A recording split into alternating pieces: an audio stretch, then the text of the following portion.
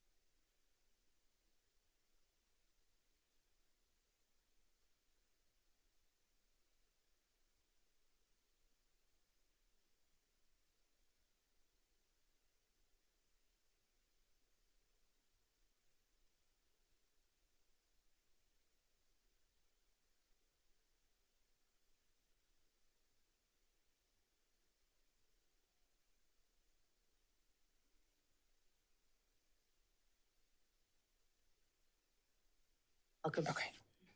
We're good waiting for this? Fill them out afterwards. Go right ahead. Okay. Read the description. Okay.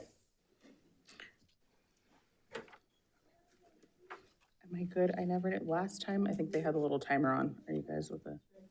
Okay, perfect. I just wanted to come. My name is Jolisa Torres. That is my son, Silas Torres.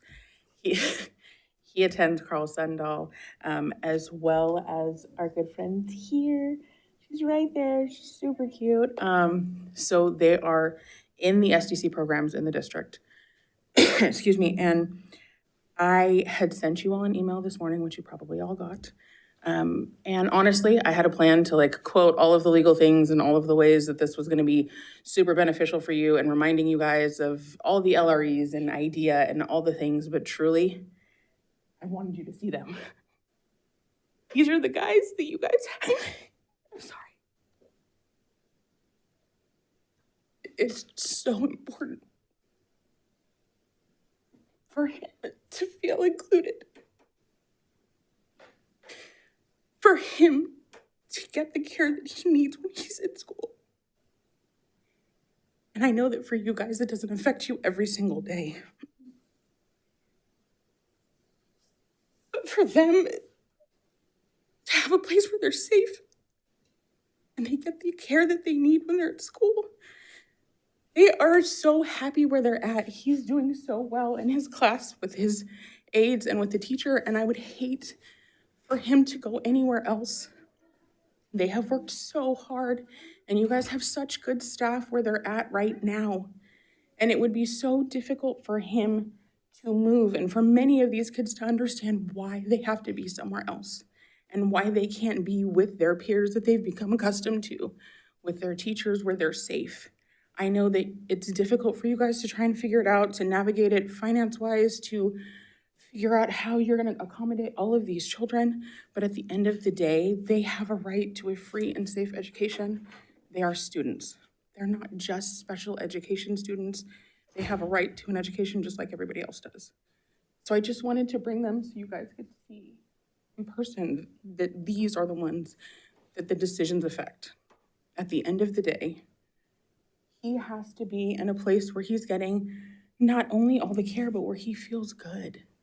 And I would hate for him to just be up and move because he's not going to understand why. His question to me is going to be, why, Mom? So I just want you guys to keep that in mind. And just to keep all of the kids in mind, not only him.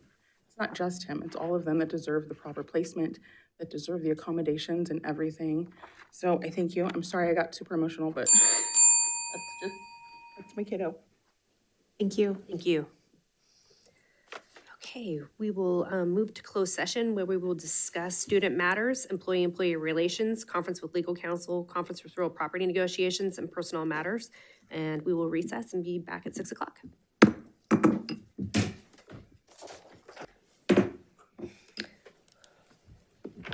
Welcome to the board meeting for Folsom Cordova Unified School District on May. I wish it was May, right? March 5th, 2026. And Ms. Rochelle, if you could call roll call. Ms. Long? Here. Ms. Lopez Petracca? Here. Mr. Reed? Here. Mr. Chalem-Churla? Here. Mr. Clark? Here. Ms. Lofthouse? Here. Ms. Larrett? Here. All are present. Thank you. And we will start with our land acknowledgement.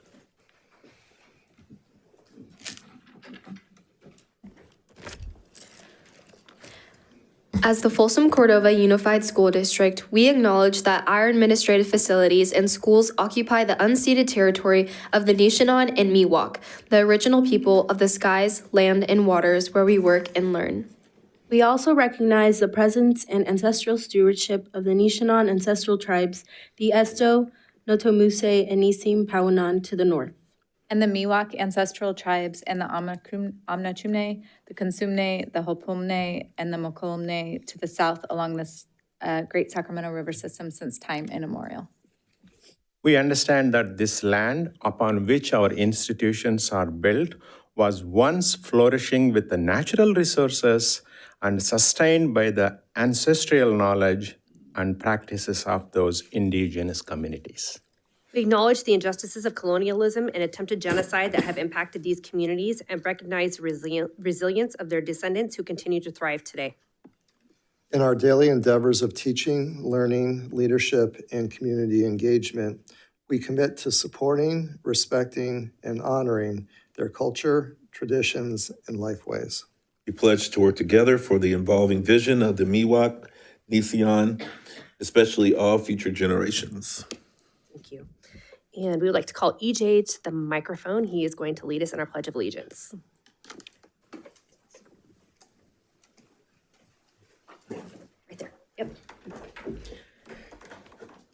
I pledge allegiance to the flag of the United States of America and to the republic which we stand, one nation, under God, and individual, and justice for all. Thank you, EJ. A broadcast and recording is being made at the direction of the board, and the broadcast may capture images and sounds of those attending the meeting. Tonight's meeting is being live streamed on the district's YouTube channel. The recording will be cablecast as replays on Metro Cable, Channel 14, the Local Government Affairs channel on the Comcast and DirecTV UVerse cable systems. The recording will also be closed captioned and video streamed at metro14live.saccounty.gov. Folsom Cordova Unified School District Board Policy 1313 promotes mutual respect, civility, and orderly conduct among employees, parents, and the public. We will treat staff, parents, and members of the public with respect and ask the same in return.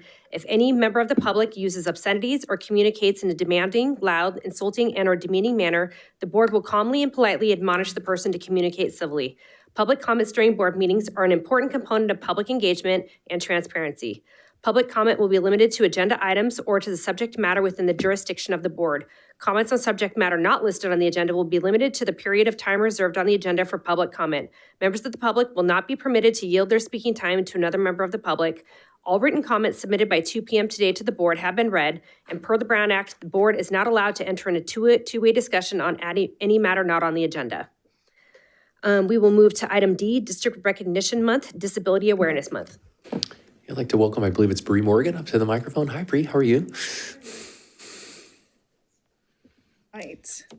All right. Good evening, Board President Larrett, members of the board, and Superintendent Swanson. My name is Bree Morgan. I'm an equity leader and a school social worker, and I will be presenting on Disability Awareness Month. Maybe.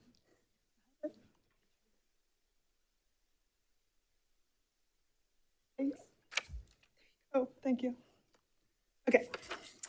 I'd like to start today with this quote from Robert Hensel, a remarkable disability rights advocate. These words remind us that disability is only a part of a person's story. What truly matters are the talents, contributions, and potential that each individual brings to our communities and schools. This quote sets the tone for our presentation. It's about seeing people for their strengths, understanding diverse abilities, and creating environments where everyone is included, respected, and empowered to thrive. As we go through this session, keep these words in mind. They reflect the mission behind Disability Awareness Month and the work of leaders like Judith Heumann, Brad Lomax, and Temple Grandin, who transformed barriers into opportunities for inclusion and equity. This recognition began as part of a national movement to affirm the values, talents, and contributions of people with disabilities in our communities and workplace. Over time, it has grown into a broader commitment grounded in equity, dignity, and opportunity for all, principles that continue to guide our work today and are supported by protections such as the Americans with Disabilities Act. Here in Folsom Cordova Unified School District, we carry that mission forward in a way that reflects our values as educators and as a community. In 2024, through collaboration with our special education department, we intentionally expanded our recognition to honor individuals of all abilities across the district. This is more than a moment of awareness. It is a reminder of who we are and the inclusive community we strive to be every day. Disability Awareness Month is more than a calendar observance.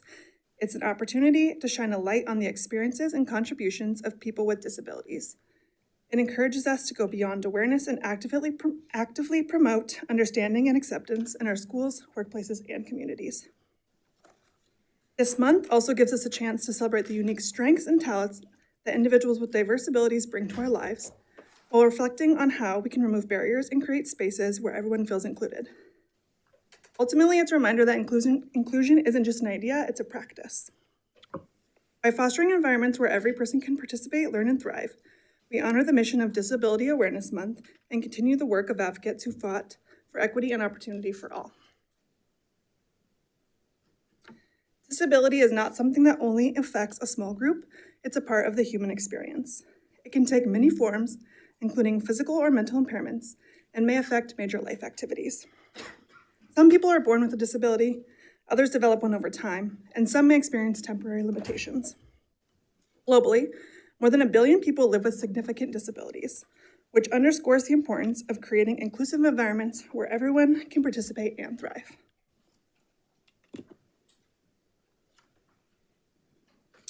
Judith Heumann, often called the mother of the disability rights movement, shows what can happen when one person refuses to accept exclusion as the norm. Her advocacy grew out of personal experiences with discrimination, but she turned those experiences into organized action that changed national policy. She believed that disability rights are civil rights and worked tirelessly to ensure people with disabilities were not only protected by law, but included in everyday life, especially in education and employment. Beyond activism, she served in key government roles, including at the U.S. Department of Education and the World Bank, shaping policies that advanced access and inclusion on a national and global scale. Her leadership helped bring visibility to barriers that had long been forced to navigate quietly, and her work continues to guide how we think about access, dignity, and belonging today. Brad Lomax was a disability rights leader who helped connect the disability justice movement with the broader civil rights movement. Living with multiple sclerosis and using a wheelchair, he understands firsthand how disability, race, and inequality can overlap. In 1977, he played an important role in the 504 sit-in in San Francisco, a protest that lasted nearly a month and pushed the federal government to enforce protections for people with disabilities. This effort led to the implementation of Section 504 of the Rehabilitation Act, which made discrimination against people with disabilities illegal in federally funded programs. His work reminds us that advocacy is strongest when movements come together for justice and inclusion. Temple Grandin is widely recognized for her contributions to both science and the autism community. Diagnosed with autism as a child, she used her unique perspective to innovate humane practices in livestock handling, transforming the livestock industry. Beyond her scientific work, Temple has been a tireless advocate for autism awareness, using her personal experiences to educate schools, employers, and communities about neurodiversity and inclusion. She emphasizes the importance of valuing different ways of thinking and creating environments where individuals with autism can thrive. Her story is a powerful example of turning challenges into strengths and shows how understanding diverse abilities benefits not only individuals, but society as a whole. Thank you for your time.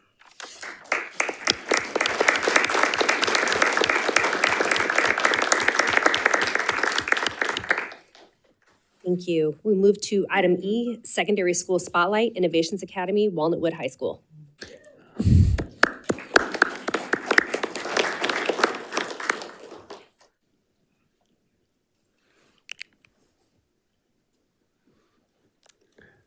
Okay, Kim, I saw you stand up first, and I was like, I hope I see some student. Okay. I know I'm not the person you guys want to hear from, but I do want to introduce you all to some incredible students that I have here today. So thank you very much for this time to be able to showcase our two schools. So I'm first going to open it up to Walnut Wood. We do have a singular student spotlight here tonight, but I wanted to, and that's her in the rainbow shirt up there, Eden. Last week, I think it was roughly last week, is that right? Thank you, yeah. We had our 916 book release party, which is a partnership through 916 Inc. and one of a grant from the Measure H grant from Rancho Cordova.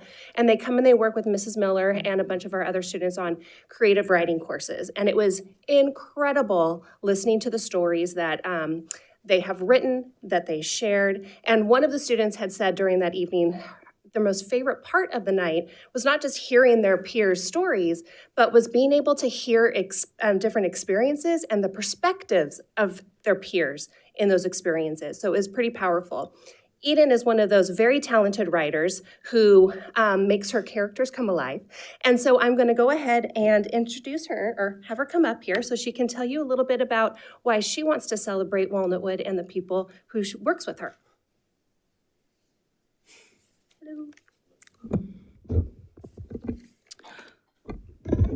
Sorry. When Miss Walker told me that I was nominated to be celebrated at an upcoming board meeting, she said that I had a panic attack look on my face. It wasn't because I was scared of talking about myself. In fact, I was thinking at that moment, what can I say to help me improve in all of my work? What helps me get back to the happy Eden you see now? Well, I looked at her and I told her, I don't think I can make a presentation about myself without giving thanks to all of the staff here that has helped me throughout the years. So here we are now. The truth is, last year was a bit rough for me. I had some troubles with my personal life that bled into my work a lot. One day, after a particularly hard time, I emailed my teacher, Miss Miller, who's here with us today, telling her that I would not be able to attend our meeting simply because of the fact that I was scared of doing so. But she emailed me back, urging me to come and telling me specifically that whatever it was, she would support me. So I went. But before we started working on schoolwork, Miss Miller and I sat down, she looked me in the eyes and told me that it was going to be okay. To me. Not to a student, to a person. Not because she had to, but because she meant it. She was talking to me like a friend, someone who could help, rather than trying to focus on my academics first. Her tone was soft and not judgmental, and in that moment, I knew that whatever was happening, I wasn't alone. And with the warm, helpful support that Miss Miller, the staff, and my family were able to give, not only did I climb above that obstacle, but I handled my work very efficiently while doing so, and I felt welcome the entire time. I think my stepmom saw it too, because she told me that she was proud of me for getting better quicker than she had ever seen and focusing on my work as well. I don't think that I would have been able to do that without the help of the people around me, both in my social circle and most importantly in my school. Knowing how I was before, if you asked me that this kind of growth was possible this quickly, I would have told you flat out no. But here I am, in front of you, actively speaking and writing and feeling happy and thriving again. The school reacted in a way that made me feel like I belonged, both as a student and as a human being. The staff checks in and cares and is understanding, and I haven't felt that way or in a feeling in a school situation for a long, long time. So thank all of you, and thank you for letting me be here and making me the best that I can be.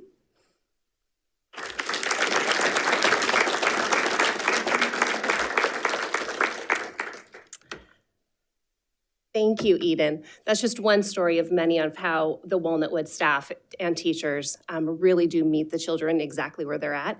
And to celebrate innovations, because there's something very similar that they have at that school as well, I have with me some of our student leadership team. EJ is one of them, and so I'm going to invite them up here so they can tell you about innovations.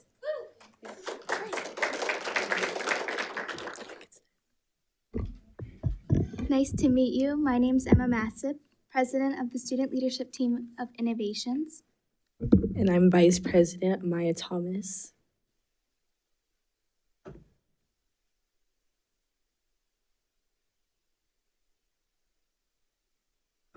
Since our school is virtual, we have the ability to use our opportunities to their fullest potential.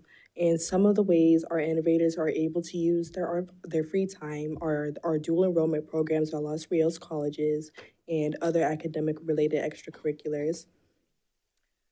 And some innovators are even on their way on completing their associate's degrees. EJ actually is close.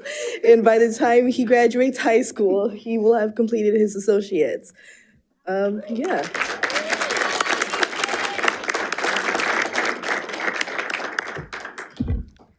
With innovations, we are able to be supported throughout our entire time. So with this, we are able to have office hours led by our teachers, academic counseling, mental health support, and all of this with our small schools able to be personalized.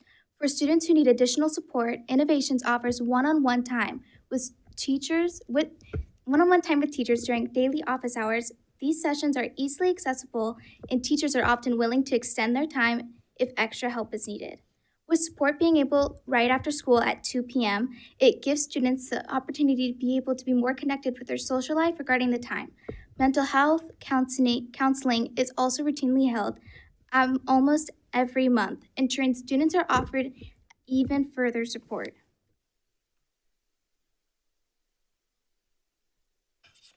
I can do this one.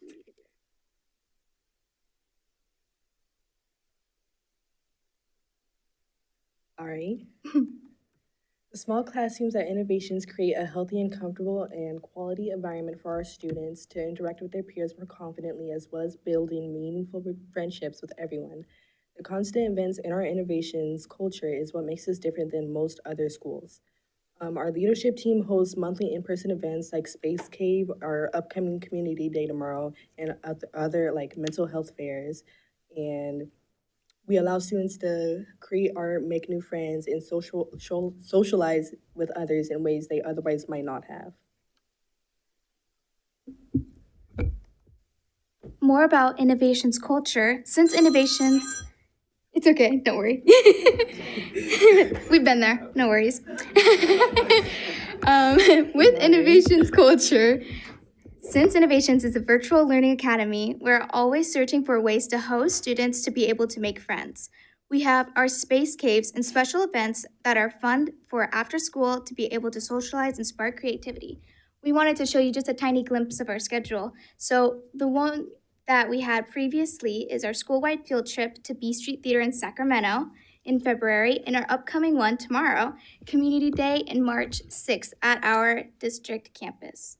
So many students who have anxiety, ADHD, or on the autism spectrum feel included in Innovations culture, and peers practice inclusivity at every event. And almost every innovator has a gift with the arts, and students are heavily encouraged to showcase their talents in many ways, particularly in our student-led newsletters Art Corner. Because of our flexible schedule and the free time our school days offer, students have the opportunity to fully participate in these activities. One talented innovator hosts their pixel art class for people to learn more about the art medium and to connect with their other students.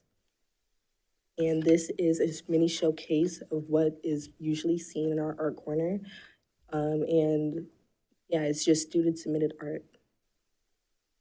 So Innovations usually has some time before and after school. Innovations provides great flexibility for students, offering more, and it helps create more work availability, which is easier to balance your work and student life. And it also offers, since of our school hours are typically smaller, more freedom that isn't entirely taken by school itself. So through jobs, we're able to have Folsom, Cordova Unified School District area jobs just around our area, as well as for home life, if you need to babysit or pet sit, that'd be great. Hobbies, any extracurriculars, and then our volunteering hours, opportunities available by our counselor. It's a great way to add to our portfolio of academics. With the ability to join different sports in and outside FCUSD, we're able to have the extracurriculars fit into our daily schedules. EJ over here finished football with Cordova High School last semester and is looking forward to starting it again in the summer. And Alexis is competing with her Sacramento area ice skating team. So Here we have just a little glimpse of our student leadership team. Our team is made up of a dedicated group of students who work together to help build a stronger and more connected community. We mainly focus on planning events, with our most recent being our February Space Cave. We help create more opportunities for student involvement and making sure student voices are heard. Being a part of our leadership encourages responsibility, creativity, and teamwork, allowing our team to grow as leaders while making a meaningful impact. Since the creation of the leadership team, we have published a monthly student-led newsletter to share what's currently happening in our community. The newsletter focuses on interaction and engagement, featuring polls, games, and showcases, specifically the Art Corner, and it also includes student-voted student and staff spotlights, recognizing members of our community and celebrating their achievements. And here are our previous newsletters created entirely by our students here. And yeah, thank you. Thank you.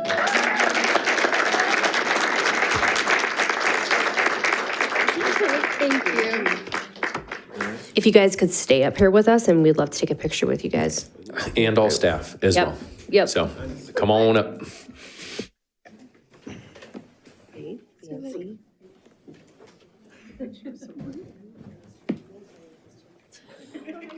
Celebrity status. Great job.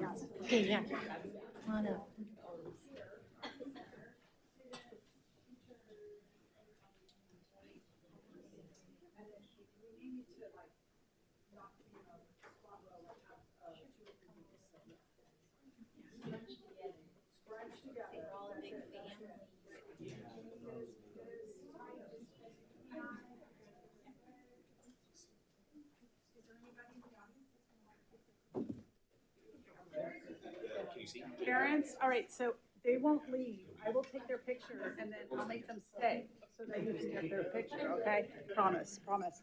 Okay, oh, that looks great. Everybody's in the frame. All right, look here, cheese. Don't move. Okay. Wait. Oh, that's even better. That's even better. All right, hold on. Yeah, I know, we are. I know, it's good. Okay, still, don't move. Okay, parents, please come up. Please come up. You don't have to wait back there. You can come all the way up. Absolutely.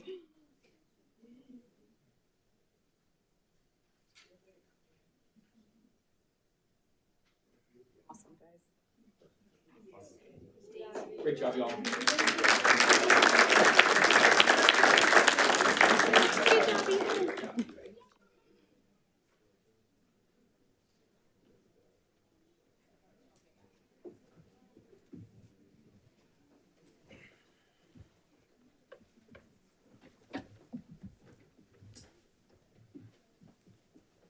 Thank you so much for that wonderful presentation. It was awesome.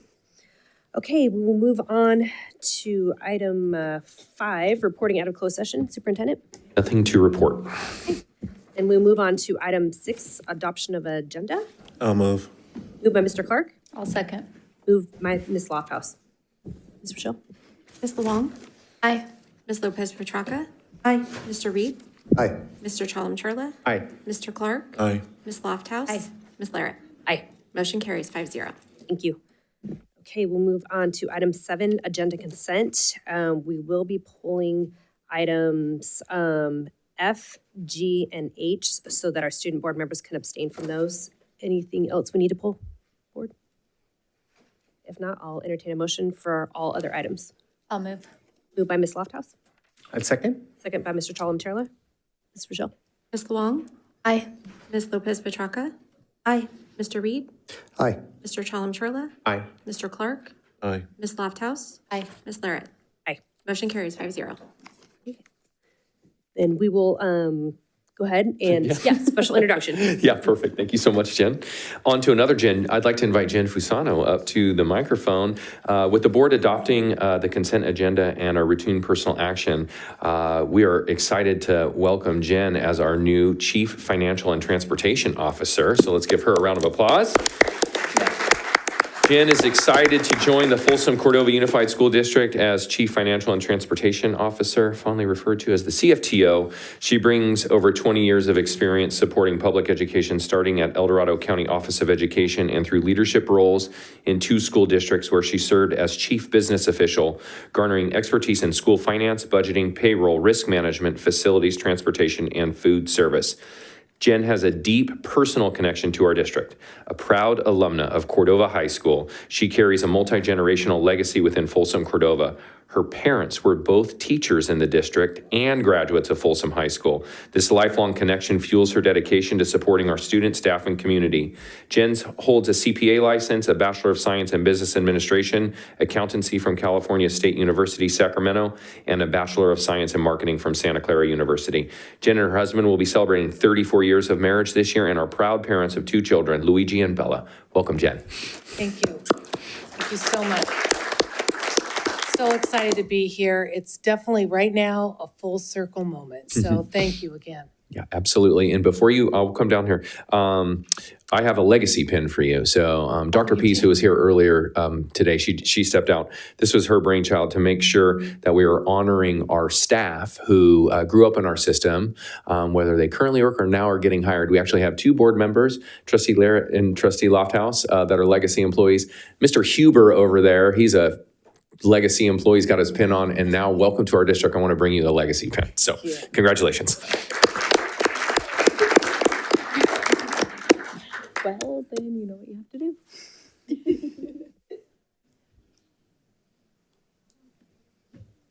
Thank you. Welcome.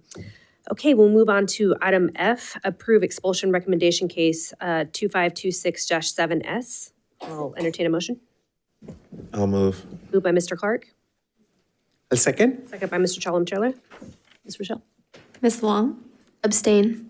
Ms. Lopez Petracca, Abstain. Mr. Reed, Aye. Mr. Chalem-Churla, Aye. Mr. Clark, Aye. Ms. Lofthouse, Aye. Ms. Larrett. Aye. Motion carries 5-0. Okay, we'll move on to item G, approve expulsion recommendation case 2526-8S. I'll move. Moved by Mr. Chalem-Churla, I'll second. second by Ms. Lofthouse. Ms. Wong, Abstain. Ms. Lopez Petracca, Abstain. Mr. Reed, Aye. Mr. Chalem-Churla, Aye. Mr. Clark, Aye. Ms. Lofthouse, Aye. Ms. Larrett. Aye. Motion carries 5-0. Okay, moving on to item H, approve expulsion recommendation case 2526-9S. I'll move. Moved by Mr. Chalem-Churla, I'll second. second by Ms. Lofthouse. Ms. Wong, Abstain. Ms. Lopez Petracca, Abstain. Mr. Reed, Aye. Mr. Chalem-Churla, Aye. Mr. Clark, Aye. Ms. Lofthouse, Aye. Ms. Larrett. Aye. Motion carries 5-0. Thank you. Okay, moving on to item 8, special presentations. No student presentation. And then item B is staff. It is aligning special day class services from neighborhood to cluster classrooms within school triads. Yeah, thank you very much, Madam President. I'd like to invite Executive Director Jason Stricker to the microphone to present to the board. Welcome, Jason. Good evening. Good evening.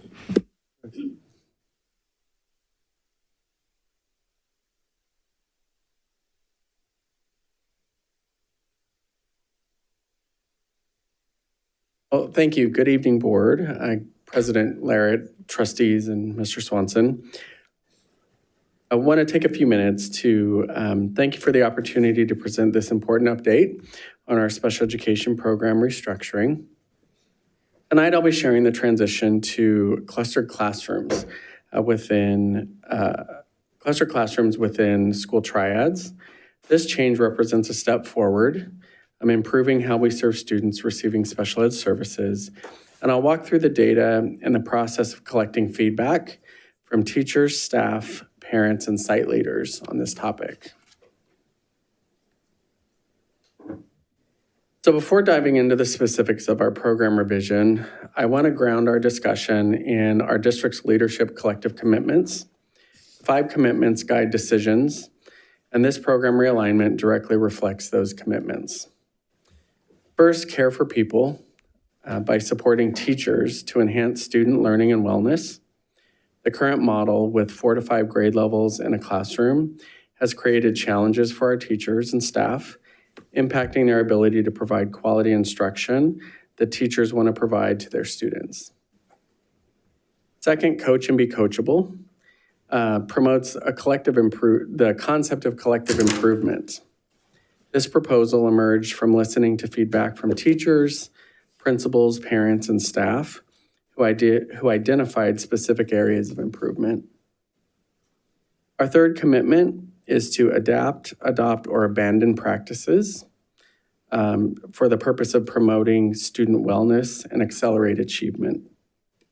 Survey data and state indicator data suggest that adjusting the model may help improve teacher retention and promote instructional coherence. Fourth, being curious by honoring data and taking feedback from educational partners closest to the work. You'll see throughout this presentation that recommendations for these changes are grounded in feedback from partners and supported by data. And finally, being accountable by maintaining high expectations with standards of excellence for all students in our programs.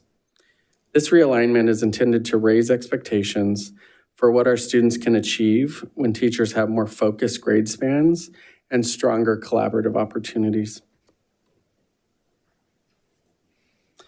So what we've learned in the time that the model changed 2 years ago.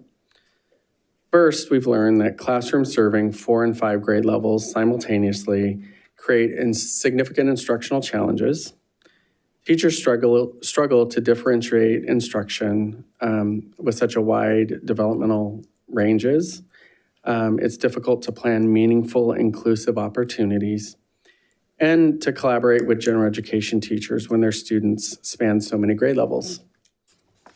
Second, some schools now have special day classroom concentrations that exceed 10% of the campus. This creates a disproportionate impact on school resources and staffing and can impact the overall culture of a campus.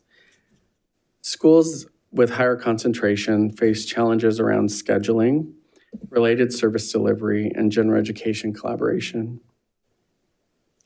Third, teacher retention has become increasingly challenging in the current model. The complexity of multi-grade classrooms combined with limited teacher peer collaboration opportunities has led to continuous turnover. Finally, transportation challenges persisted despite the move to the current model.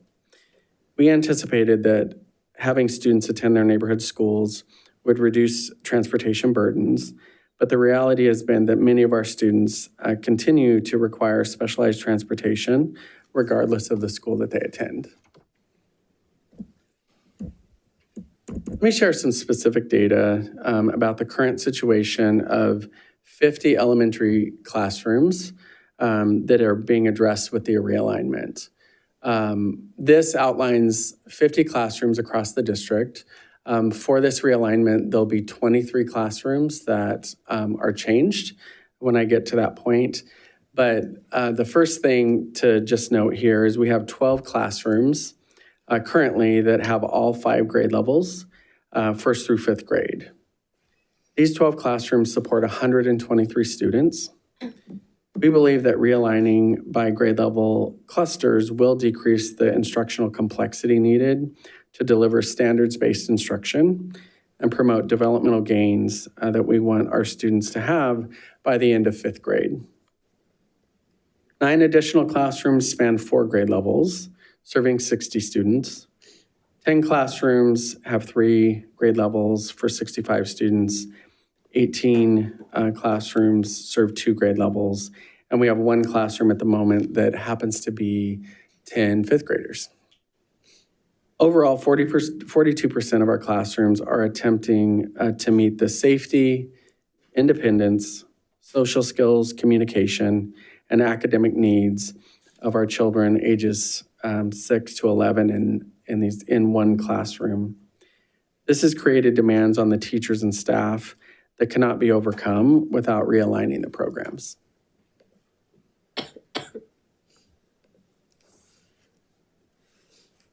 This graph shows trends in general education inclusion over the past 6 years for Folsom Cordova Unified. This data comes from the System Improvement website for the state.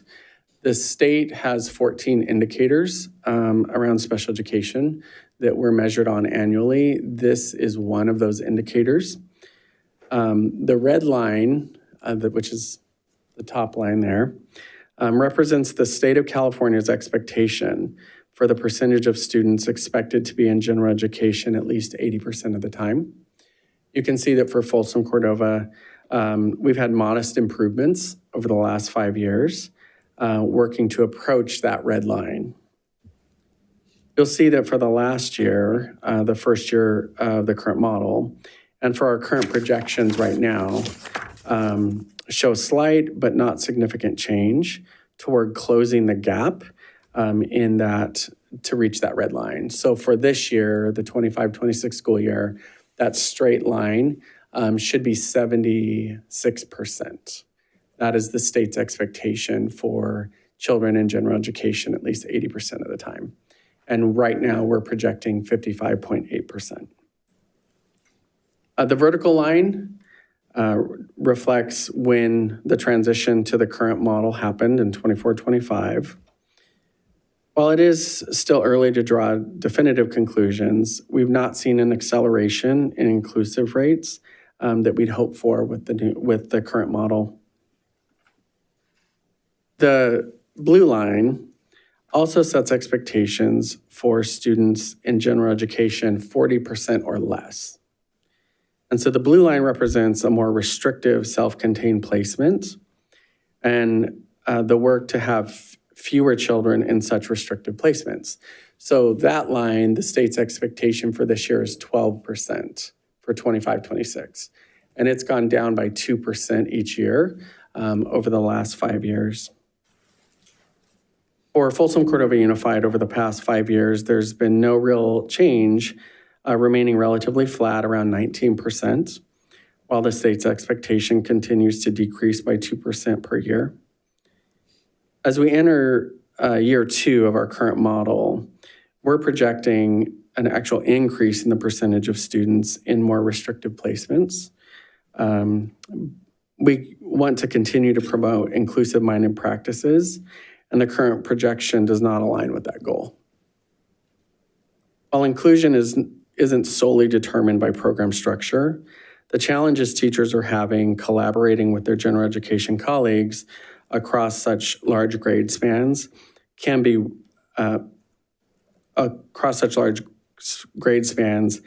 impact planning and implementation of inclusive-minded practices.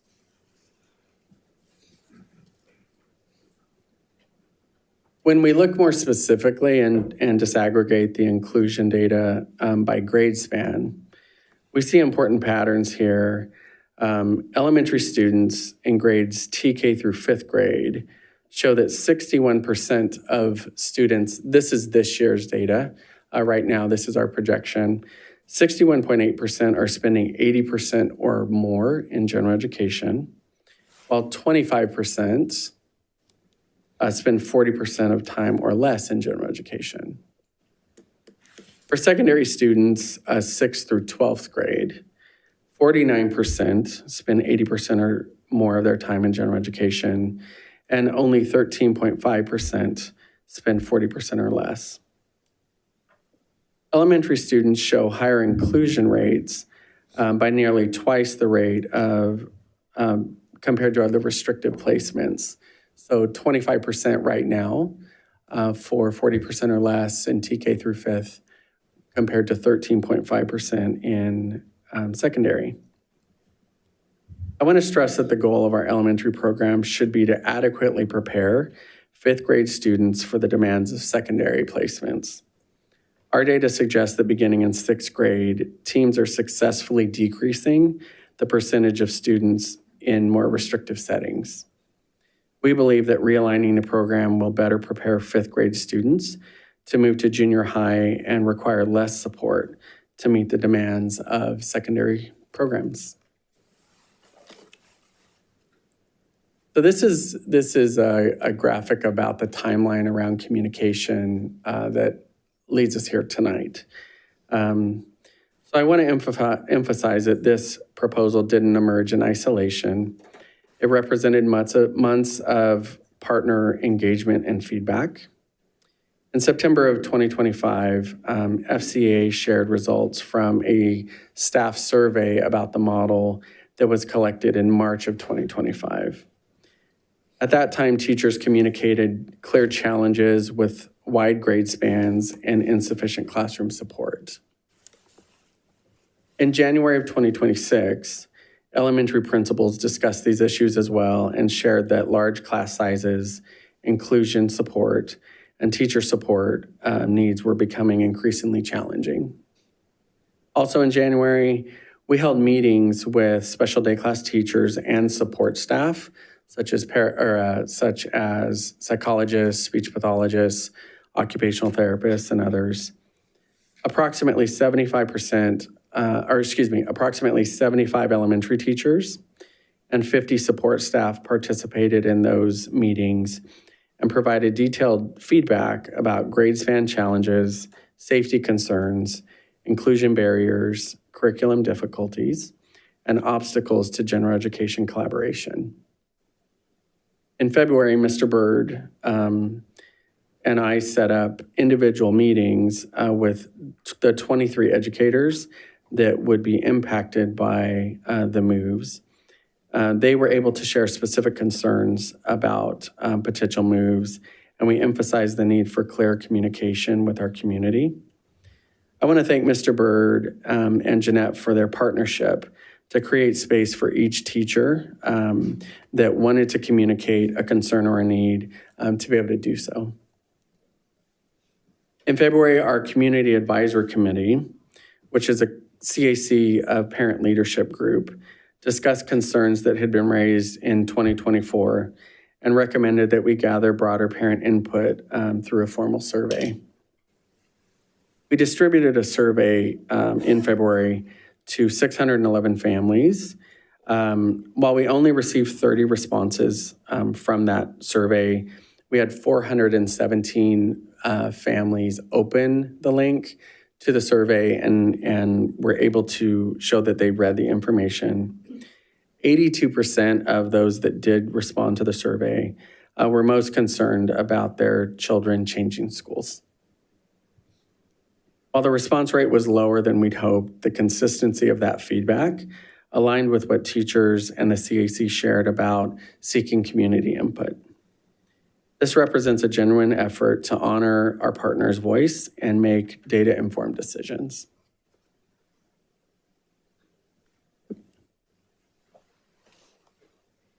So based on all the feedback and data I've shared, we developed 9 specific improvement goals for this revision. The first is maintaining students attending the same campus for grades 1 through 5. The original problem one of the problems that was trying to be solved in 2024 was having students move multiple schools in their first 5 or 6 years before 6th grade. And this model is maintaining that a student would attend the same elementary school for 1st through 5th grade. Second goal is to support more narrow grade spans for focused instruction. Instead of 4 to 5 grade levels in one classroom, we're moving to 1 to 2 grade levels maximum, with some single grade classrooms when enrollment supports it. By using high interest and developmentally appropriate activities, when teachers can focus on a narrow age of grades and ages, they can select curriculum materials and activities that are more developmentally appropriate and hold high interest for students and are standards-based. This allows teachers to focus on upper or lower elementary school. We really have some gifted educators that have a special set of skills with a certain group of students. So we're very blessed to have some amazing teachers that their whole goal is to help our TKK students in these programs be absolutely successful. On the other side, we have some amazing teachers that they're really passionate about fifth grade students being as prepared as possible for junior high. And we want them to be able to use those skills more specifically with those groups. Improving opportunities for general education collaboration. When special day class teachers serve students in 1 to 2 grade levels, they can more easily collaborate with their general education peers about those specific grade levels and create meaningful inclusion conversations. Professional learning teams by the program as well.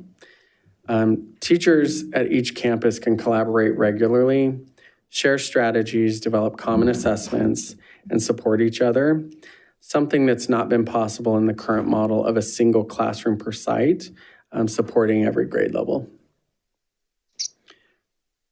The model is going to allow us to concentrate services to best support students. Speech pathologists, occupational therapists, school psychologists, behavior specialists, and others can provide more efficient and consistent services throughout from this realignment. And then finally, increasing teacher and staff retention. By creating a more manageable classroom configuration and stronger professional communities, we anticipate improved retention and greater teacher success, which will lead to student success. So this is an infographic that was shared with our community last week, and you can click on it and expand it as well. To explain this a bit further, we organize a program around 7 triads, which has been in place and is being used in other departments as well. You can see the 4 triads in the Folsom area and the 3 triads in the Rancho Cordova area. Each of the programs describe a particular group of services and supports that a group of students may need. So pre-K serves students 3 and 4 years old. Some 5-year-olds that receive special education services are in those programs as well. TKK serves transitional kindergarten and kindergarten. Moderate provides moderate support services to students with mild or moderate disabilities. Intensive provides intensive support for students with more extensive support needs. The term moderate and intensive is a district term around the kinds of support students need, but it also aligns with the credentials of the teachers. So the state has a mild moderate credential or an extensive support need credential. And so for each of those 2 labels, the teacher in those spaces has a different credential. Medical serves students with more medically based specialized programs. They have a need for nursing support, health support, and often there's a need for specialized equipment and positioning through the day. And then finally, CEP, which stands for Counseling Enrichment Program. And that program supports students that have emotional support needs. Each triad is designed to serve a geographic area of the district while ensuring that students can access appropriate programs. Within each triad, schools are designated for specific program types and grade spans. So the graphic shows, for example, if we look at Carl Sundahl in Triad 1, Carl Sundahl says moderate. What's not reflected on the graphic is there are 3 classrooms that will support students that require moderate services. At Theodore Judah, the intensive, there will be 2 classrooms that meet the needs of students that serve that in that triad. So to make it as straightforward as possible, we did not add the number of classrooms to this particular infographic.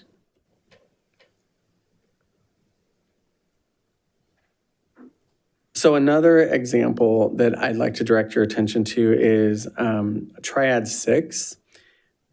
Peter J. Shields will support TKK. Rancho Cordova Elementary will serve students in moderate programs, and Cordova Villa will support students that require medical support and more intensive needs.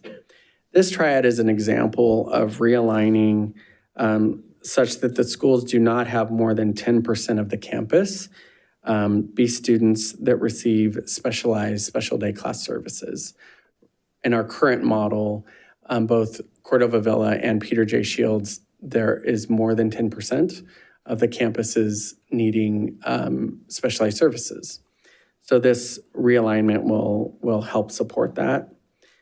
Together, each of these schools will realign in a way that will lead to more space for inclusive practices with general education students because the concentration of students in each grade level will be more proportionate to the total enrollment of the school. This structure balances program coherence with geographical access, addresses the multi-grade level challenges we've identified, promotes inclusive-minded practices, and creates sustainable professional communities for our teachers. Thank you for the time and attention this evening. This program realignment reflects a significant commitment to improving outcomes for students that require specialized services while simultaneously supporting our teachers and staff. The process used to make this decision involved many voices and data analysis. We believe this structure will enhance instructional quality, improve inclusive opportunities, strengthen professional collaboration, and create a more sustainable and fulfilling teaching positions. We're committed to transparent communication with all staff and families throughout this transition, and we'll continue to engage educational partners as we move forward with implementation. Can I answer any questions? Any questions from the board? Yes, Madam President. Yes. Can we go to page 3? So question, how many classes are currently serving 5 grade levels? That was the next slide. Was it the next one? Was it 3 or 4? There's a graph for that. Was it? I just want clarification on it because I did have a question on it. Martha, can you click forward? Right That one right there. Okay, 12. Okay, Yes, sir. perfect. All right, I must have missed that one. So how does the district plan to transition these specific teachers into a narrow grade span that's mentioned in improvement goals? So the 23 teachers that were impacted by the changes, Mr. Bird, in partnership with Jeanette and I, have talked to those teachers as well as Charity Pels about the credentials that they have and what is in their best interest. Right now, of the 23, 16 teachers are moving with their program. The other, math? 7, thank you. The other 7 had opportunities because they have multiple credentials to possibly stay in the space they were in or take a different position. That created a little bit of bumping that we've been able to work through as well. I think the 3 teachers specifically are going to have other opportunities in other spaces.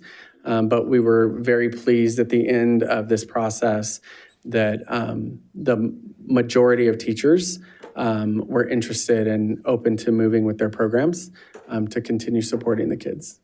Okay, so if there, and we could probably move on, I think it's page 9, I might be wrong. For parents who are new to this and trying to look into this program, give me a definition of intensive versus moderate. Thank you. So students that were, in our definition of moderate, would be students that are continuing to benefit from and be able to access standards-based instruction for their grade level. They just may need significant accommodations. So a teacher may have 8 to 10 students that are working on grade level instruction, but the way it's delivered, the pace of the delivery might be different. Okay. Whereas students that are requiring intensive support are participating in a modified curriculum or an alternative curriculum that for their age and grade, they're just working on very individual goals that are outlined in their IEP. And those goals are significantly different than the standards-based instruction for their grade level. Okay, so would the students needs change during mid-year, how would you handle that? Absolutely. So we have that happen regularly, where students are graduating from one program and moving into another. And so right now, there have been instances where, for example, a student is in an intensive program, they grow in a manner that allows them to go down the hall to the moderate program instead, and we're able to celebrate those successes. That same conversation, can continue to happen. It would require potentially a change of school if a student graduated from one program and moved into another. For our moderate students, we're very motivated to continue to push those percentages of time in general education to be able to have them be supported by resource specialists. Oftentimes when students are in 60 to 70% of the time, the IEP team is able to have conversations about what do they really need, and do they need a specialized program? But that is a piece of this that we're aware of, that students could potentially need to change schools if their skills significantly changed in either direction. If there was a need for a more intensive program, they may have to change schools within the triad. Okay. Earlier today, a parent did come in and you talked about social connections. Mm-hmm. And so how would the district support social emotional transitions, especially for new students who are being moved away from their current neighborhood peers to a new triad school? Yeah. So one of the pieces, the principal, we've already started talking with principals about, creating spaces for open houses and picnics and ice cream socials and things like that to help new parents and children meet their new principals, meet the new teachers, kind of mapping those things out. And with it being March and having these conversations in March, some of our sites are already preparing for kind of a spring set of activities, and then an activity or activities before the regular back to school night in the fall, just to help kids orient to the school, see their classrooms, meet their teachers. Those kinds of things have been very effective. And of course, you can't go wrong with ice cream. Unless he's allergic to it. I'm going to defer to my colleagues. I did have another question, but we'll come back to it. Questions? I have a couple questions. At most, how far will a family be traveling to attend their newly assigned school, distance-wise? So the way the triads are laid out is all of these schools are within 2 miles of one another. As we know, some families live more than 2 miles from their home school. So without knowing the exact address, most of the families would be exceeding like 3 or 4 miles. And we know the bridge in Folsom feels like driving across the bay, in the mornings. And so that 1.5 miles can take 15, 20, 25 minutes. And that is a challenge. And then you sort of kind of lent yourself to starting the conversation, but how will this new model increase the percentage of time of students included in general ed classrooms? Yeah. So I know you mentioned with moderate, they're able to kind of come and go, but also looking at the other programs as well. I agree. So one of the pieces is because the percentages of students within a campus, are going to be proportional to the grade levels that exist. I believe we have a responsibility to all of the students, intensive or not, to make sure there are general education opportunities. So right now, an intensive student going into a moderate program, while yes, that is an improvement for that student, that is not general education time. I am very motivated, to continue to push and create those inclusive opportunities for all students, regardless of the needs that they have into general education. You saw that graph, about 55% of our students are in general education 80% of the time. that number needs to go up. I want big numbers, right? 2% in 2 years. I want 10%. I want 15%. There might be some like eye rolling behind me on this or questions about that, but this is our responsibility. We have excellent programs in so many areas in this district. Special ed services should be an excellent program that all of our kids should have access to. And this is one way, even if it's not at their home school, to create more inclusive opportunities with general education peers. I'd like to add one thing as well, Mr. Stricker, to your question. Trustee Lofthouse, our classrooms are, when fully staffed, have a teacher and 3 aides. And when a classroom is serving 4 or 5 grade levels, usually when we're including, oftentimes we want to send an aide with the young person or the young people to make sure that they have the added scaffolding and support to support the general education teacher. And it's much harder when you have 4 or 5 grade levels in your class with 3 aides. You go to first grade, you go to second grade, you go to third grade. So when we're minimizing the number, and I'm teaching a class of just 4th and 5th graders with 3 aides, I can send my 4th grader somewhere with an aide, and then I can stay back with an aide or 2, if that makes sense, to work with the kids that still are in my class. So. And then my last question is approximately how many students will be moving schools with this model? I don't have that data right now. We have 23 classrooms. Those classrooms serve between 4. Some of our classrooms right now have 4 students in them. Actually, one classroom has 1 student in it. And then some have 13. So with that, I can follow up on those numbers to tell you exactly how many families are going to be impacted. Thank you. Ms. Reed. Yeah, thank you very much for the presentation and the thoughtfulness for that has been put into this proposal. Obviously, I can tell you it put a lot of time and energy into it, or the team has put a lot of time and energy into it. One question, I apologize, Jeanette, don't mean to put you on the spot, but FCA, are you guys comfortable with the proposal? Jason has worked very hard along the way to make sure our contract has been followed. They actually had to I had to go ahead and take responsibility for the first error, because I had been contracting correctly.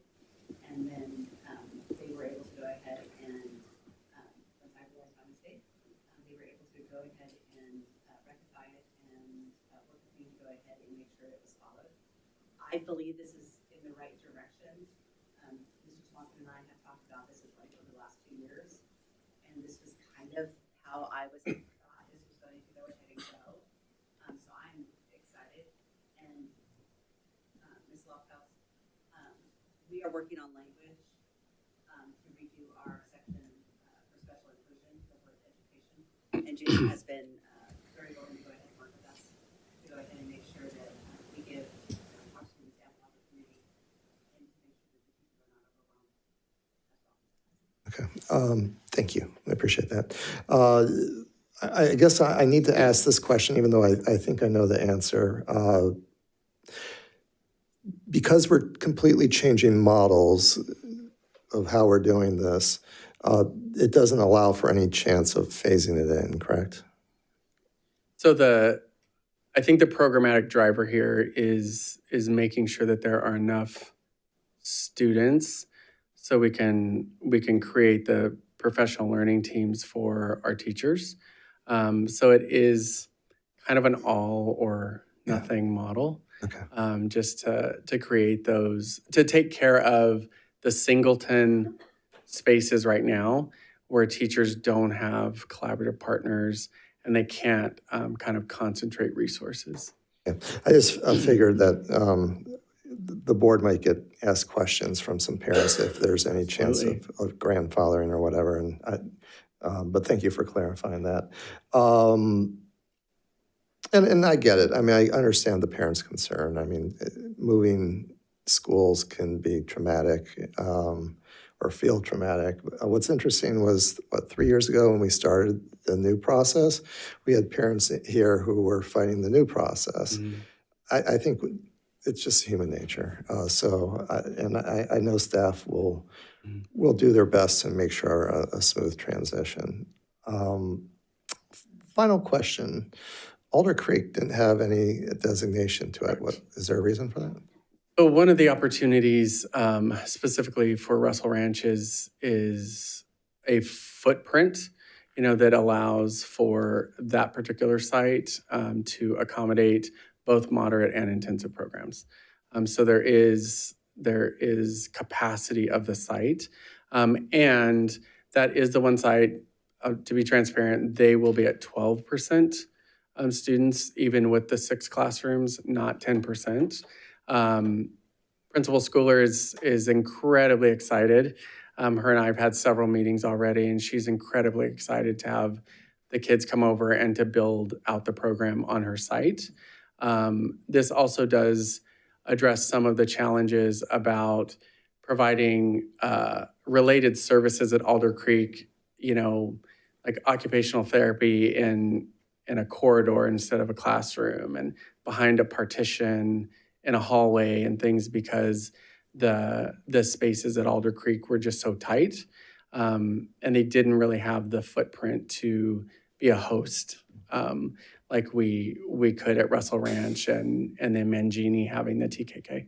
So then in the future, when the population at Alder Creek starts to moderate or come down slightly, it opens up the possibility for Alder Creek to then have a designated program there too. Yeah, I think much like this process, kind of follow that sort of improvement science framework, looking at the needs of that particular triad specifically. It is different than some of our others.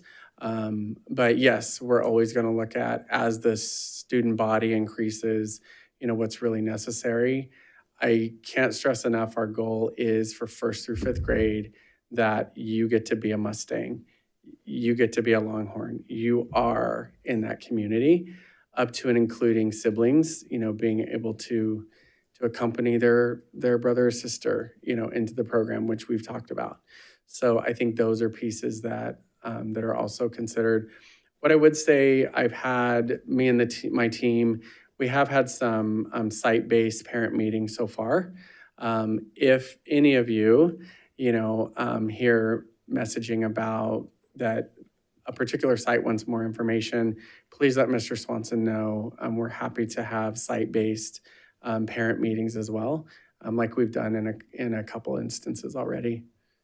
Okay. And Trustee Reed, I want to also add on to the question about Alder Creek. Of course, with the incredible growth south of 50 in Folsom, Alder Creek is our one school that we're overflowing students to other schools. I think it's approximately 90 students. And so we continue to be hopeful to be able to open our 3rd school south of 50 in 2028, which then I think gets to the point that you're talking about, alleviating the pressure of the enrollment down there at those schools. So then offering other opportunities. That would be Granite Springs, right? It would be Granite Springs. Yeah, okay. I just actually had a comment actually from Mr. Swanson, I think. But I am a little bit concerned about when we're talking about Alder Creek and the spacing being tight and things like that. If we're talking about Granite Springs, if we maybe are looking at that from a facility standpoint a little bit better to service this so that the space So I isn't think, so tight. so when Jason said that, I You're think. saying tight facility-wise, or you're saying tight just capacity-wise? I don't want to speak for Jason, but I think I don't want to speak for you, actually. I'm just going to say my mind. See that right there? The related services, right? It's really all of the other services, right, that we need square footage for. So it is a space issue. Not architecture. Or not for classrooms, for the other spaces, occupational therapy, those other people that sort of come with adequately supporting a group of students that have all of those other things. So to get to her question again, Yes, we need more of those spaces at the new school. in thinking about designing the design work that's happening from our facilities team for Granite Springs, would you say, with your expertise of what you're seeing happening at Alder Creek and Mangini, which are similar design elements, do we need to be more thoughtful about the design of Granite Springs? Because for occupational therapy and these other things, there's not actual space dedicated or functional for those kinds of services? Or is it because, like when I walk Alder Creek, like kids are bursting out into different space, or BIA is over somewhere. So of those two, I think that's what Thank you. trustee. Yeah, that's Yeah. Thank you. I get it now. Yeah. Yes, I think we should consider, what are those spaces, and keep in mind that it's not just about classrooms. And does the current configuration really allow us to address the growing pains, which is a great problem to have in our district for that space. So I'm very open, and I know the team had been consulted on that, but making sure there are spaces that can be used for that is certainly a question we want to make sure we can answer. I see Executive Director of Facilities Craig Rouse over there. I feel a meeting is coming in the future. So I had two quick follow-up questions that you mentioned. One was siblings. So I heard you mention space for siblings as well. So if a student is moving, their siblings could potentially move with them and stay at that school site for their We've had that conversation about, that's very personal to the family about what is best for that family.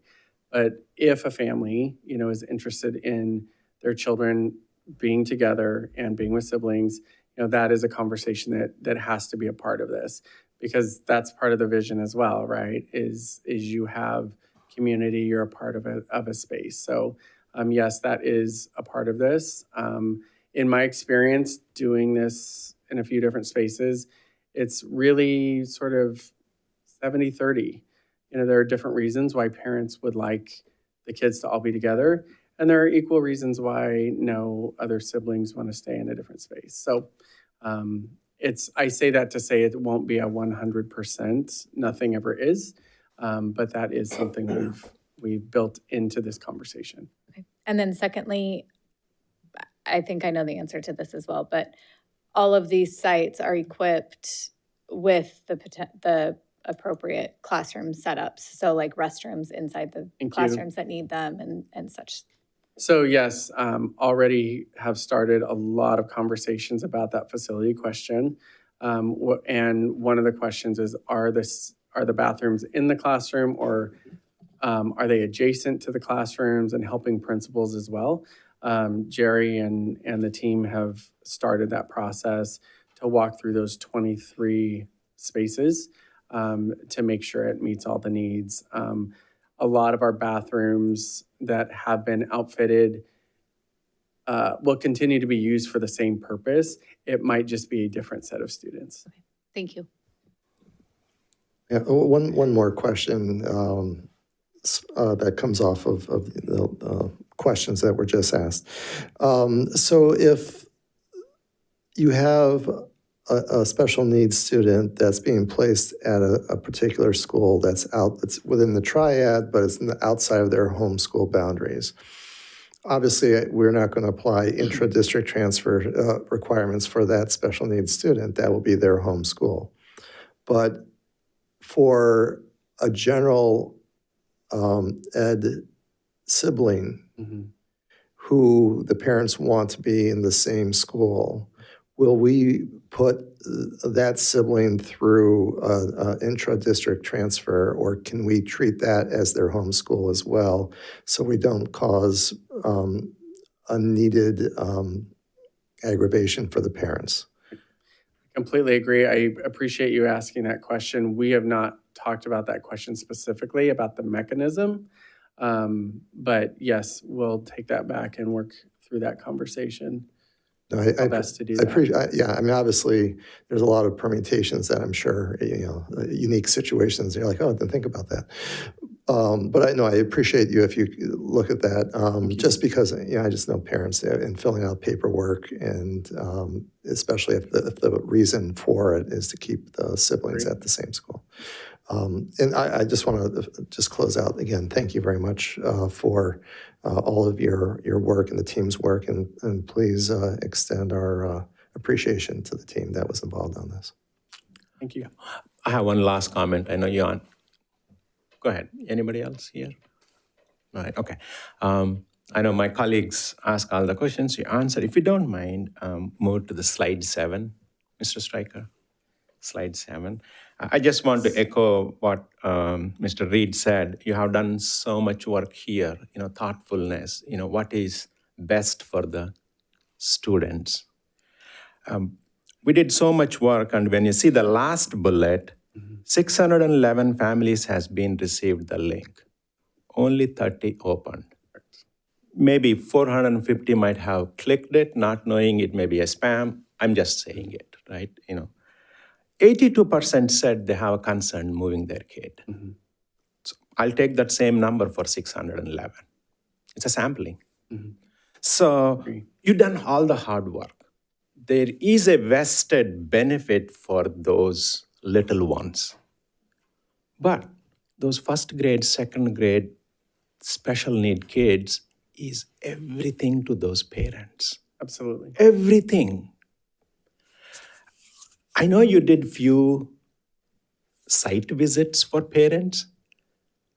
I sincerely request, don't look at on us to give you feedback. We still have some more time. I sincerely request. There is some good reason why you are doing this. Yes, there is a social part for the kid moving from that school, but he's going to graduate from that school through the mild, severe, all those. So my request is, please put this in front of the parents, whatever the passion, the communication is, to ease the concerns of the parents. I know some of the emails we are getting is, please don't treat my kids as cattle. Right. It's hurting. So even we can change one parent's thinking from that side. There may be a few other parents, they didn't make it and all those, but think that those special need kids are everything for them. Please make little extra efforts communicating to them and hosting those sessions. That's Thank all you. I want to say there. Will do. Thank you. Thank you. Mr. Clark? Yeah, I wanted to circle back. Mr. Strickland, thank you. Stricker, I'm sorry, for the presentation. We were talking about addressing I'm going to call it the move anxiety, and the picnics and the ice cream socials and all that. And we do that, we get them acclimated to the community. When we do this, I want to know about the success. So are we going to do any kind of data collection? 26, 27, to determine if this new, model was more successful than the neighborhood? Or how are we going to do that? I appreciate that question. I don't have a vision for different data collection than what we've used for this. So I would see continuing with this data collection. And then I think we will have opportunities to think about other measures, just to continue to watch this closely. And figure out what the definition of success is that we're confident in. Okay, do we have periodic check-ins with the parents just to see how things are going? I don't know, do a survey or, how's your year progressing so far? Could we can do that. do something like that? Figure that out. Just to get their feedback. I agree. Right, okay. That is it for me. Anything else? Okay. Thank you. Thank you so much. Thank you, So sir. thank you. Thank you.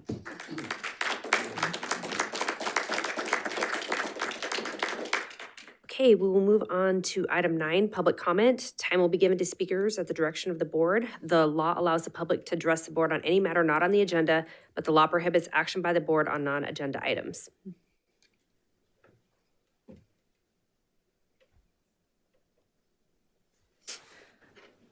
Ryan, if you could please come to the podium.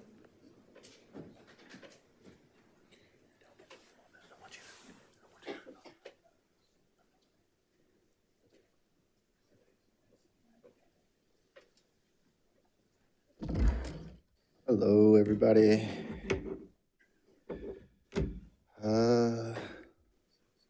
Right, I had quite a bit I wanted to say to everybody, but this lovely lady over here convinced me to do otherwise. So, thank you. Nonetheless, you guys might remember me being here last time, and I know some of you guys were out, but I was just trying to talk to you guys about why you should reelect me. And I was told afterwards that you guys had already voted before you even knew who I was, I would say. So it was just falling on deaf ears. But nonetheless, I'm back today to request maybe to recall that or reevaluate that or look back into that. For those that weren't here, my name's Ryan Harris. I teach at Cordova High School. I teach the 18 to 22 moderate severe. I have a master's degree in business, bachelor's degree in psychology. And I've been kicking butt at that school, rocking that school, turning teachers around, turning students around, making big waves. Nonetheless, keep the focus on the students. It is Disability Awareness Month. So I really do ask, and that's another reason why I took this into account, that you guys really try to focus on your disabled students, especially in this month. I heard a comment earlier by one of the ladies. She had read, "Know me for my abilities, not my disabilities." The way my students have been getting treated, it's as if you guys want them to be known for their disabilities. For the past 2 years, they have not had a legit teacher in there that wanted to stay, that wanted to do the work. I am willing to do that, but you guys do not want me there for reasons that I do not know. I know Mr. Dave over here told me when he informed me, he said, no, it's not about your work performance. I know my principal had said, you're doing everything great. If you continue to do everything great, like I know you will, I'll write you a great letter of recommendation at the end of the year. Since my time is gonna end here soon, thank you, trying very hard, got about 40 things I want to address. But nonetheless, I will put it like this, since I've been gone, they've already gone through 3 teachers. Okay, one of them was let back to teach. She taught about a week. When that teacher was in there working with me, she told this same class to one of the students, you need to be quiet. I'm gonna strangle you. I can't take it anymore. Yet she's in there replacing me now. Another teacher, she was informed, and I know this through some family that ended up getting hired through her.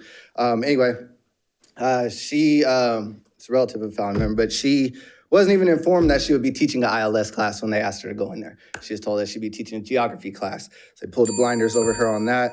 And she wasn't even informed of how to deal with the students who have seizures in that class, who have other medical complications.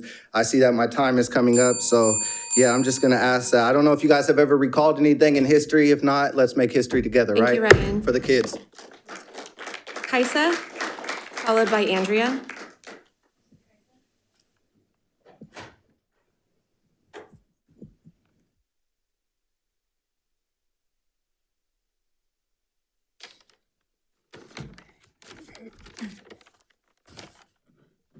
Okay, good evening. My name is Kaisa Miller, and I'm here to speak about the changes to the special education program plan for the 26-27 school year.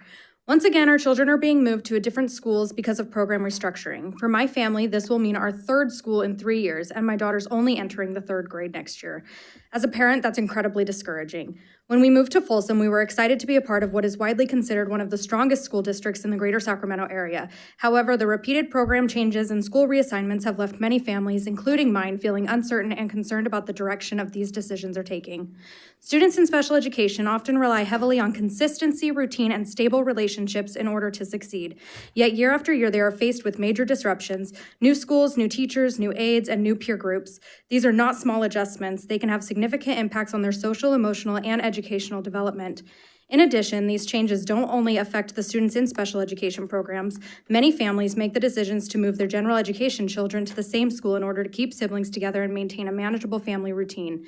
When programs are relocated year after year, these siblings are also forced to change schools, leave behind friendships, and adjust to entirely new environments. These decisions ripple through families, through entire families, creating instability not just for one child, but for multiple children at once. In the past, we were told that moving students to their neighborhood schools would help them build a stronger sense of community, allowing them to attend school alongside children who live nearby.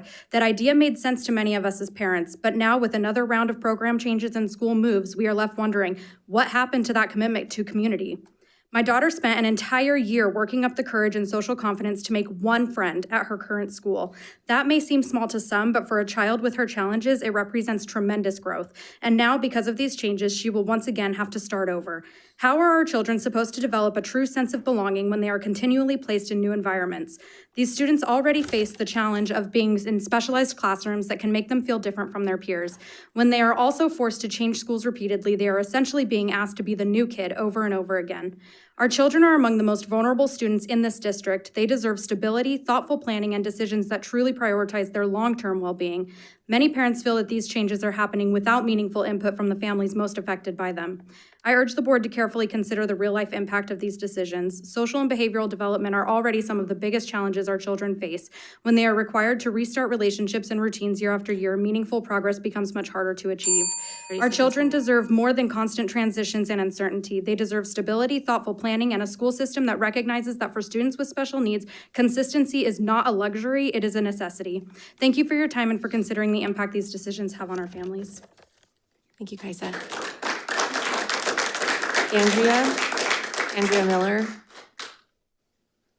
Andrea Bailey, followed by Kristen.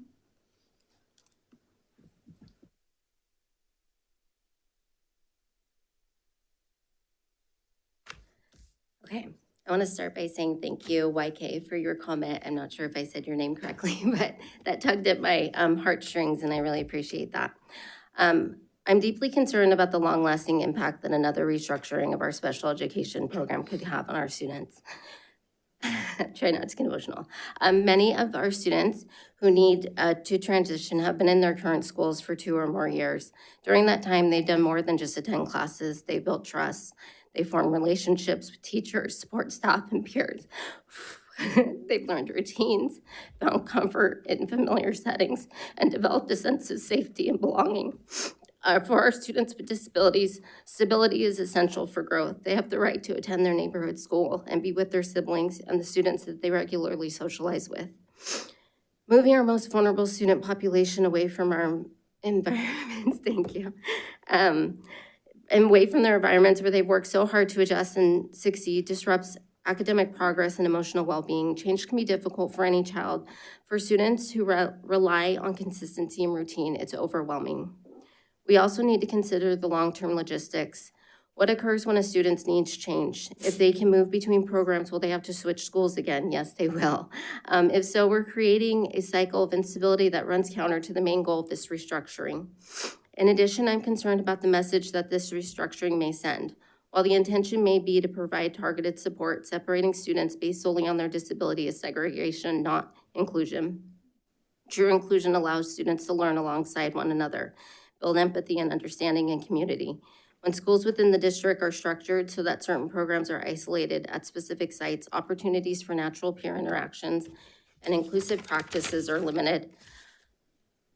Research consistently demonstrates that inclusive educational settings benefit both students with disabilities and their non-disabled peers, contributing to stronger academic outcomes, improved social development, and enhanced overall well-being for both populations. Are the decisions about transferring students to other schools based on their disabilities about the students themselves, or are they about the adults and benefiting the adults? I urge you to carefully consider the social, emotional, and academic impact that restructuring might have. Our students deserve stability, they deserve inclusion, and above all, they deserve decisions that prioritize their well-being. Thank you. Thank you. Kristen, followed by Nicole.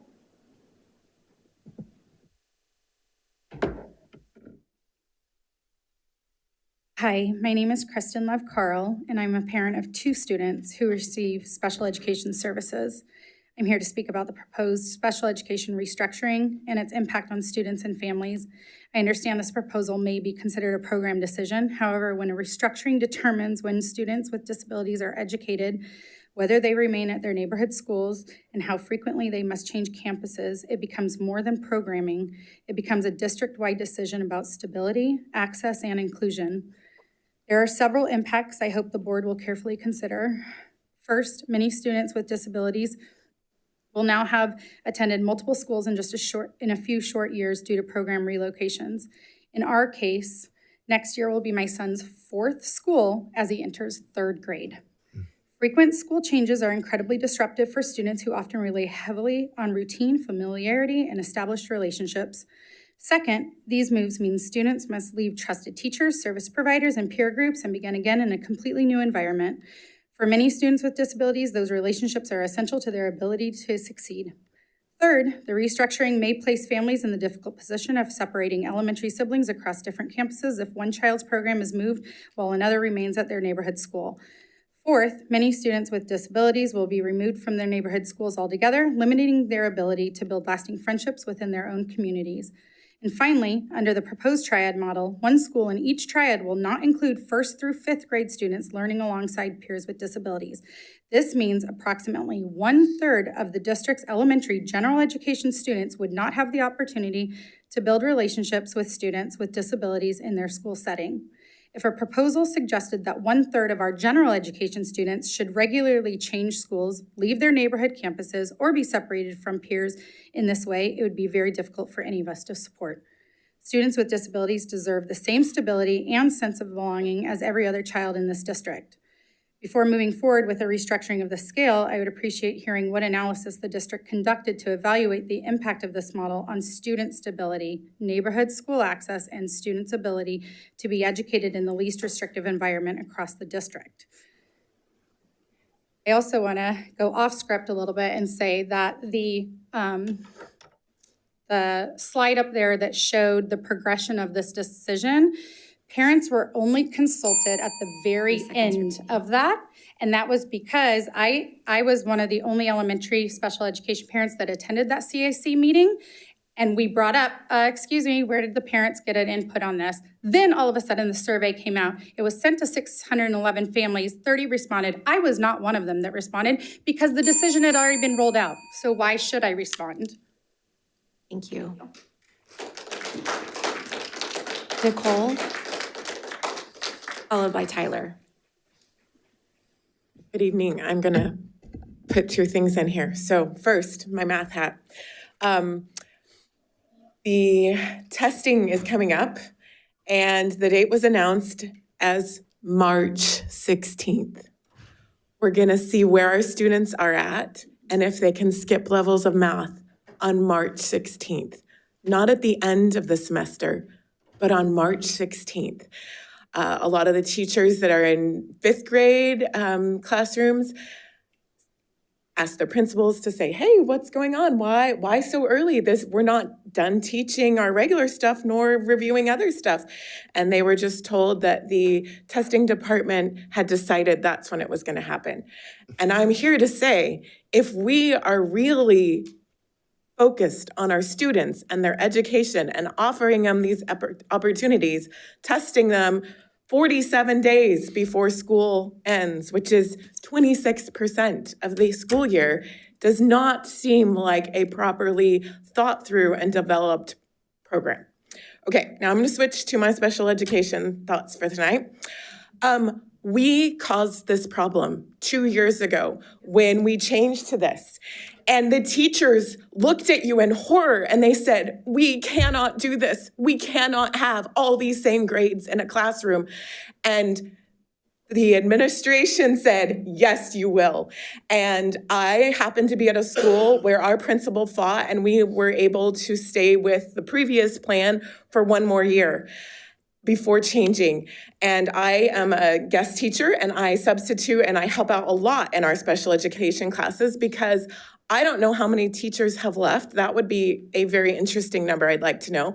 But I know that 3 have left from our school and that there have been multiple teachers hired that don't have the credential yet, and they're actually working on their credential while they're teaching in these classrooms. I think it's terrible that we don't listen to our teachers, that they felt so unheard, they had to quit their job because their expertise and them saying, I can't teach 5 math lessons in 1 day, even with 3 aides. It is impossible. And they're not content experts. They're having aides teach a 5th grade math lesson. And that's not what a good education should look like, right? We need to do better. And I know that it is going to be hard for lots of these students to move, but we caused this problem. I think that the original model is better, at least from my experience in the classroom, with being able to meet students where they're at. But we caused this problem, and we need to promise not to cause problems like this in the future. It is our job to be the leaders, and we caused it. Thank you, Nicole.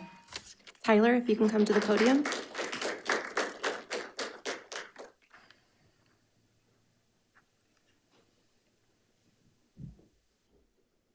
Hi, my name's Tyler Reagan, and I'm a parent of a student in the special day program. I'm here to express concerns about the relocation of the program my son is in for the school year of 2026 to 2027 and how it impacts my child and other special education students.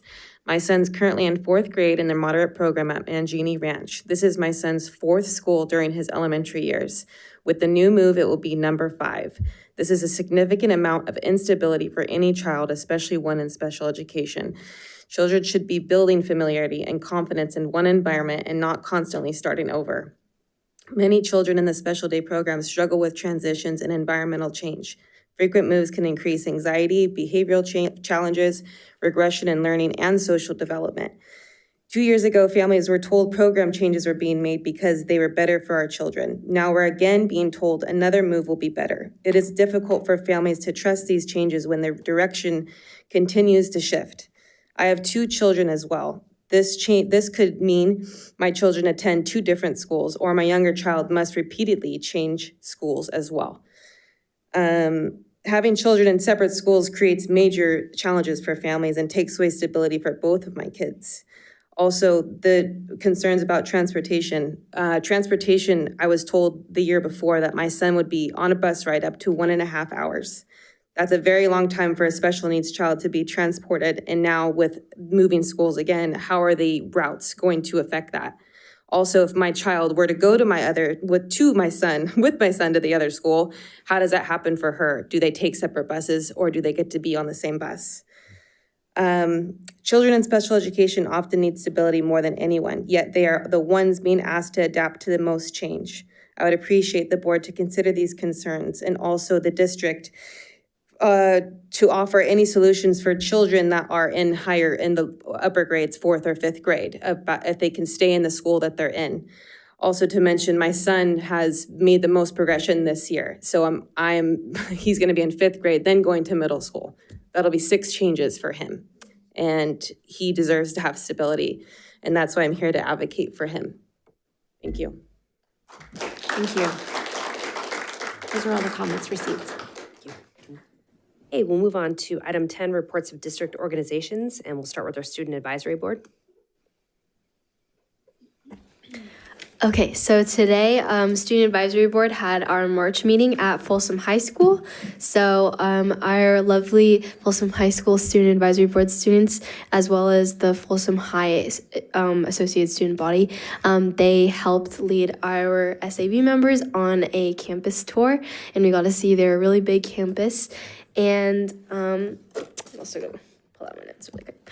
And also, it's a part of our meetings where we have student ambassadors from every single school. It's 1 to 2 students from each school present to all the other students, kind of like a secondary school report that we have, except we get it from every single school site.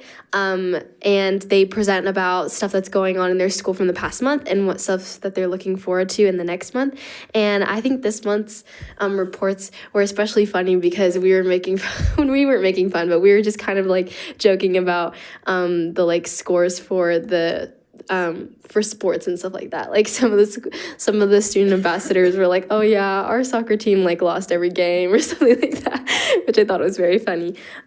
So we had a lot of fun bonding over that, and we also got to celebrate our student advisory board applications for the 26-27 school year opening. So we talked a lot about kind of what it's like kind of getting a new student board member, lead them every year, but also kind of just like what's on the application and kind of criteria we're looking for. So yeah, I think I'll let Evelyn talk about that. Yes, okay. And at the start of our SAB meeting, we had a presentation from Mrs. Turks and Miss Maccabee. So the coordinator of the health and wellness and program and the prevention program specialist. So they just did like an overview of what their health program was for SAB. And then piggybacking on the tour, I wanted to shout out Folsom because I noticed that their campus was very clean. So and it's a very big campus, so keeping it clean, that's a good accomplishment. And yeah, I had fun. And then what else? Okay. Oh, we did a friendship festival recap because last Thursday, me and Addie hosted our first friendship festival. And we had activities like a volleyball net setup, which was a hit. A lot of people were playing that. When I asked for pictures, I was like, guys, leave the volleyball. We had a bracelet making booth, cookie decorating, a photo booth, and then a poster with the question, what makes a good friend? And some things that the people that showed up wrote was someone who's always there for you, someone with unconditional support, someone loyal, someone kind, and someone understanding. And I think those are traits that I also look for in a friend, and traits that we should, as board members, take for ourselves. And with applications, I can't wait to see what other events the future student board members come up with, because last year Van and Mia did the Winter Wonderland Festival. So we switched it up a bit this year. And at the end, since we didn't have much time, we started creating and semi-executing ideas for advertising for our international night, which will be on April 28th. So we got to film one video in like 2 minutes. And our next meeting is on April 16th at Kinney High School. And that's all we have for SAB. Thank you so much. Okay, we'll move on to California School Employees Association.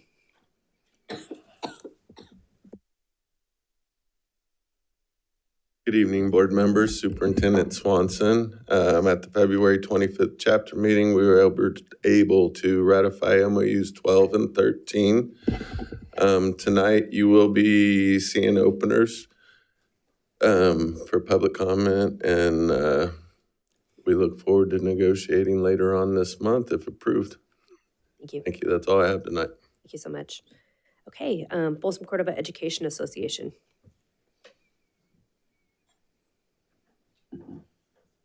Evening, board members, audience, and kindergarten teachers. So as you see, FCA has a presentation of K through 3. Kristen and Lisa went ahead and emailed me and asked for my time, so I'm here to give it to them. And they're both from Peter J. Shields. Hi there, my name is Lisa Benish. This is my amazing partner, Kirsten Harding. I have been a teacher with this district for almost 31 years.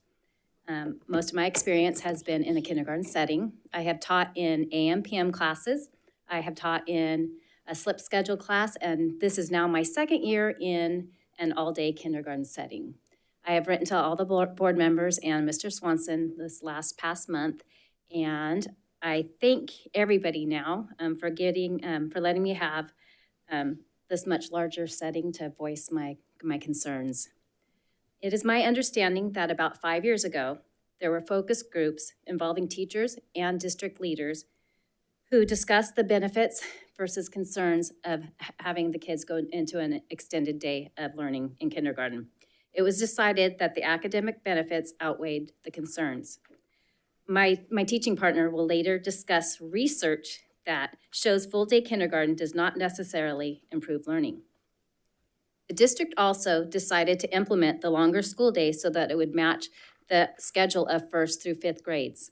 This change made it easier on parents to drop off and pick up their multi-age children. This decision also helped working parents who needed daycare. I do empathize with those needs, but as a teacher, my job is to support what is best for my students. I also believe that as leaders of this district, your focus should be on the best practices for these young children. During the almost 4 years of all-day kindergarten, there has been an increased amount of behavior problems that cause learning loss. Each school in the district has been collecting data to show behavior problems at each grade level. At my school, and I imagine all the schools in the district, kindergartners have the most disruptive behaviors, and TK, with its shorter day and more support, has by far the fewest. Now, we do have data that we collected, but it's supposed to be just for the school and not for the world to see. The data doesn't really show like specific, like it escalates at 12 o'clock after lunch, but there is disruptions throughout the day. It doesn't take in consideration that the kids come in being exhausted from the day before of having those long days. It doesn't take in consideration the kids that have ADHD, other learning disabilities. Thursdays do have fewer disturbances, and that's the shorter day at 1:15 that we get out. And that's the day that the kids look forward to. On Monday, Tuesday, Wednesday, Friday, they continually ask, is today the shorter day? Yes. And we continually have to say, no, that's Thursday. And they just breathe a little lighter. Yeah, and it's just a total different feeling in the classroom on Thursdays. So despite my best efforts at building connections, doing social emotional learning lessons, having frequent movement breaks, sensory breaks, brain breaks, play-based learning, free choice time, my children let me know by their behaviors that they do not want to be in school for 6.5 hours. Now, these are the least disruptive behaviors that occur on a daily basis, and these behaviors cause learning loss for the individual student exhibiting the behavior. The need for students to take a nap. One of my students has perfected the art of sleeping in class while sitting in a crisscross sitting position and a standing position while walking. True. I've seen it. The need of students to take breaks in the common corner, students' refusal to do work or follow directions, students just leaving the classroom. Now, for the more disruptive behaviors that happen at any moment during the day and cause evacuation of the other kids from the classroom. These behaviors affect learning for all and traumatize the other students. Students throwing chairs or buckets of toys and objects across the classroom, sometimes hitting others. Students constantly screaming at other students or staff. Students destroying the classroom. Students attacking other students or staff, and I'm not exaggerating when I use the word attacking. Students self-harming themselves. Students threatening to kill themselves or other students. Now we have slides. Did you want to mention? So we have data that was collected by the district about student suspensions. I will tell you that not all disruptive behaviors result in suspension, but the more extreme ones do. And this is the district data to show that there have been more kindergartners suspended since the district went to all-day kindergarten. We don't know how to do clickers.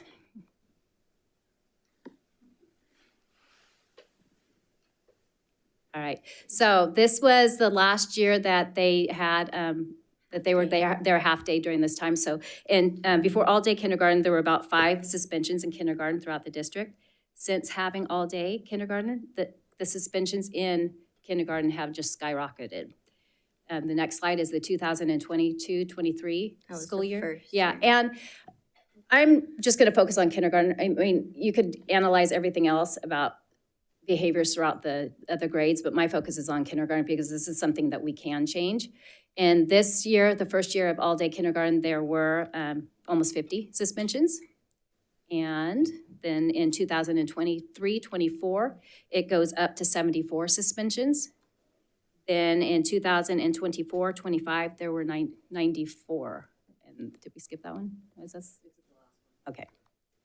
Yeah, 94 suspensions. And this year we have 55.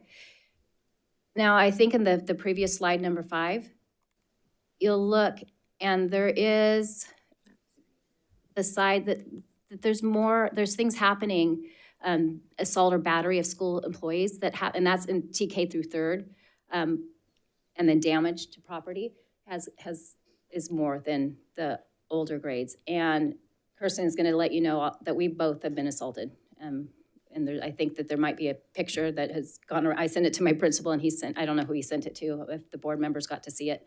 But there was damage done to myself. It's been since all-day kindergarten.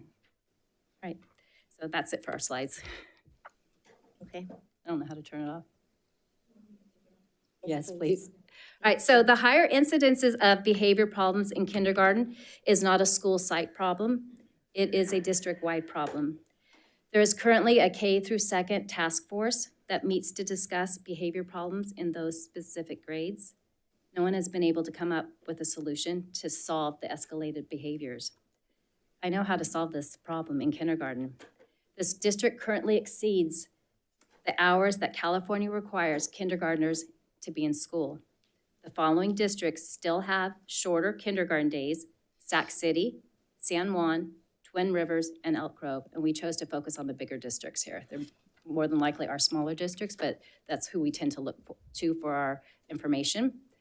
My question is, why in the world are we expecting 5- and 6-year-olds to spend almost the same amount of time in school as teenagers in high school?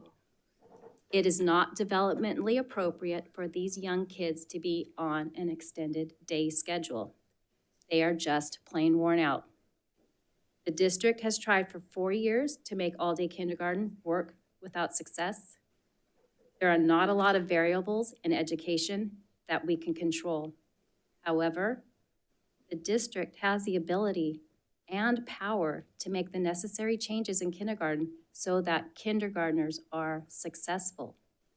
We need to have shorter days in kindergarten. It's an easy fix. Thank you. Thank you. Hello, my name is Kirsten Harding, and I teach kindergarten with my amazing partner, Lisa.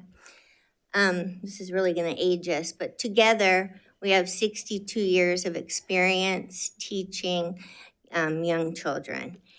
And over these years, we have watched kindergarten change, and not for the better. The expectations for 5- and 6-year-olds have increased, but child development has remained the same. Since the 22-23 school year, our district is asking our students to attend and self-regulate for a 6.5-hour school day, nearly as long as high school students. As Lisa described, we are witnessing the detrimental effects of these modern-day demands firsthand. We see the tears, the frustration, the meltdowns, and the exhaustion. Prior to 2022, I was never assaulted by a student. German educator Friedrich Froebel created kindergarten, and in 1840, it focused on nature, creativity, and self-directed play. Children under the age of 7 did not attend formal school, as it was believed that they did not have the ability to focus or develop the necessary cognitive and emotional skills yet. Nearly 200 years later, modern research is echoing those early insights and supporting exactly what we're seeing in the classroom. Studies from Stanford University find that delaying kindergarten by a whole year gives children more time to mature and improves their long-term attention and self-regulation. Researchers at Harvard University have also raised concerns about the rising ADHD diagnoses as school demands have moved earlier. Of Men and Boys, which was published in 2024, renowned social scientist Richard Reeves advocates for delaying kindergarten entry for boys by 1 year to better match their developmental readiness, providing increased long-term academic and social outcomes. The research is clear. Brain development cannot be rushed. Kindergarten was never developed to mirror upper grades. It was never meant to be 6.5 hours. Oh, and by the way, TK, it's not the new K. We still need the shorter day for these kids. And then we have New Zealand education researcher John Hattie. His findings on the academic outcomes of full-day kindergarten compared to half-day. After combining data from multiple independent studies, he derived a powerful conclusion. Hattie found that students in full-day kindergarten often show a significant initial advantage in literacy and math. However, This academic gap typically diminishes or disappears by the third grade. He calls it the fade-out effect. I realize that many factors regarding kindergarten are not within our control, but making the day shorter and more developmentally appropriate is. A slip schedule would reduce behavioral issues while building a stronger foundation for long-term success. Shorter is not lowering standards. It is respecting development. We need to protect these kindergartners' mental and emotional well-being. Kindergarten, I'm gonna cry, should spark a love of learning, not early burnout. Let kids be kids. Thank you. Thank you, and for your time. So we did do a survey with the other kindergarten teachers, and the majority did see an increase of disruption and exhaustion, and would like to do a shorter day. So the ones that don't are afraid of that it's kindergarten teachers, as you can see, are nurturing and care a lot. They want to take care of their kids and want them with them all the time. However, the length of the day, we're not really taking care of them. Honestly, it's doing them more harm. It's damaging kids with special needs, kids who come in and have ADHD. It's just awful. All right. Thank you. You guys, any questions that we probably won't be able to answer? Can I ask really quickly what a slip schedule is? So a slip schedule, and a slip schedule is half the kids come in the morning, like for an hour and a half, 2 hours, and then the rest of so you have like maybe 12 kids at the time for 2 hours. And then after 2 hours, the other 12 come for the remaining. And so then you have that group for an hour and a half. So you have a full class for an hour and a half. Then that original 12 kids that were here for the 2 hours, after their 3.5 hours of kindergarten, then they leave. And then you're working with 12. The other suggestion is having the kids get out at 1:15. And then kindergarten teachers could be intervention teachers for small group first primary kids that we already have relationships with. Yeah, and the first grade, they're having disruptions. It's too long for first grade too. If we can go in. It is. I'm not gonna say it. Fight. But early bird, late bird. But if we go in, if kindergarten teachers go in as intervention teachers with the first grade, we have a connection with them, maybe their disruptions will decrease too. And then they're working with smaller groups. I mean, there's a solution. Meet. That's it. Thank you for your time. And thank you, Jeanette. And this is past our bedtime teaching full day kindergarten, so we will be exiting. Thank you. I will be bringing some updates for you at the next board meeting, some things that we couldn't go ahead and get for today. Kevin is working hard to go ahead and see time of day data, to go ahead and see if there is definitely a correlation between time of day. So that data is going ahead and coming to you as soon as I get it. Thank you.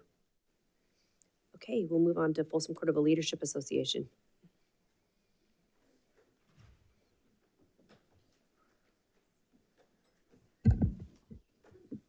Good evening, President Lorette, members of the board, and Superintendent Swanson, and fellow colleagues. So for our management leaders in our district, we're in the midst of hiring season, and we are honing in and preparing our students for state assessments. And site leaders we recently conducted interviews for transfer requests in this beginning of the hiring season.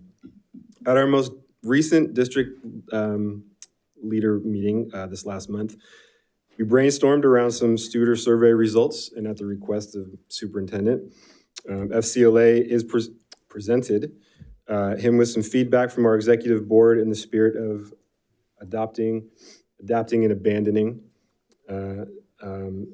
some things around some of those results. So we appreciate the collaboration in the spirit of continuous improvement. And then finally, I want to share a neat story. I recently had the privilege to sit on an interview panel with a representation of a lot of different groups from our district. And so somebody, one of the candidates, asked the panel a question, and they said, what do you like about working in FCUSD? And actually, oh, he came back. It was Mr. Rob Korn whose voice resonated loudest when he said, it's the people. And so I wanted to share that because it was a really neat moment coming from all walks of our family here in Folsom, Cordova. And just a really great example of what it means to be net promoters of what we stand for. So I just want to share that story and thank you for your time. Thank you so much. Okay, we'll move on to District English Learner Advisory Committee. No report. All right, thank you. Okay, we'll move on to board committees. Any reports? Yes, Madam President. Yeah. All right, it's been a pretty busy month since our last meeting. Let's see, on February 6th, I participated in the first boy crisis meeting. It was just between the superintendent and myself. It's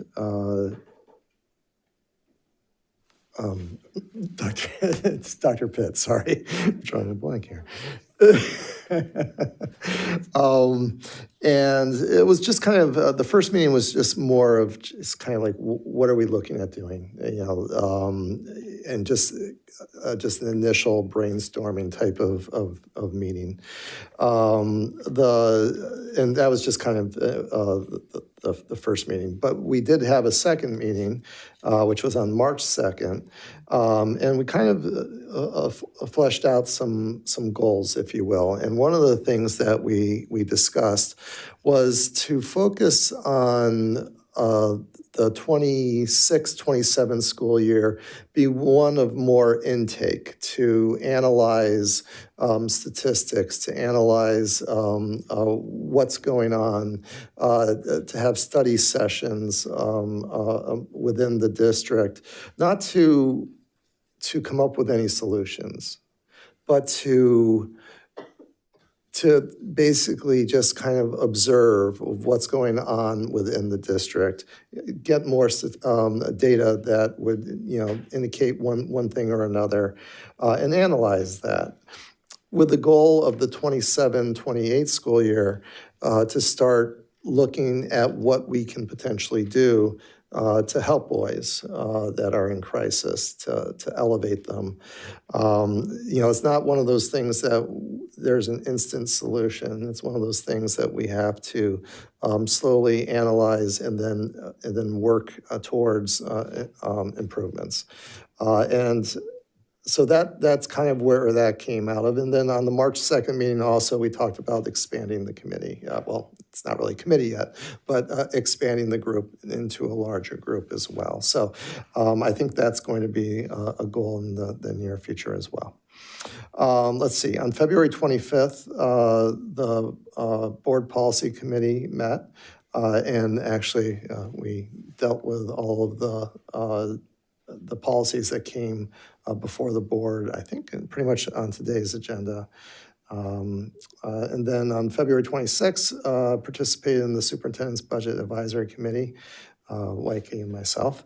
And again, another 3-hour meeting. Thank you, Sean. And but we're doing, honestly, I really can't thank the superintendent and Sean enough. And I was a little skeptical when this was being created. I'm sure you probably remember, but I think this has been a really good enhancement to have this type of thoughtful dialogue about every single department within the district. Let's see. February 27th, we had the Facilities Committee meeting. At that meeting, we discussed Cordova High School baseball field, which is something that we're looking at installing. So Cordova High will have its own baseball field, which is very exciting, on site, obviously. And so we were looking at some of the tentative plans for that, and including additional like restrooms and even like a snack bar area as well. So we also discussed Three Rivers update, so Three Rivers Academy, and an update from staff on the status of that, with some of our challenges related to the California Department of Transportation that we're trying to deal with. And then finally, we also discussed the Somerset Ranch subdivision in Rancho Cordova, and I do appreciate the superintendent adding that. I was texting him on a Saturday because I was driving around Rancho Cordova looking at some school facilities and neighborhoods, and I drove through Somerset Ranch. And the amount of rooftops there has been growing immensely. And there's not an elementary school anywhere near there. I felt that with the number of rooftops, it really spoke to the need for an elementary school sooner rather than later. But they got, I asked for a bunch of questions, and the superintendent and Craig were very responsive. Thank you for that, and got answered all my questions. And yes, the number of rooftops are growing, but the raw population of students in K through 5, while growing, still isn't at the size that would justify the construction of a new elementary school yet. There are a lot of households, but I think part of what we're seeing here is the original portion of Somerset Ranch has probably aged out of elementary school. And because of that, even though you have these new housetops or new rooftops going up, it's probably not producing the number of students. But we're going to, we put a pin in it, and we're going to revisit it in a year and see once the new residents move into all these new houses that are being constructed, and we'll take a look at it again. Let's see. And then on March 4th, I participated in the AI committee, which is continuing their work on providing guidance to the district on artificial intelligence. So that's a summary of the meetings I participated in the last month. Thank you. Thank you. Any other reports? Anybody? Oh, yeah, I can cover a couple. So piggyback to David's SBAC, Superintendent's Budget Advisory Committee. I want to thank the directors coming and presenting there. Not only just directors, the team itself. They all know the message is very clear from Superintendent and Mr. Martin. Where can we save that dollar? Through efficiency, not just cutting, through the efficiency. So we have about, close to a dozen people in that room. Everyone is coming from the different background, and that team who is presenting, the director and the manager supervisors, has to answer those dots coming from anywhere. So they are coming prepared very well, and we are looking for some savings. It's all important to be more fiscally responsible. I want to thank once again, echo what David said to Mr. Martin and our Superintendent Swanson and every leader in this team. And the second one is the Rancho Cordova 2x2. President Lord and I attended, and I want to pass the kudos to Mr. Craig for providing the facilities updates. There are so many things going on in Rancho Cordova, and we need a tighter partnership between the Rancho Cordova City Council and this board. And I think I requested Mr. Swanson, let's have this on the calendar for every other month. Thank you for putting those ones, because we need to talk more often for one more reason. We are going to go for a bond. We need money. The more open communication we can have to start with the elected officials is better. So that's our main intent. And not only that, listening to them. What concerns in Rancho Cordova schools have, where we will get an opportunity to address. And also, I put a request to Mr. Swanson, but we are going to have that agenda item next one. Having the speed tables speed tables in front of elementary schools for the safety of those kindergartners. Just now we talked, after 6.5 hours, the minute they see outside, they run everywhere. But at least having these speed tables, every car can slow down. Because most of the people are on this, we all know that, at least by having the speed tables. So I'm requesting Mr. Swanson to put that on the agenda just for the discussion. Those are the ones we tried, and I know Read Across America is there, but we can talk that later. Thank you, Madam President. I just had a couple additions to what's already been mentioned. The February CIC meeting with Curriculum Advisory. There's 2 CICs, so it's confusing. And then also, we met to discuss the snail race. And so there was a district conversation, and then that also went back to the city. So it's coming May 9th. Great. Okay. Okay, we will move on then to item 11, public hearing. Item A, public hearing, Folsom Cordova Unified School District 2026-2027, proposed contract openers of common interest with the California School Employees Association, CSEA, Chapter 528. So with that, we'll open the public hearing. There any comments you want to ask for? No public comments on that? None received. Nope. Any questions from the board? Nope. Okay, we will go ahead and close that public hearing. Okay, then we'll move on to public hearing, California School Employees Association, Chapter 528 to 2026-2027, proposed contract openers of common interest for the Folsom Cordova Unified School District, FCUSD. I'll go ahead and open the public hearing. Any public comment? None received. Okay, thank you. We will go ahead and close public comment and close the public hearing. Okay, we'll move on then to item 12, discussion action. Accept the Folsom Cordova Unified School District 2026-2027 proposed contract openers of common interest with the California School Employees Association, Chapter 528. Any questions from the board? No questions. Like to make a motion though. Fantastic. Motion by Mr. Clark. I'll second. Second by Ms. Lofthouse. Ms. Rochelle? Ms. Luong? Aye. Ms. Lopez Petracca? Aye. Mr. Reed? Aye. Mr. Chalem-Churla? Aye. Mr. Clark? Aye. Ms. Lofthouse? Aye. Ms. Larrett? Aye. Motion carries 5-0. We'll move on to item B, accept California School Employees Association, Chapter 528, 2026-2027 proposed contract openers of common interest with the Folsom Cordova Unified School District. Any questions? Nope. I'll entertain a motion. I'll move. Moved by Ms. Lofthouse, A second. second by Mr. Clark. Ms. Luong? Aye. Ms. Lopez Petracca? Aye. Mr. Reed? Aye. Mr. Chalem-Churla? Aye. Mr. Clark? Aye. Ms. Lofthouse? Aye. Ms. Larrett? Aye. Motion carries 5-0. We move on to item C, approve revised board policy 6146.1, high school graduation requirements.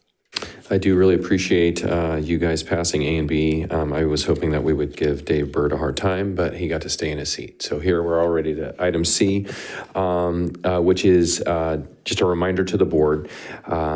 We brought an item to our January 15th board meeting to change the board policy around graduation requirements that included ethnic studies and personal finance.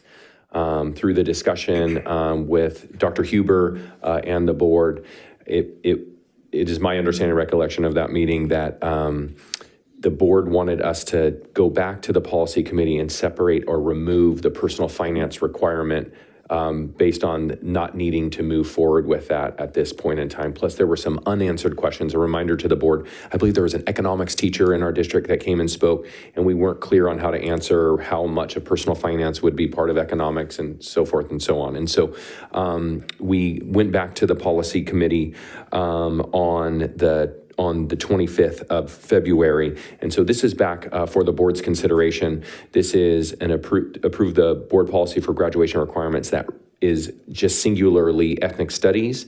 And it is for, as a graduation requirement for the class of 2030, so next year's incoming freshmen. Also, just as a reminder that this was brought forward because, the state of California began this journey a few years ago And the rationale, as it was explained, the rationale that came forward that the state of California has pushed pause in terms of this being an actual graduation requirement for the class of 2030. But at the same time, our district has done a lot of work over the last 3 years in regard to ethnic studies in terms of how we're offering this in order to meet the requirement.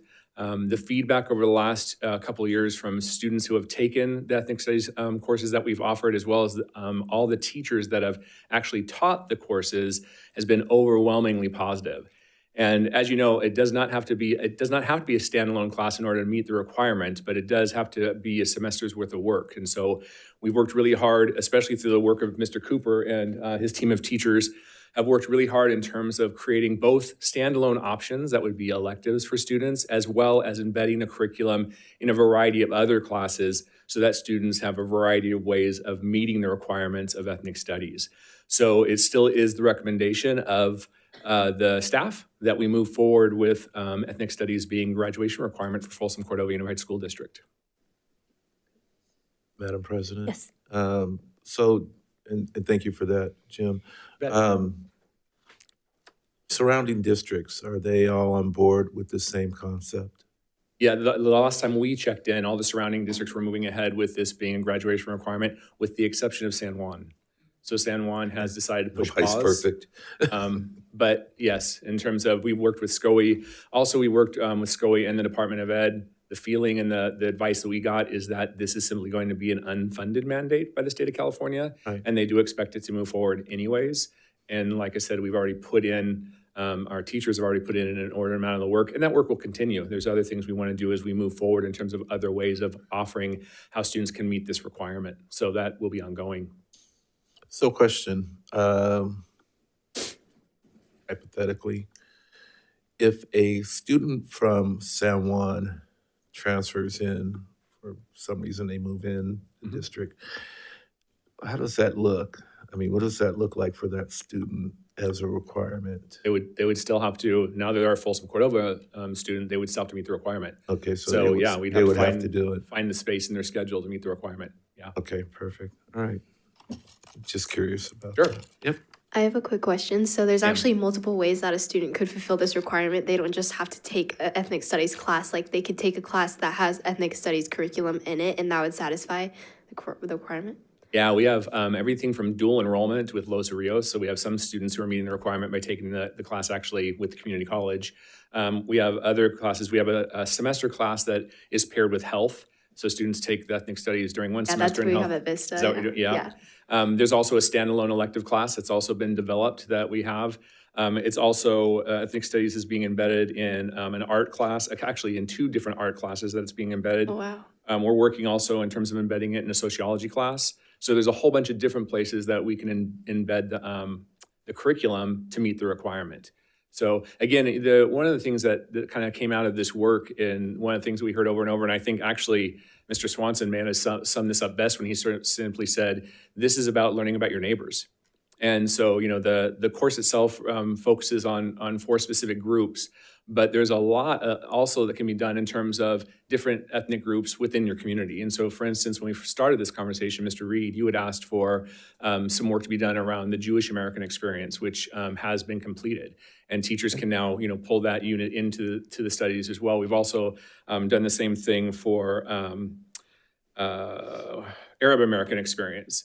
But we're now going beyond that as well in terms of we're working on a South Asian American experience. So there's other things that we're doing in terms of, the diverse cultures that we have in our district that we're bringing forward also. And so while covering the core curriculum might look a little bit different at Vista del Lago as opposed to Cordova High School, because there might be ethnicities that they would also like to bring to the fore at their schools, because there's a significant population.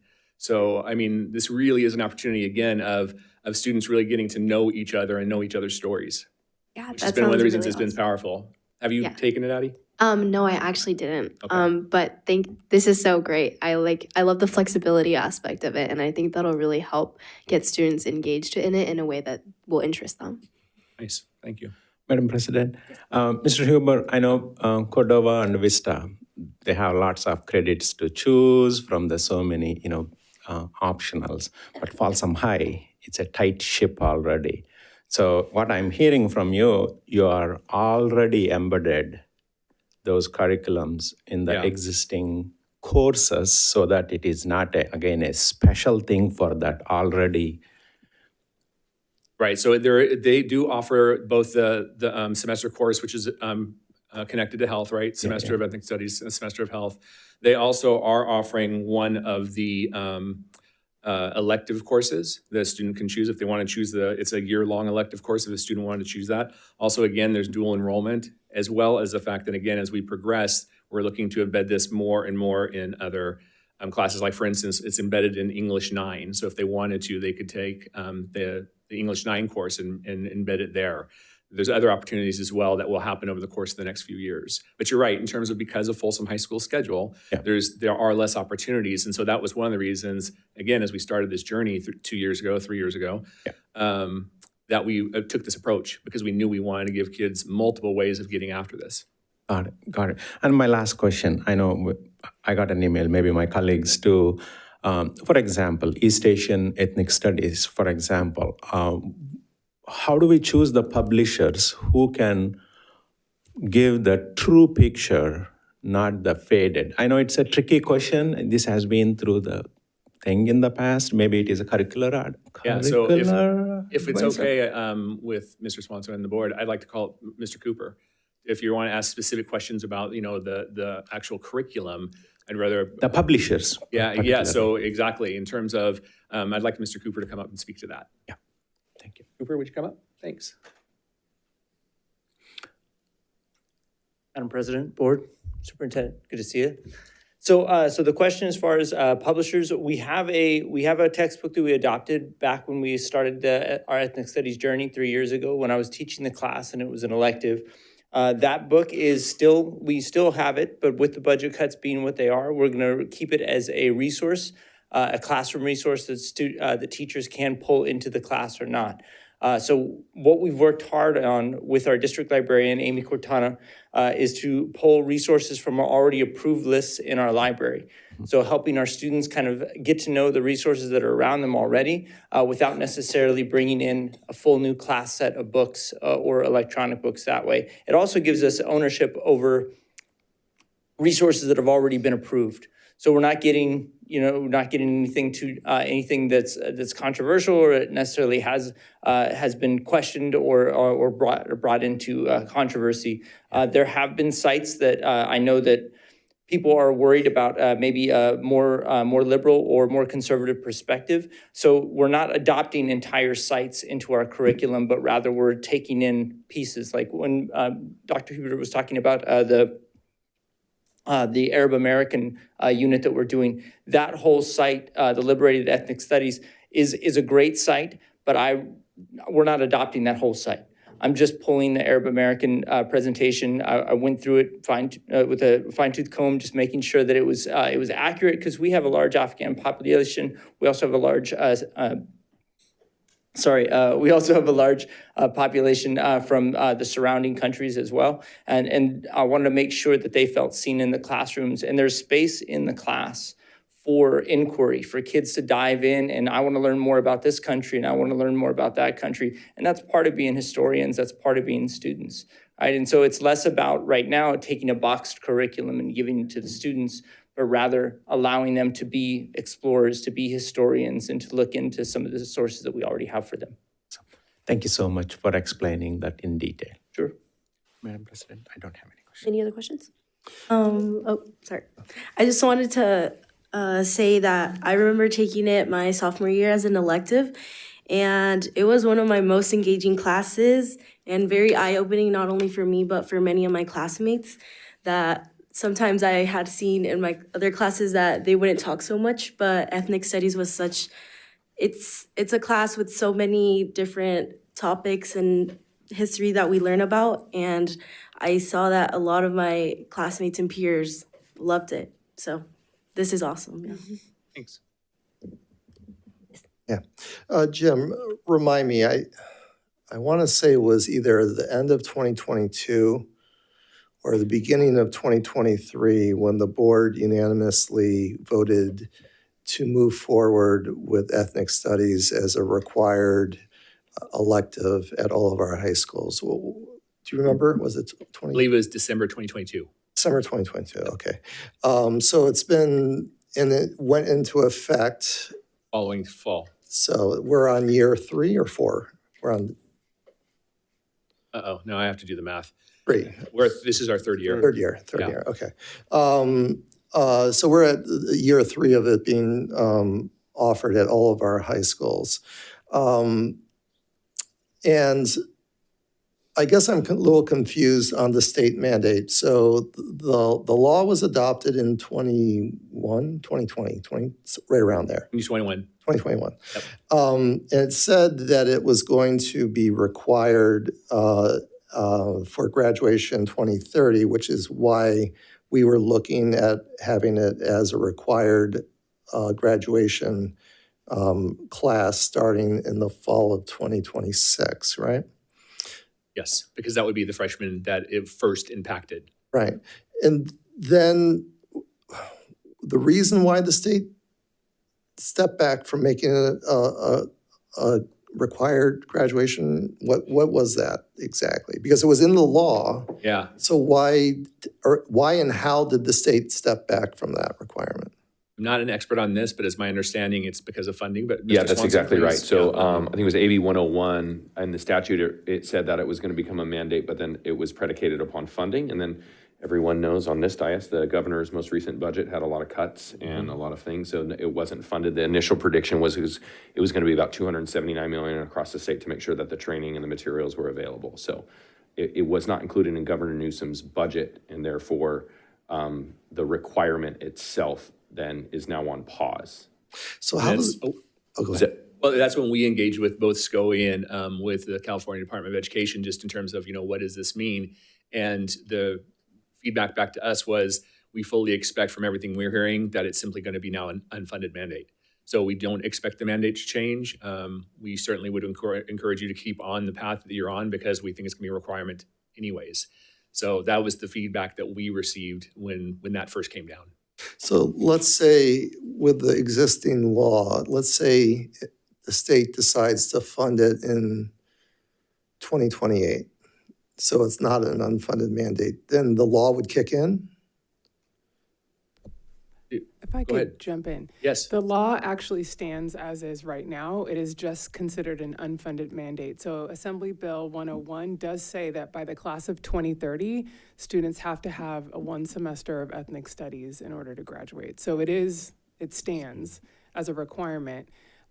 Because we're the year before the incoming class of the freshmen of 2026, we're at a point where we can decide what to do, but the law hasn't changed. It just might not ever get funding from the state directly around building out and expanding on the existing model curriculum, which offers guidance, sample units, sample lessons, and a lot of those resources have been developed in more depth at different county offices across the state, including San Diego, Orange County, Humboldt County, but the requirement does actually exist, and it is the law. So, all right, so I'm hearing something different than I haven't heard before, so thank you. So are you saying that every district in the state has to ensure that any student that graduates from their school as of 2030, regardless if the state never puts a single dime to it, has to ensure that they have, that those students who graduate in 2030 graduate with ethnic studies? Yes. Yes. That seems a little different than what you had told me. I'm not sure that's 100% true. Just, I pulled the CSBA guidebook on this. Yeah. Is that what it's called, Chris? Yes. Okay. Board Policy 6146.1, and I also consulted with legal counsel today. And I'll read this and then I'll say what I think what's happening in the language. It says, qualify that the graduation requirement for a 1 semester course in ethnic studies beginning with the 29-30 school year is contingent on state funding. So that's what CSBA says. I think the nuance, I think what Dr. Pitt is mentioning as well, is what the law, as it says, 29-30 requires state funding. So let's say the state funding happens in 2028. Now, the law still says 2930, and now state funding comes. And now we have a much more narrow window to get a ton of kids. That's what I think it is, if that makes sense. Was I clear? I just know. No, So how does that work if the state funding doesn't come until 2032? And then all of a sudden, it's a 2030 requirement? Does that mean we take the diplomas away from two? No. It's a little confusing. Yeah, I agree. And when this all happened and we reached out, the way it was kind of phrased to us was, you can either, continue on this path and get your kids, multiple opportunities over several years, or you could wait. And then when the state says, well, we're not going to fund it, but we are going to keep the mandate in place. Now you're stuck and you got to get a whole bunch of kids who haven't taken it yet, get them through in a year or and so they're like, we do not recommend holding on this that was the advice given to us when we asked. Okay. All right. YK actually touched on something that I've continued to have concern with, and I've been expressing it probably for 5 years now, about how the credit disparity among our high schools. Right. We have Folsom High School that has 230 available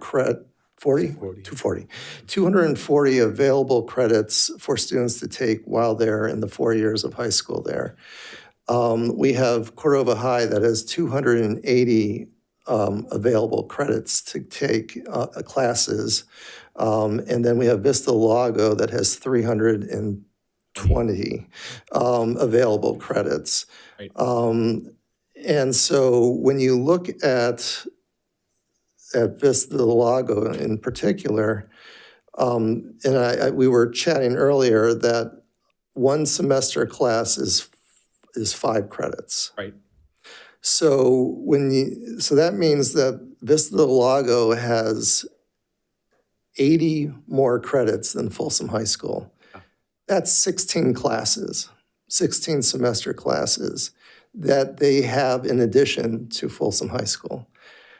I'm a strong proponent of ethnic studies, but I am also very, very concerned that we're taking electives away from students at Folsom High School. Just yesterday, I got an email from a parent who was pleading can we please consider allowing athletes to use their sport in place of the required PE credit. Right. And the reason why they were asking is they're like, my child desperately wants to take more electives and they can't, or the elective that they want to take, it's harder to get into unless you're a senior.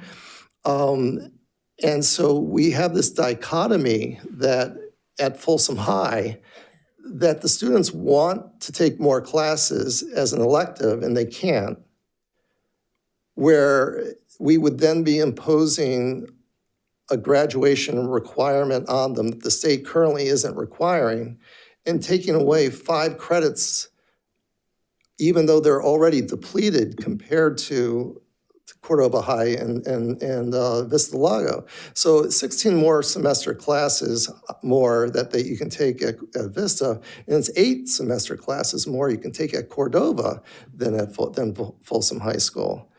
We have it as a required elective, so students at Folsom High certainly can take the class, and I would probably encourage them to take the class. Right.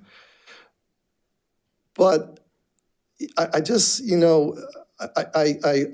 I feel very bad for Folsom High School students. It's just not fair what we're doing to them. And, I'm wondering if there's some common ground or some middle ground we can find on this topic, such as could we say that ethnic studies is a requirement for any high school in FCUSD for graduation if the high school offers 280 or more credits. So that way, it's a requirement at Cordova High, it's a requirement at Vista del Lago. But gosh almighty, I mean, we are, the Folsom High School students are struggling to get elective classes. And these are the elective classes that, you know, they dive into so that they can find themselves. What do they want to do? What do they want to major in college? And we're denying them that opportunity compared to Vista del Lago students and Cordova High students. And then we're going to then take another class away from them. So I think there's two ways to think of that is, number one, in terms of offering it as an elective opportunity at Folsom High School for kids who want it as an elective, right? There are kids that, I'm not really into drawing and painting. I'm not really into, so they have that choice. The other thing is, to your point, that was one of the reasons that we were so thoughtful about trying to make sure we were able to embed this in, so when I say it could be embedded in ninth grade English, for instance, right? Doesn't mean all the ninth grade English classes have ethnic studies embedded in them, but some might have embedded, and then again, another pathway forward, or again, embedded it into either a history class or an arts class. Now you're in your elective already, and you are meeting the requirements for ethnic studies. So that work will continue. I think also there is the conversation that, as we were talking about opening up our new high school, right, that's coming just a few years down the road, that has also reopened the conversation around schedules. And I do know that Mr. Cadenhead is in some preliminary talks with the faculty and staff at Folsom High School. Many of you, actually not many of you, but Mr. Reed, were you part of the group that worked on the schedule at Folsom High School? I want to say it was like 7 years ago. Were you part of that team? No, but was it right before your time? It was right before it, yeah. Okay, so, it was only a little while ago that for a year, Folsom High School came together, faculty members, board members, admin from the district office, students, and parents for a year and worked on it and decided at that time to keep the 6-period day. But to the point that you're making now, and as things do change in terms of, California graduation requirements, again, the conversation we had in terms of personal finance, that is going to have to be its own class, right? So that definitely is something that's coming down the line as well. We're going to have to look at whether or not the 6-period day is tenable.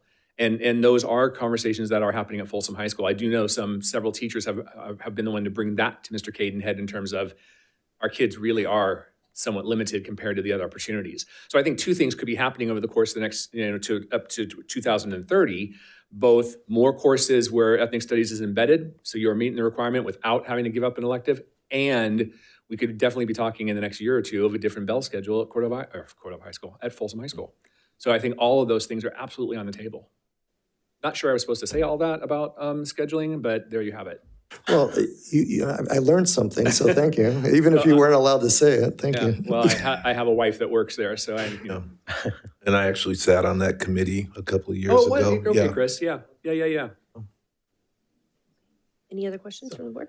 Just to double confirm, right? They don't have to take an elective ethnic studies in Folsom High, no, as long as they can cover from 9th grade all the way to the senior. Right. And there'll be more opportunities as we go along in terms of places that it will be embedded in the course.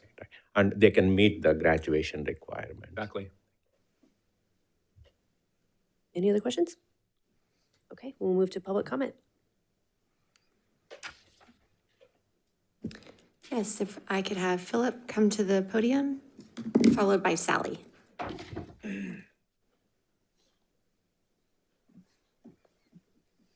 Well, I was expecting a whole lot more resistance as making this presentation, but I have to say I'm pretty impressed. Absolutely taking the right course by going through introducing this in all of these different classes. I have an extra one for you. You guys have an excellent music program. Ethnomusicology is a thing. You can study the gamelan and the taiko drums, the use of drums that's gotten into Western music. Philip? Classic Turkey. Philip, excuse me. I'm sorry, do I need to be facing this? Yeah, just so the folks on YouTube can hear, and you're saying great things, so we just want them to be able to hear you. So at any rate, that's an avenue, yes? Could we, I know he was talking back there, but can we start his time so we can address the board, restart it to 3? Sorry, I just got enthusiastic Yeah, about your approach to and we appreciate this that. whole But thing. Yeah, I mean, I had another whole little speech here planned, but largely centering around the need to or the value of this kind of a program where it builds community, it lets kids identify with and understand other cultures, which allows them to use ideas and concepts and cultural heritage from other cultures to apply them to their own jobs, their own problem solving. And in California, I mean, face it, you know, I last classroom I taught in, I had 26 different home languages in my classroom, a single one. So that's just reality here. And it's really important, and you're going to get better graduation rates. You're going to get more participation. You're going to get higher academic achievement through this kind of program. And I'm glad to hear it's not just a standalone course, that it's being integrated into all of these other various classes. And as I was saying back here, ethnomusicology is a thing. You guys have an awesome music programs at your various schools, and it can be worked in there. California history, I don't know if you still teach that or not, but if that's a requirement. But Native American culture would certainly count, and California has the largest Native American population in the country. What was my other thought? There was another one I had thought of, but at any rate, excellent. And as soon as you can, I had identified a couple of issues, possible issues. One you talked about, I believe, with suddenly needing to catch up because they've decided it's going to go into effect, and everybody hasn't had a chance to get a course. Now all of a sudden you have to figure out, okay, how are we going to get enough teachers to teach these classes? How are we going to cram everybody in? Especially since it'd be graduation requirements, so that would be a seniors problem, where they still may have credits they need or classes they need, and they have other responsibilities sometimes outside of school. And I think we talked about the transfer problem. 30 seconds remaining. Okay, transfer problem. I think you already addressed that. What was the third thing? Well, I guess I'll go on with that one since I'm thinking about it. But anyway, so when someone transfers in and they need to be able to get the course, the same would be true if you weren't offering it and they have to go out. Oh, the law says shall. And that's in your handbook. So there's no option. It's a shall. Oh, you have to do it. Thank you, Philip. Awesome. Sally, if you could please come to the podium.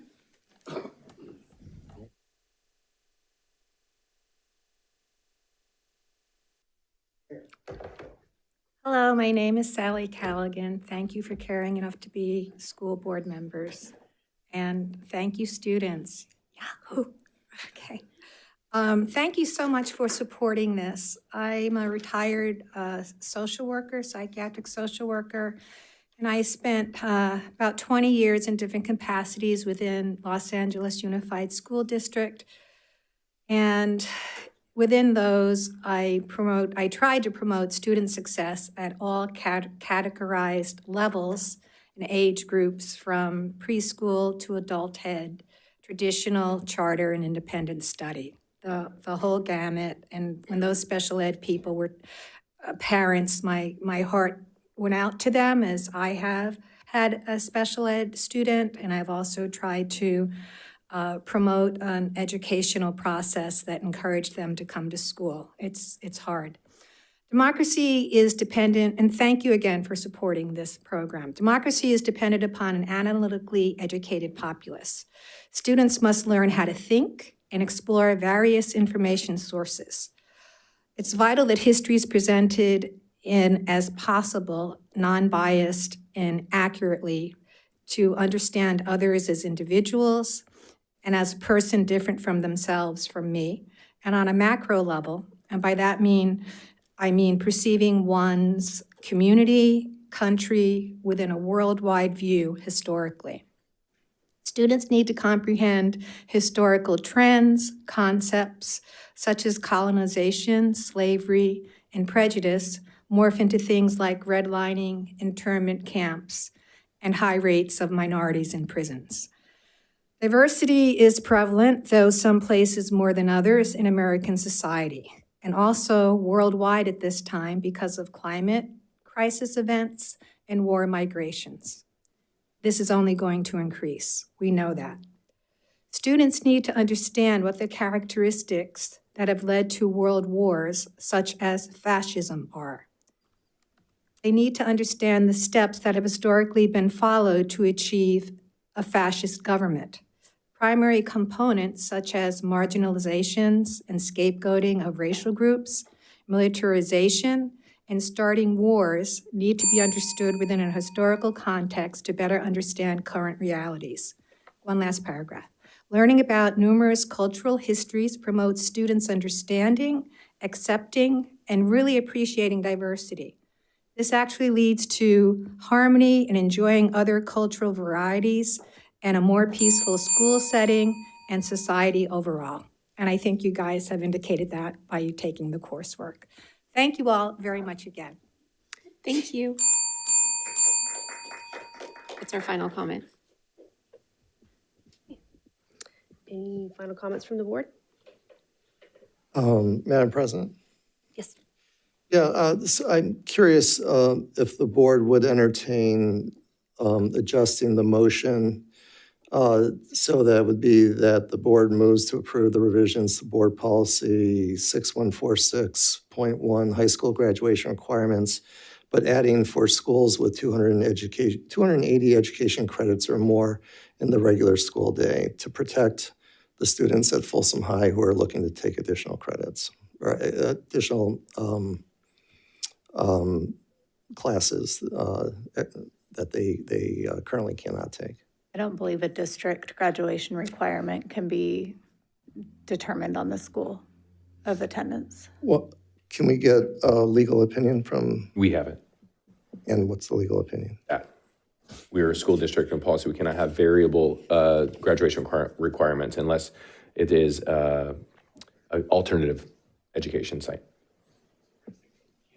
Yeah, for instance, Kinney has less credits required for graduation. So once again, we're going to, this is going to be on the backs of the Folsom Bulldogs. Okay, thanks. Well, like, I don't really see it that way because, like, the students can take classes that they're already taking and it's embedded into the curriculum. So it's not an extra elective or credits that they have to use to take the class. So, like, they can already take something that they're interested in, but it already has ethnic studies in it. So then they're kind of killing two birds with one stone. But they're not going out of their way to take another elective necessarily. Well, my understanding, Superintendent, and let me know if I'm incorrect, Folsom High School is going to offer the full year ethnic studies requirement, a class. They're going to offer a one semester health class with ethnic studies, or they can do the dual enrollment with Folsom Lake College. That's it. For next year, correct. That is currently for next year. Yeah. So, but moving on, as Dr. Huber indicated, the master schedules change based on student interest, and as courses, as you know, many of our consent agendas, you're adopting new courses that go into our course catalog. Those course catalog offerings are then students are able to then select those courses, and we build master schedules around student requests, so yeah, if you think about like an old college course catalog, right? Yeah, you pick your classes. And so as time goes, more classes will be available to Folsom High School and all schools. But remember, not all high schools have to run the same courses based on their student expectations or student interests, right? But there are courses already in our course catalog called, it's not the music one that our community member spoke of, but we have like a course at Vista next year. It's called Artivism. So it's ethnic studies and the visual art. So you're going to knock out your A through G art elective as well as the ethnic study requirement. And that's not next year at Folsom High School, but that is a course in our course catalog that then Folsom High School can then teach the following year, along with lots of other courses. I appreciate that I found out tonight, I appreciate that there's dialogue going on currently about getting Folsom High on a new schedule that gives them more credits, hopefully at least up to 280 credits. But we don't know if that's going to happen yet. I mean, it may happen. Maybe next year we'll be here and we'll be with an opportunity to expand Folsom High to allow the students to have 8 more classes or even 16 more classes like their sister high schools. Or we may not. In 5 years from now, Folsom High may still be only at 240 credits. Plus, they'll have the new state mandate on personal finance. So, I mean,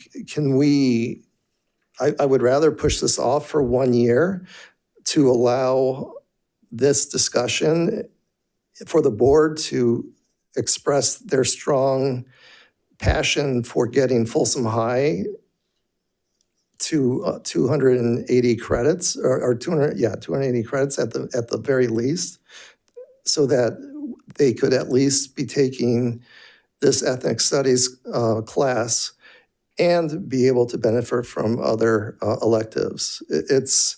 Again, this is an important subject. I agree. Ethnic studies is an important subject, but it's also important for our students, our 3,000 plus students at Folsom High School, to be able to take electives that they want to take and that they can't right now.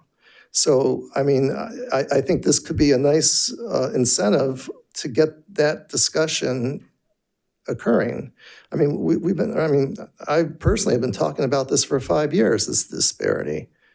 And it's just, now we're going to have one required education class on top of another required education class for graduation, and the students will have, less electives that they can take. So I just have a problem with it. Not a problem with ethnic studies. I have a problem with how we're treating our students at Folsom High School. I would like to just kind of piggyback on that. And I think that the way that the district is moving forward, looking at this in a different way and out of the box, and recognizing that when you actually combine and embed curriculum together, it, one, shows students the importance and the connection with what they're learning, and two, the way that they are able to integrate in an English 9 class content that is relevant, and getting both of those standards checked off, because that's what you're doing with graduation requirements, is checking a box. But allowing students to select the avenue in which they want to do it is actually giving students more opportunity, not less. And so I want to, first of all, say thank you to the district for looking at it that way and giving these opportunities, because as somebody, my daughter who graduated from Folsom High absolutely loved her ethnic studies class.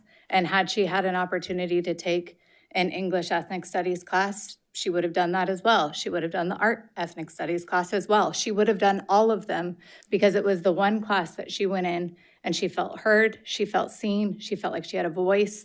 And this class isn't just about studying those different ethnic groups, it's also about studying yourself. And so it gives these students an opportunity to find a place in a school of 3,000 kids where they can actually be themselves, and they can actually find a community around them that is interested and invested in learning about one another. And that's what builds community. And so I think you're looking at it in yes, this is a requirement, but I think that what you really need to look at and see is that it's not just one requirement, it's opportunities that are being provided to students that haven't existed before. English 9, one of my favorite teachers was my teacher that year. I cannot tell you what I learned in that class, but had it been relevant curriculum, taught by my favorite teacher, then it probably would have even had more of an impact. Probably would have been an English teacher, not a history teacher. So I think, yes, we need to have that conversation about units. It's completely different conversation. It is not this conversation.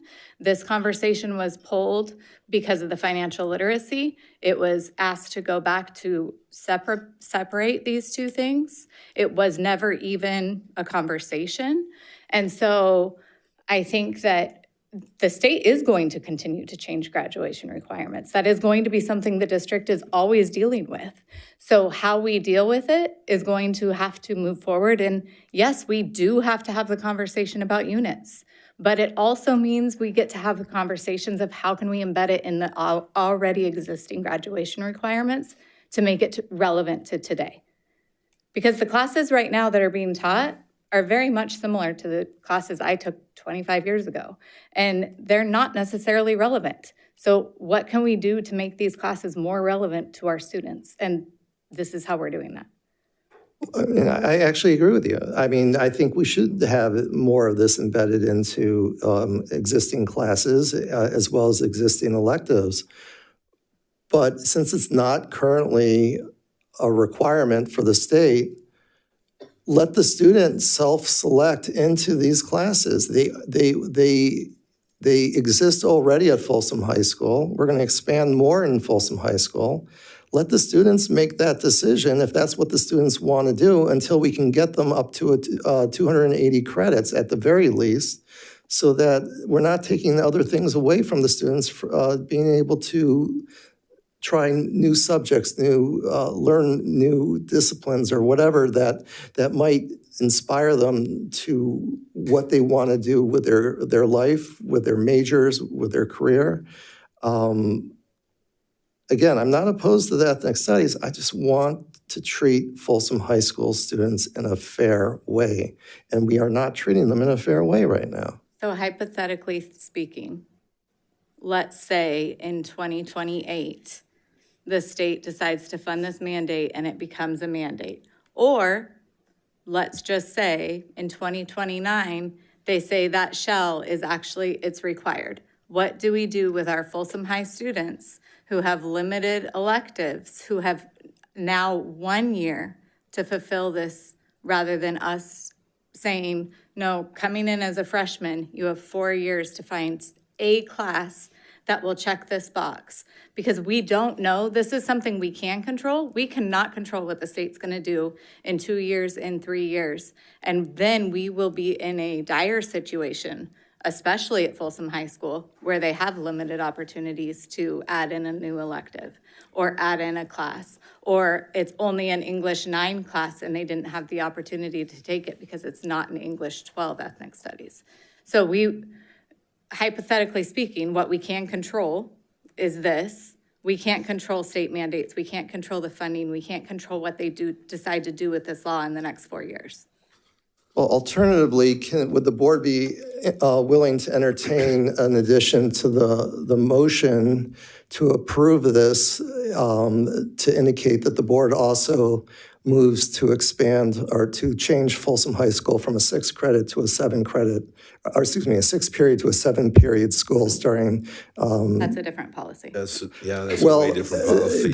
David, that would take FCEA support. It's a 75% vote by all FCEA members at individual school sites to change schedule. Correct, President Sansabat. Yep. Yeah, but David, I think I just want to hear you out loud. Mr. Huber, I know they don't have to take elective in Folsom High. The way we are composing our courses embedded the ethnic studies. That's correct. That's correct, right? So they are not, and I want to understand, I'm trying to understand as well. They don't have to give up their elective. But one thing I can probably request, since Folsom High doesn't have that many options, maybe creatively, like the gentleman were talking about the music, creatively embedded in more courses. That way, it depends on the kids' interest, they go. English. I think we can confidently say that Yeah. Mr. Cole's, Mr. Cooper's things that he'll be working on most is, again, continuing that work to get this embedded in a multitude of classes. So that way, you'll have teachers that really want to teach it. You'll have other teachers that are like, this subject area is not an area that I feel passionately about, so I don't want to teach it. You could have that within one English department. Right. So one English teacher would teach the English 9 ethnic studies, and another one might not. But again, having it in those opportunities to what Mr. Swanson was speaking to earlier, the school then selects those courses that they want to offer at their school to meet those needs. Actually, I'm just curious, and maybe Cole, you can answer this. What are the teachers' feelings on this and the courses and embedding everything in there? And because I haven't received any emails or any complaints about it, I'm just kind of curious. Have you heard anything out there? So I have long connections with all three campuses. Obviously, Cordova the most, 19 years, but I'm a Bulldog like Kara. And so it's hard. It's been hard. And Jen. And Jim. Yeah. Got to give them a pin. But same year. Yeah. Oh, same year. But the idea. Youngsters. The idea was Howard pushed combining it with U.S. history.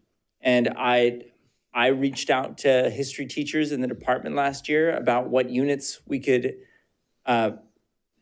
remove to make space. And that's what it would have to be. To combine an ethnic studies class, it wouldn't be U.S. history with a little bit of ethnic studies sprinkled in. It would be ethnic studies, U.S. history, which inevitably you would have to change the state standards for U.S. history to make that class work. It was not popular. There was a lot of blowback. A lot of history teachers were upset about it. And it's not necessarily upset about ethnic studies, but upset about losing the units in U.S. history. And I know there's a lot of feeling of patriotism and feeling like we don't want to erase history, right? And I think that's what bore ethnic studies in the first place. Sure. Right? And so the idea of having ethnic studies opens the perspectives, it brings new voices in, but inevitably that would mean if we're going to combine it into a history class, it would be a lot of work to take out units and tests that have already been set, which we can do. And we have 8 approved courses in the district, right, that students can choose from, but we really haven't pushed them in every campus. And I would have to work a lot closer with Folsom, which I've had trouble working with getting into department meetings and so on and so forth. And I would love to do that more to get an idea of what the students want. I know that Folsom and Vista wanted to wait for the kids to pick the classes to see what they would offer. That strategy requires us to tell the kids exactly what's going to be in these classes, give them previews and show them what the class is going to be like, which puts us on a back foot because we're creating a lot of these classes as we're going.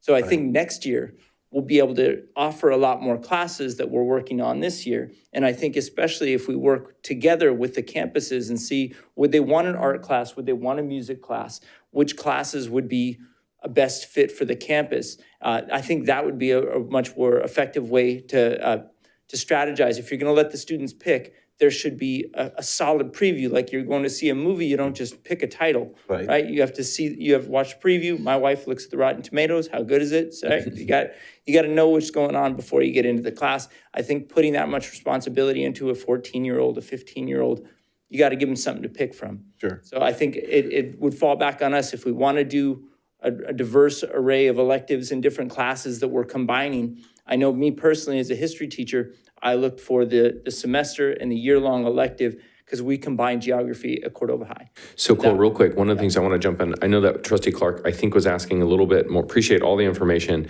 asking about the teachers that are currently teaching ethnic studies. How's their experience? Right. So my teacher's in ethnic studies, and sorry about that. I taught it for a year, loved it. I thought it was fantastic. As a history teacher, it's all the stories you don't get to teach. I know that Miss Castillo at Cordova High is fantastic, student favorite. She loves teaching it. Miss Newer at Cordova High, also student favorite. She loves teaching it. I know that we had Christina Ray at Vista del Lago. She absolutely loved teaching it. I know she wants to teach it again. She was actually part of getting so many classes passed at Vista del Lago. And I know we had Luke Schwann, but I think he had a different offer, but he stayed with the district. I'm not sure if he's going to be part of the team moving forward. And then I believe it's Mr. Cope coach at Folsom High that would be taking it from this point on from the English perspective. I haven't been able to get a hold of him in the last couple weeks. I know Stacy Albe was a fan favorite also. She taught it for at least 2 years. I know she did a great job and she loved teaching it as well. It's Ryan Peterson teaches it now at Folsom High. And again, he's one of the teachers that I worked hard with getting him lots of curriculum, but I've had a hard time getting a hold of him in the last month or so. And so I'd really like to work closer with the history department if the plan is to keep it in history. But from what I've heard, everybody who actually gets in the curriculum and sees the stories and gets to work with their kids, because it's very immersive, it's very inclusive. It's not me telling you what happened and how it happened. It's rather you learning about yourself and you learning about your classmates and the cultures around you. And I think that it can be an awesome thing if we package it that way, but it will take some time. It'll take some effort. Yeah, I'm kind of curious. So,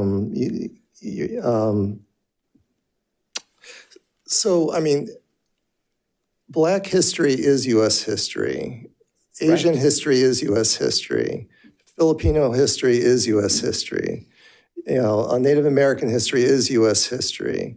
U.S. history is not white history. So why aren't we, you said sprinkle on, why aren't we just robustly teaching U.S. history of all groups? Are we not doing that right now?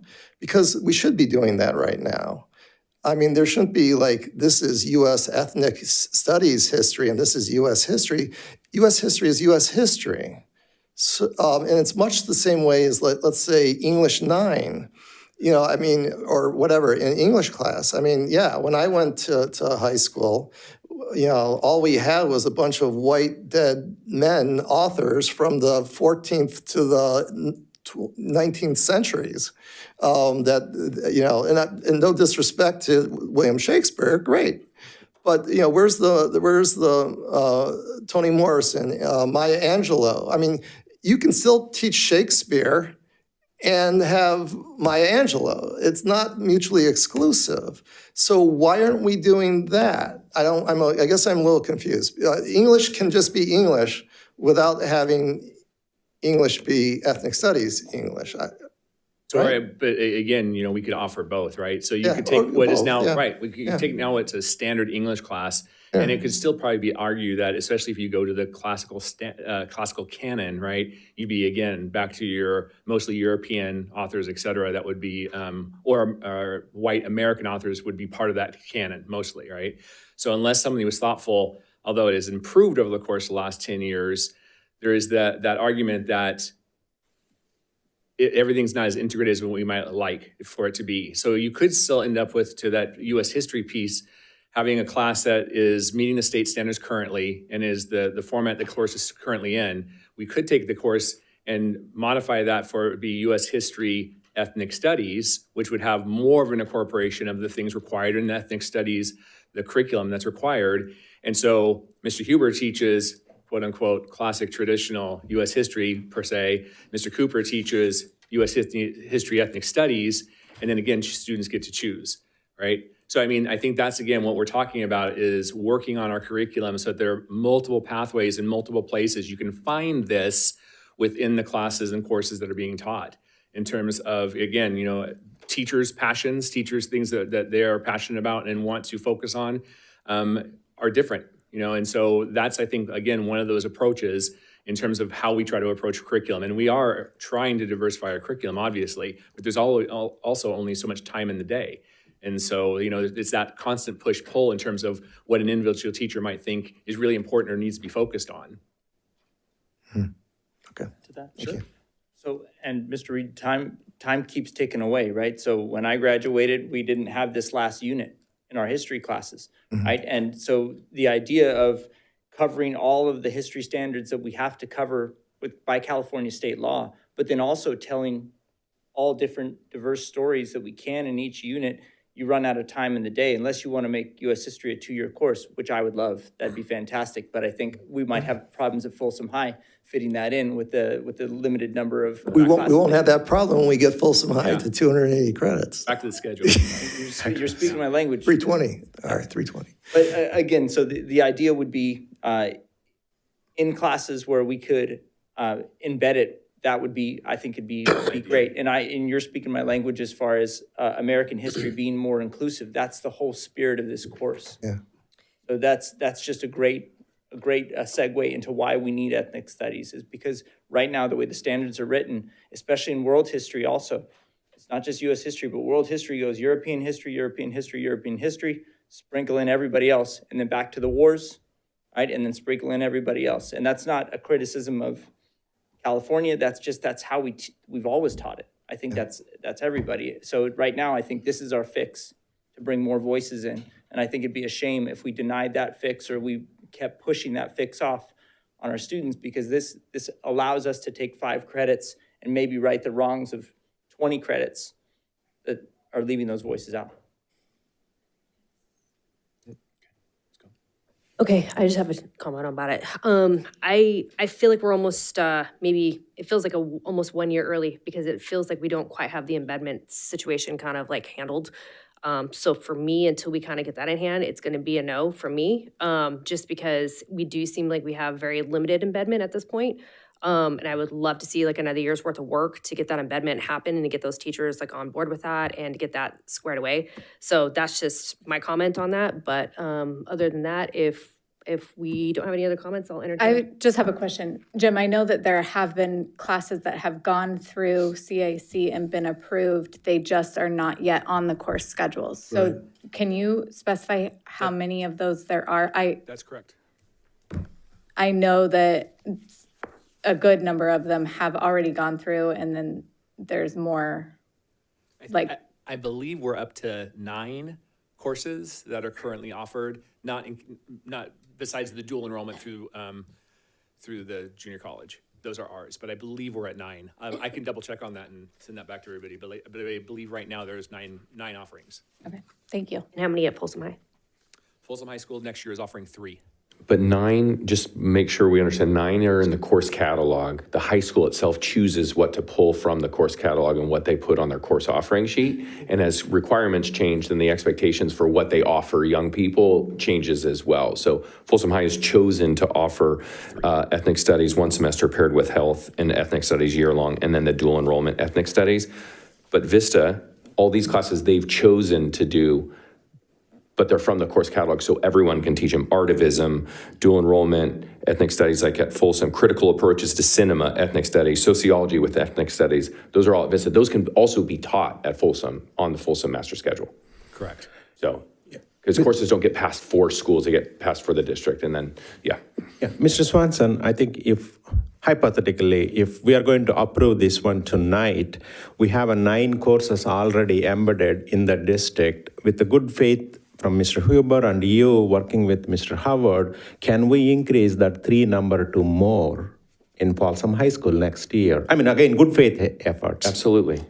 Yeah, it's good. Yeah, if the vote tonight, if the board chooses to make it a requirement, like what I just mentioned, is that then there would be other courses offered on the schedule sheet. Counselors would be working with their students in their 4-year planning to include those courses because they need to check the box before they graduate. So, I mean, that gives Mr. Cooper, a teeth. No, I got to work with the Folsom High principals and other teachers through you. Haven't students already selected their courses? yeah, for 26, 27, I thought Trustee Chalmchurla was talking about next year, the following year. Selection from following year, not this upcoming school year. Okay. I'll entertain a motion. I move. I'll second. No, you got I'll second. Second. Was it Addie? Addie, Okay. yes. Second by Addie. Ms. Luong? Aye. Ms. Lopez Petracca? Aye. Mr. Reed? To explain my vote, I will be voting no, not because I'm not supportive of ethnic studies, but because of the reasons I described. We need to get Folsom High on a new schedule that gives them 320 credit hours. I'll use the number that Eric shared. I agree. That would bring them up to Vista's numbers, at which point we should probably talk about getting Cordova High to 320 as well. But I do want to express my gratitude to the staff who is working on this. I would also continue to encourage the embedment of US, or whether it's US history, English, or whatever, that we can make our subjects more diverse and not necessarily, indicate ethnic studies, but sure, we should have ethnic studies English, ethnic studies history, but we should also work on just embedding it in plain US history, right? But until we address the Folsom High credit disparity, reluctantly, my vote is no. Mr. Chalem-Churla? Yes. Mr. Clark? Aye. Ms. Lofthouse? Aye. Ms. Larrett? No. Motion carries 3-2.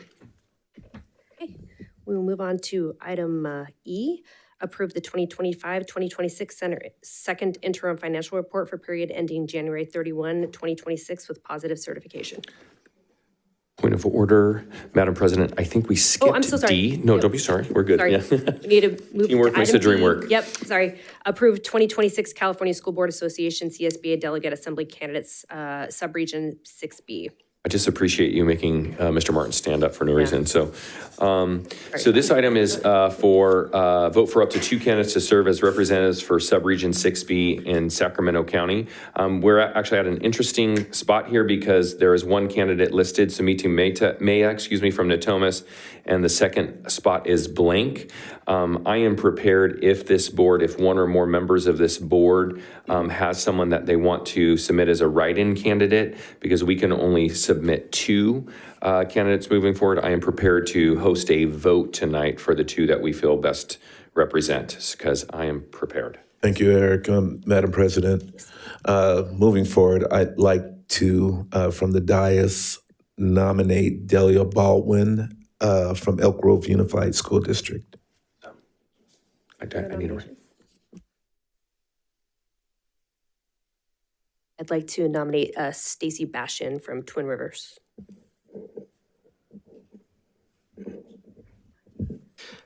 Would Board Member Clark and Board Member Larrett, since we are adding 2 and we can only vote on 2 and there's 1 here already, maybe you can both give us a little background on the individuals you're mentioning? I definitely will. Delia Baldwin actually is on the board of Elk Grove Unified School District. She is a former teacher. Been on the board for, I think, a year now. Very active in a couple of ad hoc committees with CSBA, and she's willing to be a little more active being a delegate. I've actually worked with her on board development for CSBA, so I think she would be a good addition to the delegate assembly. Stacy Bastion, she's at Twin Rivers. She's done extensive work in their community. She put together a youth center in their community. She works a lot with CTE programming and things at a charter school. So she's been very active. Her dad was also on the Twin Rivers board as well. So very educated in academics. Does anybody know the background of Sumiti Mehta? No, I know she's been on the board for 2 years now, but that's all I know about her. Oh, she's on her board, not... She's on her board, not on okay. CSBA. Okay. Okay, any other candidates who are interested in adding to our ballot? And I know this is hard. This is like, you don't know them all, but I think it's important to recognize too that while Sumiti Mehta is on here already, there's 3 candidates. You get to vote for 2. Yep. And it doesn't have to be the one that's already written in. It could be the 2 that were nominated today, and so I'll collect the votes, I'll tally the votes, and then we'll move forward just like we do in our December reorganization meeting. Does that make sense? Yeah. I believe according to CSBA, those votes are not to be public. Not like our organizational meetings. I believe they are private votes. Per board. Haven't we voted in prior meetings, like just a voice, but I was actually surprised. I don't ever remember getting a hard ballot. I remember just we're voting from the dais. Because Just nominated.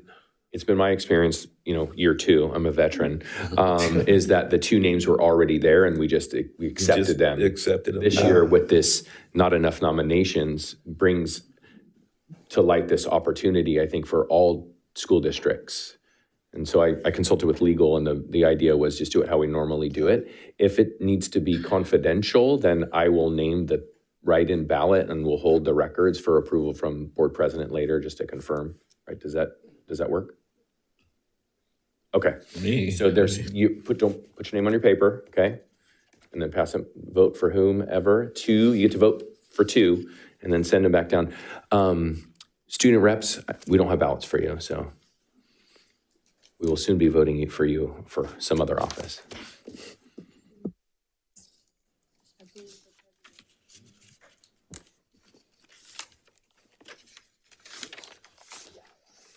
Oh, shit.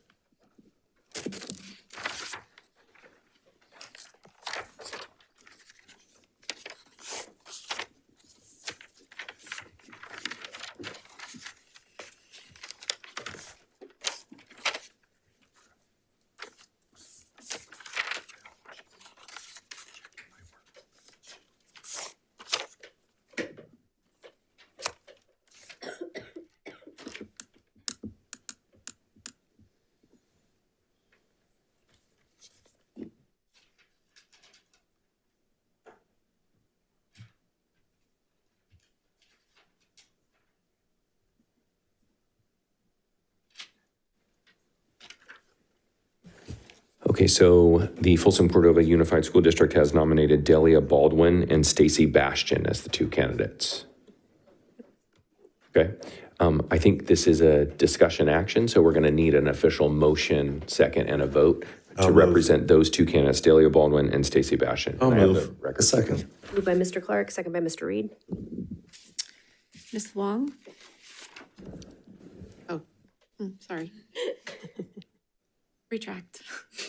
Mr. Reed? Aye. Mr. Chalem-Churla? Aye. Mr. Clark? Aye. Ms. Lofthouse? Aye. Ms. Larrett? Aye. Motion carries 5-0. Okay, now we'll move on to item E. Approve 2025-2026 second interim financial report for period ending January 31, 2026 with positive certification. Welcome Mr. Martin to the podium for our second interim presentation. Good evening. Yes, and so we do have some updated information for second interim that will provide. The big piece that always is the most interesting at second interim is normally when we look at the multi-year projection, which is updated with the new governor's first proposal for the budget for 26-27. So, but we'll jump in here, and as we always talk about, this is a document that is summarizing what you are actually approving, which is the SACS documents. At second interim, we are saying that we are qualified. We're positive, thank you, and so that we can meet our financial obligations for the current year and the next 2 years. And so we continue to always build on the budget. So this is updated information from first interim up to second interim. Enrollment-wise, we are actually a little bit higher than what we had projected at first interim, so that's good. Enrollment is continuing to grow, as you can see out in the projected years. And attendance-wise, we are holding right around that 95.2 number. So we are continuing to project that. We are projecting a little bit higher number in the out 2 years, hoping that we can continue to build on growth there, but we are being relatively conservative in that. Bringing together all the funding, you can see that's our LCFF calculation, which you guys are familiar with at this point. And so just coming in and looking at our revenues, on the unrestricted side, you can see that LCFF does jump up a little bit. That is due to the additional students, and that will bring us a little more funding than what we projected at first interim. And then you also do see some additional funding in local income there from some different areas, including some interest revenues, which is probably the largest single item on that. On the restricted side, on the revenues, you do see other state revenues jumping up because of some additional funding sources that we received, along with updated estimates for our equity multiplier funding. On the expenditure side, a lot of information here, but in general, normally what happens at second interim, we're going to be continuing any open positions that are still unfilled. we are going to go ahead and up to 70% of that position be removed. So that is a significant reduction in some of the expenditure lines you see there. However, we did actually see some cost increases around variable time, which is sick leave. We are seeing an uptick in usage over previous year. And so that can just be cold and flu season. Those types of things are just hitting us at a higher level. And so because of that, we did adjust up some of those expenditure lines around subs, some of those other places. Books and supplies are adjusted up, and contracted services, both of those are going up at second interim. That normally doesn't happen at second interim, but we did have some operational costs. One, contracted services is actually one of the bigger ticket items. Is we actually, our substitutes, we actually are under contracted services now for classified staff. We use ESS as our vendor. And one of the things they've been doing is actually doing a much better job at filling our sub rates. So historically, we'd been around 30% on filling some of our subs positions, talking about here like normally aides, mostly special ed aides, things of that nature, but we also use it for custodial food services, quite a few other programs. And we're actually seeing a fill rate of about 70% now, which is a very positive thing in that we're getting more subs, but obviously that costs us more money. So we needed to adjust up some expenditure lines associated with that as well. And so you see some other items in there, other maintenance agreements, some repairs, things of that.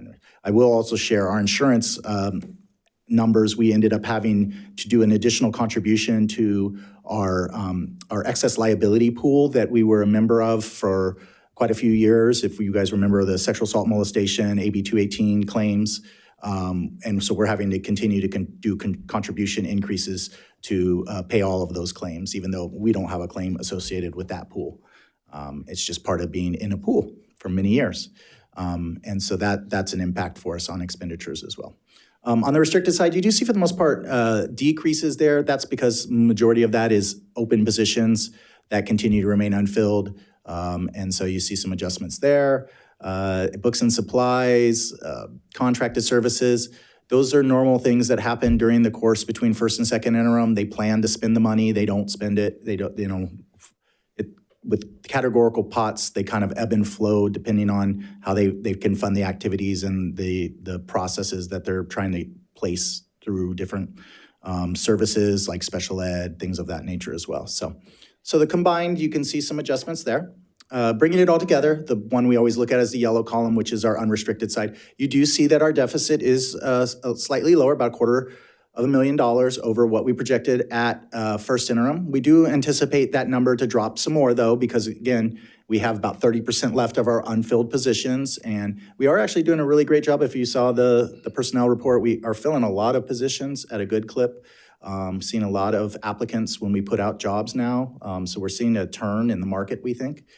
So we are filling a lot more positions. One of the things I do want to share though is you do see a prior year adjustment line of in the yellow there, about $745,000. That's to the good. And so what ended up happening there was a timing issue with our year end where we actually, our final closing statement for one of our trust accounts. So we have a trust account that holds pension funds. When we got the finalized statement, we actually saw the gains on it had actually been higher than what we had booked by about $700,000. And so that, you notice it's an increase to our ending fund balance, which is a positive for us. That's great. Keep in mind though, that the funds in the trust account, that's a snapshot at one moment in time. And a lot of those funds, it's similar like a mutual fund, it's in indexes. So day to day, that can vary based off of how the stock market is doing. So you kind of take that a little bit with a grain of salt, but because of the final adjustment, we did have to make an adjustment to reflect that revenue. And so that's in the final number there. So that's good. We like that. That's money that's invested that is returning more or less a higher level than what we had booked into the system at the time. So we did have to make a little adjustment there on that one, but that's to the good. So we're happy about that. So bringing it all together, you can see our about $65 million, about 35 of it or a little more than half is in restricted accounts. On the unrestricted side, you do see we meet our 3% reserve. One of the things I do want to note is that box down at the bottom that has that asterisk. We are, to be able to meet our 3% reserve, we are having to more or less adjust where our committed funds are, meaning we're taking about half of what we have committed, except for supplemental funds, and having to use that to meet our 3% reserve.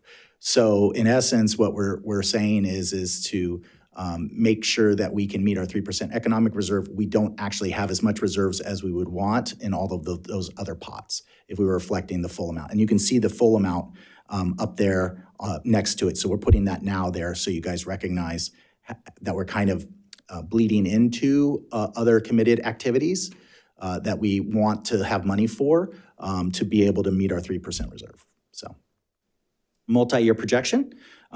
Looking at this, so this is all revenues, unrestricted and restricted. The biggest item there is the LCFF changes. You see about $11 million increase in 26-27, and then another $13 million. That is the growth along with the COLA that has projected, and you can see that projected COLA is 2.41 for next year, and then that is actually a little bit higher than what we projected at second interim. Or actually, no, I'm sorry, it actually dropped it's higher than 25-26 COLA, but it's actually lower than what we had projected at first interim for 26-27. So it actually did drop. I think it equated to about a $1.6 million decrease over what we were projecting. For 27-28, you can see the COLA is a little over 3%. And so we're using that based off of the governor's proposed budget. And so we just dropped those numbers in. Enrollment does continue to increase. You see that, that's the big one, 341 students increased in 26-27 and another 380 in 27-28.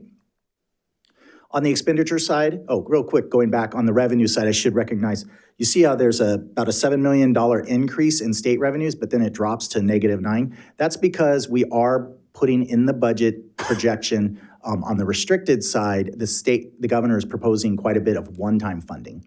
So we're more or less recognizing that in 26-27, and then we take that money out in 27-28, and it's about $10 million.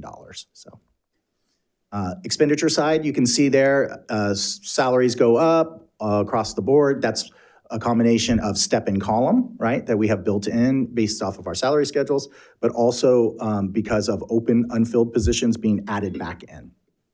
So that's what you're seeing there with regards to the increases in certificating classified salaries. Books and supplies are relatively flat. We do that on purpose in our multi-year. We pull out one-time items or items that we know we're not going to have expenditures the following year. We pull those activities out, and then what's remaining is kind of we hold static. Just because there's so many variables on a multi-year projection, if we started adjusting every single line item for a service or a piece of equipment or buying paper, it would get pretty convoluted. So we just keep that flat because we're trying to understand in general, if we were to keep the budget flat, which direction are we going? But you see expenditures continuing to rise, and that is all staffing related for the most part. Bring it all together. Again, we look at the blue in this particular table, looking at our unrestricted. And the big thing we're looking at here is our deficit that we see of 25-26, about $13 million, is declining to about $10 million or 9.7, but down to 1.3 in 27-28, right?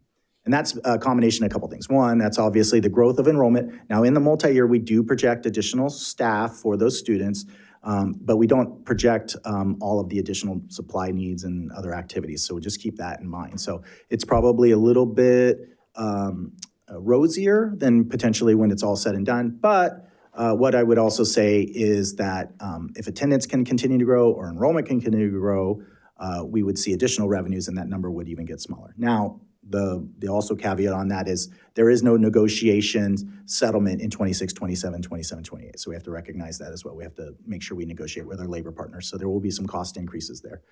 The big piece is though that we want to make sure that on that third year in 27, 28, we can at least make our 3% reserve, which is about $11.7 million.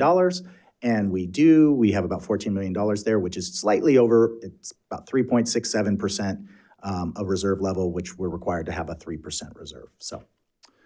So continuing on, and then this is just our other funds at second interim. Again, this is for 25-26, going across there. You see our charter school still meets their ending fund balance. They're actually up more students, so they're actually looking pretty good. Our adult ed programs, child development, cafeteria, and then our facility funds, and then the last one is our student care funds. But all of those are looking fine. Those negatives there are either intentional deficit spending, like in the building funds, we receive the funds and now we have to spend them down. That's the only way we can access them. So those are normal activities for the most part. So again, we have a positive certification. We're going to continue to, right now, we're actually meeting already. We've already met with all of our school sites on building our budget for next year. We're now meeting with all of our departments. And so we will be doing that. Obviously, staffing is the biggest part, so we're watching enrollment. March 1st came, and so we have enrollment started, and so we're looking pretty good there. I know Pam Owen had shared that a majority of our sites are ahead of schedule when it comes to registrations, which is always good, so we know where the students are.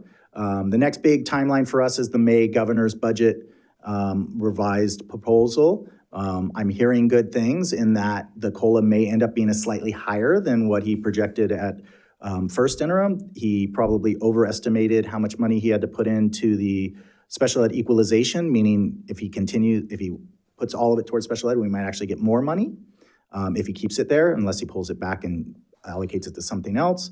And then, with the one-time monies, we're interested in how we're going to be able to access those. And then there's some settle-up funds as well. So there's quite a few things. It all seems positive, and it's kind of an interesting situation in the fact that because of Prop 98, education is kind of in a bubble in that we're actually seeing continued revenues, whereas the rest of the state budget is actually seeing cuts. And so that's why some of that settle up, about $5 billion of funds that the governor is trying to hold back so that he can use it and balance the budget in other places. So that's part of the conversation we're monitoring as well. So, all right. And then you can continue to see, we have continued our SBAC committee in March. That's now. We're doing our second interim budget. And then we have quite a bit coming in May and June as we build the budget for 26-27. Questions? Yeah, Sean. Thank you for that. And I agree with you. I think that COLA is going to go up a little bit, and that extra special ed funding is going to happen. Do you see with the May revise? How can I say this? Much change in Prop 98. I mean, as far as the funding. Yeah, I mean. goes. Prop 9, I'm not going to say I'm a Prop 98 expert by any means, but what I will tell you is the tax collections continue to outpace the last governor's projection and the Department of Finance, which they're kind of one and the same. So LAO does think that the Prop 98 required amount can be larger. And then the question is whether or not the governor recognizes that that's part of that whole idea of the settle up, and whether or not he defers it versus tries to recognize those funds. And so, because he is using, at first interim at least, he's using that settle up to balance the state budget in other locations. Right. So I think that's going to be part of the fight and the conversation that will happen in Sacramento. And then the other big conversation still is, we're projected to get about $10 billion in those one-time funds. And they're pretty flexible. They allow us to pretty much, use it for quite a few activities. There is some discussion that the legislature would be interested in taking some of those funds and earmarking it for very specific restricted purposes.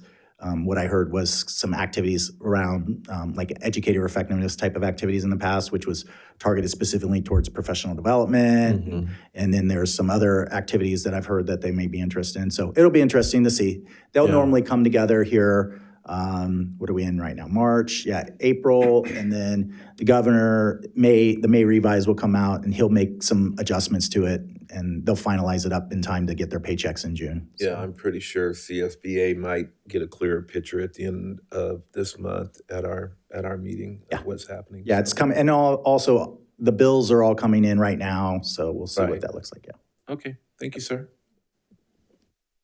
The only one thing on slide 12, as you said, we are putting rosy picture there. Yes. Right? Since you have some space, if possible, because we haven't included the COLA, step-in columns, and all the expenditures, which you are explaining here. Maybe an asterisk with the bottoms, it helps the readers, anybody? That it's not really the $4 million deficit going down because we haven't included all the expenditure. Yeah, I think it At high goes level. both, it kind of goes both ways in that, and that's why I kind of, with a multi-year projection, just because there are so many variables, we have projected all fully staffed in 26, 27, and 27, 28, and we know that positions during the course of the year come open and closed.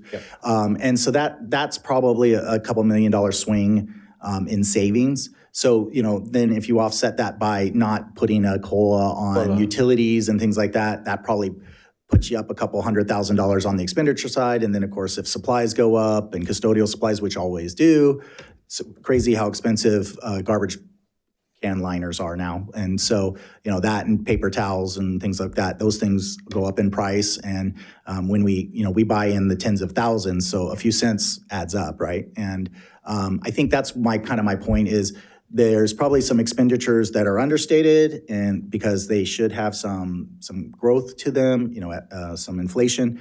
But on the offsetting side, we do know we are probably overstated a little bit on salaries, related to the fact that there's an assumption that all those positions are going to get filled and all those people are going to take full benefits. So it kind of goes both ways a little bit. And so I would say that overall, I think what we're seeing here is general direction that we're going in a good positive direction. Deficit's getting smaller. We have to be conservative on what we've been trying to talk about is try and be efficient, try to find ways to keep costs flat. Because if you see flat costs, the revenues will outpace us, and then at some point we'll catch back up, and that's what we need to do, right? Get out of the red. And so if we can do that across the board, and we just kind of hold tight for the next couple of years, we can get there without having to do significant cuts at least. And that's the end game that we're trying to do there is find ways to be efficient in the systems and create savings. But we also know we're gaining 600 kids. And we have to have capacity to support all of them. So how do we do all of that? And that's part of what we're working on. That's part of the SBAC committee's conversations. One of the future meetings we're going to have here coming up is we're going to look at every service contract, everything in that 5,000 series, and talk through all of those and see, is there a way to either create savings by actually spending money, meaning create a position, figure out a way to do it in-house, spend some money, but we can do it at a cheaper rate than having it outsourced out, right? So that's something we're going to be looking at. I know legal is one that we always talk about, but there will be other services and activities through that. So that's going to be something we're going to continue to look at through that method, like you were talking about earlier, efficiencies. Right. Okay, good. Thank you. You're welcome. David, I think next 3 years SBAC meetings, my friend. That's a lot of hours. Are they going to remain 3 hours? Well, I mean, you guys you're getting faster. We're getting faster at it. We're doing so. Maybe in a year or two, we can take it down to 2 hours. Yeah. Try. Any other questions? Thank you. Thank you. Appreciate it. Thank you. Any public comment? None received. Okay. Then I will entertain a motion. I'll move. Moved by Mr. Clark. Second. Second by Mr. Chalem-Taylor. Ms. Wong? Aye. Ms. Lopez Petracca? Aye. Mr. Reed? Aye. Mr. Chalem-Churla? Aye. Mr. Clark? Aye. Ms. Lofthouse? Aye. Ms. Larrett? Aye. Motion carries 5-0. Okay, we will move on to item F, adopt resolution number 03-05-26-37, specifications of the board election order in consolidation with the November 3rd, 2026 general election. Yeah, thank you very much, Madam President. This is a resolution for consideration for the board to adopt that essentially acknowledges that we have 3 trustee seats that the terms will be expiring December 1st, 2026. You'll see down on the financial impact for us to get those trustee seats on the ballot. There is a cost, and that is determined per voter in that area. And then you see within the rationale that in the resolution, it talks about the date and purpose of the election, candidate statement, responsibility of candidates, method of breaking ties, reimbursement by the district, and certification of no district boundary change since the last election, which we haven't had. So that is what is up for adoption tonight. Any questions from the board? Any public comment? None received. Fantastic. Okay, I'll entertain a motion. I'll move. Moved by Mr. Chalem-Taylor. I'll second. Second by Ms. Lofthouse. Ms. Wong? Aye. Ms. Lopez Petracca? Aye. Mr. Reed? Aye. Mr. Chalem-Churla? Aye. Mr. Clark? Aye. Ms. Lofthouse? Aye. Ms. Larrett? Aye. Motion carries 5-0. Okay, we will move on to item G, adopt resolution number 03-05-26-39, change in classified staff due to lack of work or lack of funds, Ed Code 45117A. Thank you so much, Madam President. We're going to invite David Byrd up to the podium to address this item because we can't have him sitting in a seat all night. So, do you want to say a few words about this? Yeah, thank you. It's good to get up. Just a little background on this. We're required to do this by March 15th. We've got some relatively new legislation for classified employees that requires us to give a notification if we're going to have to do any layoffs. Our situation is that we're going to be eliminating about 24 hours of daily work in the classified area. Most of that is elementary paraeducators, and where that's coming from is some changes in supplemental funding, equity multiplier grant funding, just some changes that are happening at the school level. And that's going to happen, obviously, at the end of the 25-26 school year for the 26-27 school year. What we already know is that based on what it's looking like, we think we're going to be able to add 25 and a half hours for 6 positions back into the system.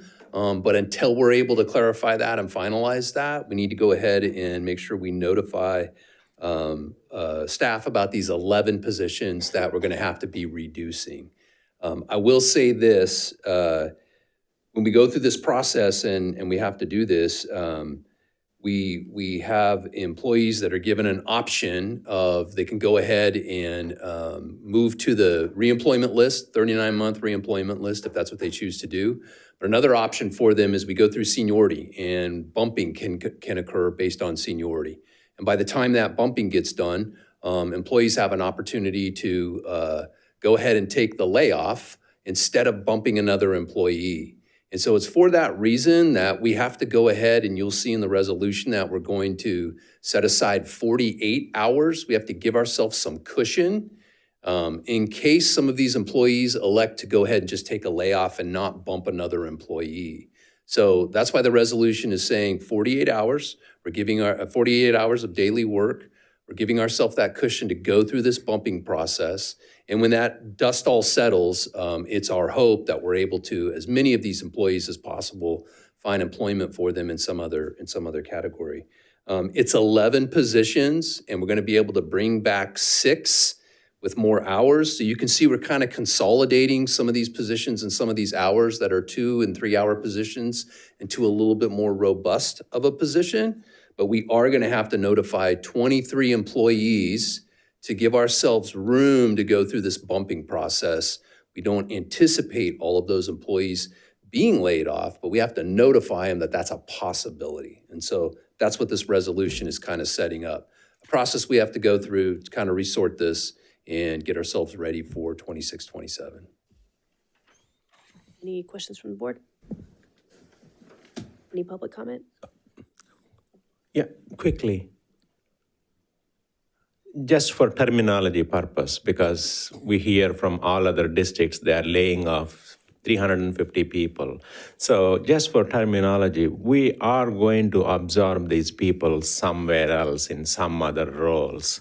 We're going to make every effort and take them through the process that we do, which is to bring them in and based on seniority, kind of start with, okay, your position's going away. Here's the opportunity we have here. Would you like this position? And we kind of start to settle through that. And that does create kind of a cascading effect. And it's our hope that every single one of these employees we're able to keep into some position. But we got to go through that process, and that process will take some time. And for some employees, what's available to them and the location of that opportunity to be a paraeducator, they may not want that position in that location. They may go ahead and just say, I'll take the layoff, go on the reemployment list, and then we kind of start to see what starts to build back up as the school year starts. And they're the first people we call to give them an opportunity to come back. Thank you so much for explaining, and thank you for the thumbs up, Rob. Madam President? Yes. CSBA, what are your thoughts? You're good? Okay, all right. Yeah, Rob's been great about it. It happens on a regular basis.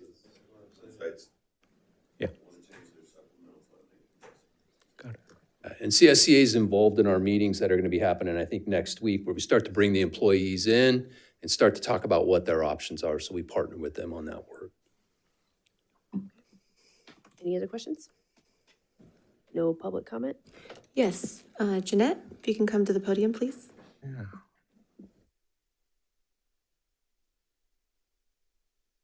So, Judith Sanzabach, FCA president.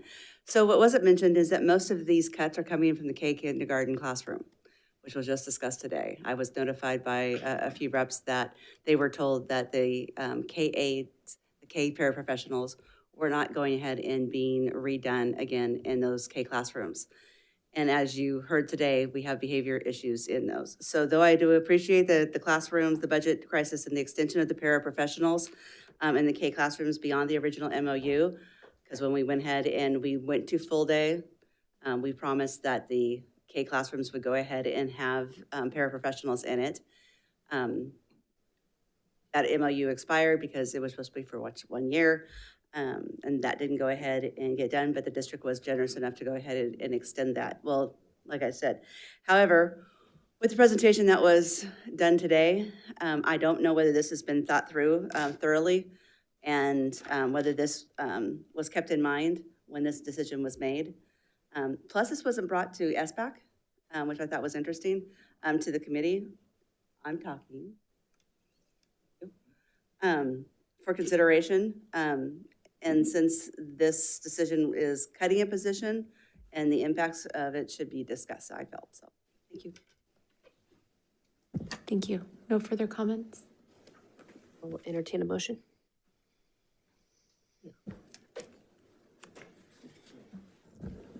No, I'll make item G move. This is a routine item, the way I'm understanding from our HR and our partner. Moved by Mr. Scholem-Taylor. Could I ask a question, actually? Mr. Bird, can you speak to that? Are these specific cuts from our kindergarten classrooms? I don't know the specifics of where all those cuts are going to go. I don't have that in front of me. I mean, I trust that sounds like that's probably where there's going to be some cutting and some cuts are going to take place. Yeah, let me clarify. There is a site allocation from the district. Every kindergarten or every school site with a kindergarten classroom gets 2 hours of paraeducator time. That has not been cut. That is continuing. If a specific site has augmented that with extra time with their supplemental funds, that could potentially be, but that would be site specific and that would be part of their site plan. So that's not, there's no cuts to any kindergarten allocation through the district allocation of 2 hours per kindergarten class. So sites may make adjustments, they always do, that's part of their site supplemental funding, but the district has not made any changes, and that form and document went to the board and to the SBAC committee. So if someone has a concern about a reduction, we can definitely have a conversation, but every site is getting their full allocation. Okay, thank you.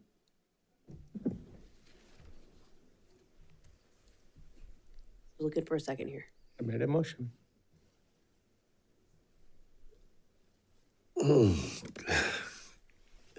I don't know. Thanks, Jennifer, for Jeanette. I mean, God, I'm terrible with it. I've been away too long. Thanks, Jeanette, for that observation. I'm a little concerned, especially with the presentation that we heard today. But Sean, are you saying that we still have 2 hours of paras, right? Yeah, the allocation has not changed at all. The form, I can pull it up if you'd like. It's the site allocation. We right. get 2 hours for every kindergarten classroom, and that's an allocation that has been in place since we went to full day kindergarten. Nothing has changed. You don't have to give me the eye. I'm telling you. Well, nothing you know my eye. It's I like, see your are eye. you sure? And it's not. No, nothing is. Okay, and so I all think right, maybe a okay. specific site maybe was buying extra time maybe, and they've reduced their allocation. Okay. But they at least have the 2 hours. I don't know above and beyond that or whatever else that sites, because every site does something different. That's why we meet with all 20-something elementaries, because every single one of them, with the supplemental funds, they can definitely do and move funds and activities. But definitely the district allocation is there. I'm 100% sure. 100% not feeling good about this, but I'm going to trust staff on this one.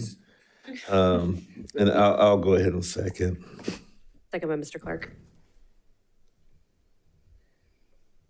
Ms. Long? Aye. Ms. Lopez Petracca? Aye. Mr. Reed? Aye. Mr. Chalem-Trilla? Aye. Mr. Clark? Aye. Lofthouse? Aye. Ms. Larrett? No. Motion carries 4-1. Okay, we'll move on to item 13, discussion. Item A is 2026 Local Control and Accountability Plan, mid-year monitoring report for the 2025-2026 LCAP for the Folsom Cordova Community Charter School. I would just first like to thank Mercedes for being here since 6 o'clock. Well, we It is saved- now. Save the best for last. Yeah, there we go. Oh, superintendent remarks. Okay, good. Okay. And I do have. Good evening. I'm Mercedes Kirk. I'm the principal of the Folsom Cordova Community Charter Homeschool. And I'm here just to review our mid-year LCAP. So I believe you have copies, so I'll keep this brief. There we go. This is just part of the LCAP, the mid-year LCAP presentation, and it's a little snapshot which just gives us some demographics and numbers. And then again, I would like to point out that our numbers have changed. We're about to hit 190 students on Friday, tomorrow, actually 191.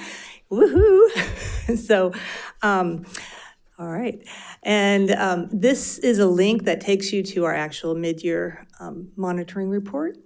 And then, of course, our LCAP is aligned to our school goals. And so these are our 3 goals: academic achievement and student success.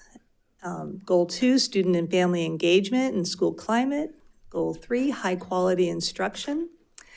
And I just want to point out a few highlights. We've made our CAS scores have gone up every year for the last 3 years, and our math in particular went up by 26.8 points, which we're really proud of. And we've increased our attendance to 98.8, but we are a homeschool, so the kids are being instructed at home. But still, there's a lot of effort put into that. We've increased our CAS testing participation to 96%, which is a record, really, for us. And then just to highlight some areas of focus for improvement is to continue to elevate our math and achievement and continue to close achievement gaps, in particular for students with disabilities and socioeconomically disadvantaged students, and accelerate our chronic absenteeism decline by continuing to expand our tiered re-engagement strategies, and then increase parent and guardian engagement. And that's it. Any questions? Yes, just a quick question, and I apologize because it's probably a really stupid question. But how do you have chronic absenteeism on a homeschool program? Are they just not living at the, how does that happen? I guess I don't understand. Well, it happens a few different, mostly because there's no evidence of instruction or lack of work completion. And in that case, we mark absences and it triggers our tiered re-engagement. So yes, and that, when we have so many absences and we've provided so much support and intervention and it's still not working, then we determine that homeschool is not an appropriate placement for that student. So, and sometimes we get parents that just go missing, just like in the classrooms. So, yes, unfortunately. So is it more absenteeism of the parents than the students, or is it sounds like it's different than traditional school. It sounds like the absenteeism is based on not performing the work versus not physically being where they're supposed to physically be. Exactly. It's that we meet with families every 2 weeks and we review their work completion and the educational consultants determine academic progress. And if they're not seeing evidence of work completion, and that can be, due to many factors, a reluctant student or a parent who's not providing the instruction or the accountability, but whatever it is determined, then we intervene, and if it's not an appropriate placement, eventually that student is either decides to disenroll or we involuntarily withdraw them. And Yeah. pull them back into Yeah. the classroom. Okay. Yeah. Thank you. Yeah. Any other questions? Yeah, Mercedes, thank you. Great presentation. Congratulations on the growth. Thank you. We're very proud of I it. was a little worried that we were losing students, especially with another charter school that's in the area, I believe, right? Not too far. Are you referring to New Pacific? Yeah. They aren't really, they don't draw from the same Okay. population as we do. Okay, cool. So we actually will refer to each other as well. Yeah, it's Okay, so depending on student needs. are they yeah. returning students or are they new students that are just coming in? I'm wondering Oh, where well, they're we've coming enrolled, from. I wish I had my numbers, but most of the students that we've enrolled, and there's been close to 70 students this year. Most of them, the majority, are from outside of our district. Really? Which is, there are not any returning students in particular. We've had a couple of those, but they're all new students, and it's a lot younger population. In the past, we would get mid-year enrollments of mostly middle school, and this year we've had a lot of primary school kids, a lot of TK and kinder and kinder to third grade. Yeah. Okay, great, thank you. Yeah. I have a couple questions that kind of piggyback on that. Congratulations on Thank your you. increase in numbers.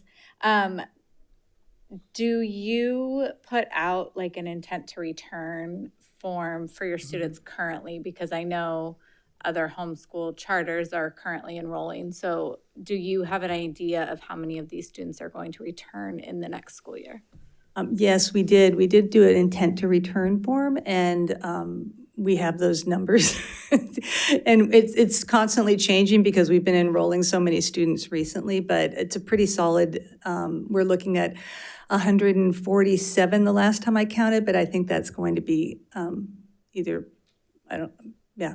not sure how many more have been added to that of the recent enrollees. And then do you happen to know, and if you don't know offhand, that's fine, but what your retention is year to year, like in terms of percentage of students that return the following year? I mean, right, that sounds like a good number. I don't have a specific number, but I do know that our retention has gotten better over the last 3 years, and we've had more students returning. This year, I think it's going to be a little higher. We've had a lot less students disenroll this year, and there seem to, and a lot of them have said that they're returning. So that's a number. That's a good. I'd like to get that number. Those numbers. Thank you. Any other questions? Thanks, All right. Mercedes. Well, thank Appreciate you. it. Yep. Okay, we'll move on to item 14, Superintendent's Report. Yeah, thank you very much, Madam President. I will start off before Mercedes leaves. I just want to, you don't have to come back. Congratulations. Thank you for all your hard work and your staff's hard work, because I know that we connected with Mercedes last spring because the enrollment, and you've worked really, really hard, and it's showing. Proof is in the pudding. So thank you. Yeah, absolutely. Second, item E on the consent agenda was around RNS oversight earlier. And an amazing community member, Matthew Haven, sat in that chair right over there most of the night, but I guess he had to go home to do some dad duties. So I just want to put it on record. We approved him to be part of the oversight, RNS oversight committee. He's an amazing dad, an amazing community member in Rancho Cordova. He's a Peter J. Shields parent, and I just want to acknowledge him for sticking it out. We didn't mention him after the consent, so I wanted to mention him here. Next up, I wanted to talk briefly about, I wanted to come back to that supplemental funds conversation briefly. I know that we already voted on it and all that, but We do a really good job in this district. I know this board knows because this board was the catalyst for making sure that we make sure supplemental funds follow our kids into the most needy communities. And so we give those funds to our schools through the leadership of this board, Sean Martin, his team, and then the sites then determine through school site council and other means how to spend those funds. Then they go through this process each year, looking at their data, working with the education services team to then make determinations for the next year where they want to invest those extra supplemental funds at their site. We call it site-based budgeting. They have a pot of money to do that supplemental. And from year to year, based on data, they make decisions that change. That is, the whole conversation wasn't about any district change. It was about sites, principals, school site councils, leadership teams, guiding coalitions saying, actually, we want to spend money over here because our data is saying that we need to. And so when those decisions are made, of course, there's a trickle-down effect for people, but I hope everyone heard what Dave said, and it's very true. It is, I don't want to call it a formality, but it is something that we have to do based on the collective bargaining agreement, but we're going to make every effort that those people come back and are working in our system, and then also that the sites have made decisions that then next year will come back, and we'll see through improvement science. They have change ideas. Did they work through the Plan, Do, Study, Act process? If they did, then we're going to adopt those practices. If they didn't work, they're going to make different investments. So I just wanted to make a few comments about that to make sure that's really clear to this board, because it was actually your foresight that then ends up in that conversation around how our sites can change funding based on needs in their sites. So up next, I want to talk briefly about, so we've been talking for a while, gosh, almost a year and a half now, about other opportunities for us to give access to our community to have voice. And one thing, President Larrett, you came back from the 2024 CSBA, and you had sat in a session that talked, I think it was Natomas, and they talked customer service, and we had talked about that. And we've been talking about different districts that have the funny title, but called an ombuds person. And ombuds people are hired by districts to make connections with families, to really hear them out when they have concerns. Martha, can you cue up the landing page real quick? So we have been working, I appreciate Angela Griffin and her team in helping us on the background, and I'm going to thank a lot of people on this, but this is, for all intents and purposes, it's going to go live tomorrow when our board briefs go out. From all the information that I just shared that has been coming to us about our needs, we have this opportunity for our community to provide feedback. So I'm going to talk to the board briefly about your role in this, is that I know as elected officials, you are constantly in the community and constantly making connections with community members, as well as your emails are getting filled up from time to time about community members. I would say probably most often, honestly, with concerns, but hopefully at times too with celebrations.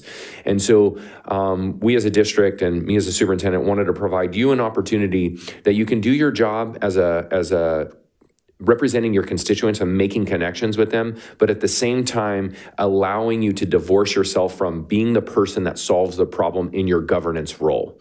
So while someone, we'll start with celebrations, comes to you and says, hey, Trustee Clark, I want to tell you that my daughter's 5th grade teacher is the best math teacher she's ever had. She's never liked math until this year.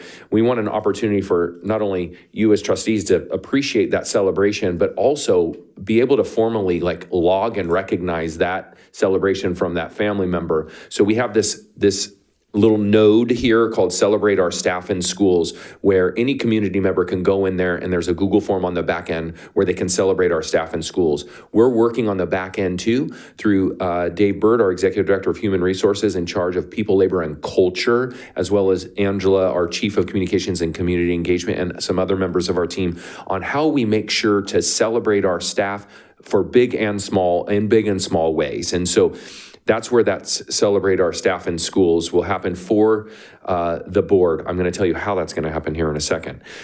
Next up, share a concern. Whether it's through your email or in the community, someone has a concern. They've already done all the things they feel they know in their power, because we all know that we turn everyone back towards whoever's closest to the problem. Have you talked to your teacher? Have you talked to your student's teacher? Have you talked to your student's principal? And if they've done those things, then we want an opportunity for them to share their concern. While you're making a connection with them as one of your constituents, we want also you do not have to carry that problem to me or to, we want them to be able to share their concern here with the guarantee that someone from our district is going to be in touch with them via a phone call if that's their preferred communication method within 48 hours.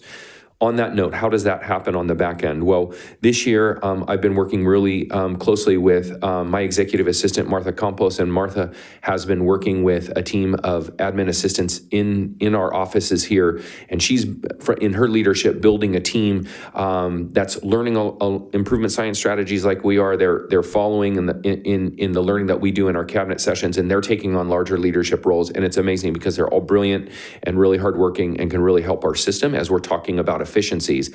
So Martha has and her team have a plan devised that in every 24 hours there are going to be 9 people in our Share a Concern Google Doc, and they know how they're going to triage it. And the point about this, I really want to make sure I emphasize this, is that this is about the connection. You've already connected with them as a board member, or someone has just gone onto this landing page and clicked on it, because tomorrow in the board briefs it's going to be shared out. It will be shared out periodically so our families know they have a voice and they can go somewhere, and within 48 hours they're going to get a phone call from Martha or someone on her team saying, tell me more about that, and then connecting them with the person that is the best able to solve their problem. It's really important to me. It's really important to our executive cabinet team, our team, and I know it's really important for all of you that our families feel seen and they feel heard, especially in times of distress.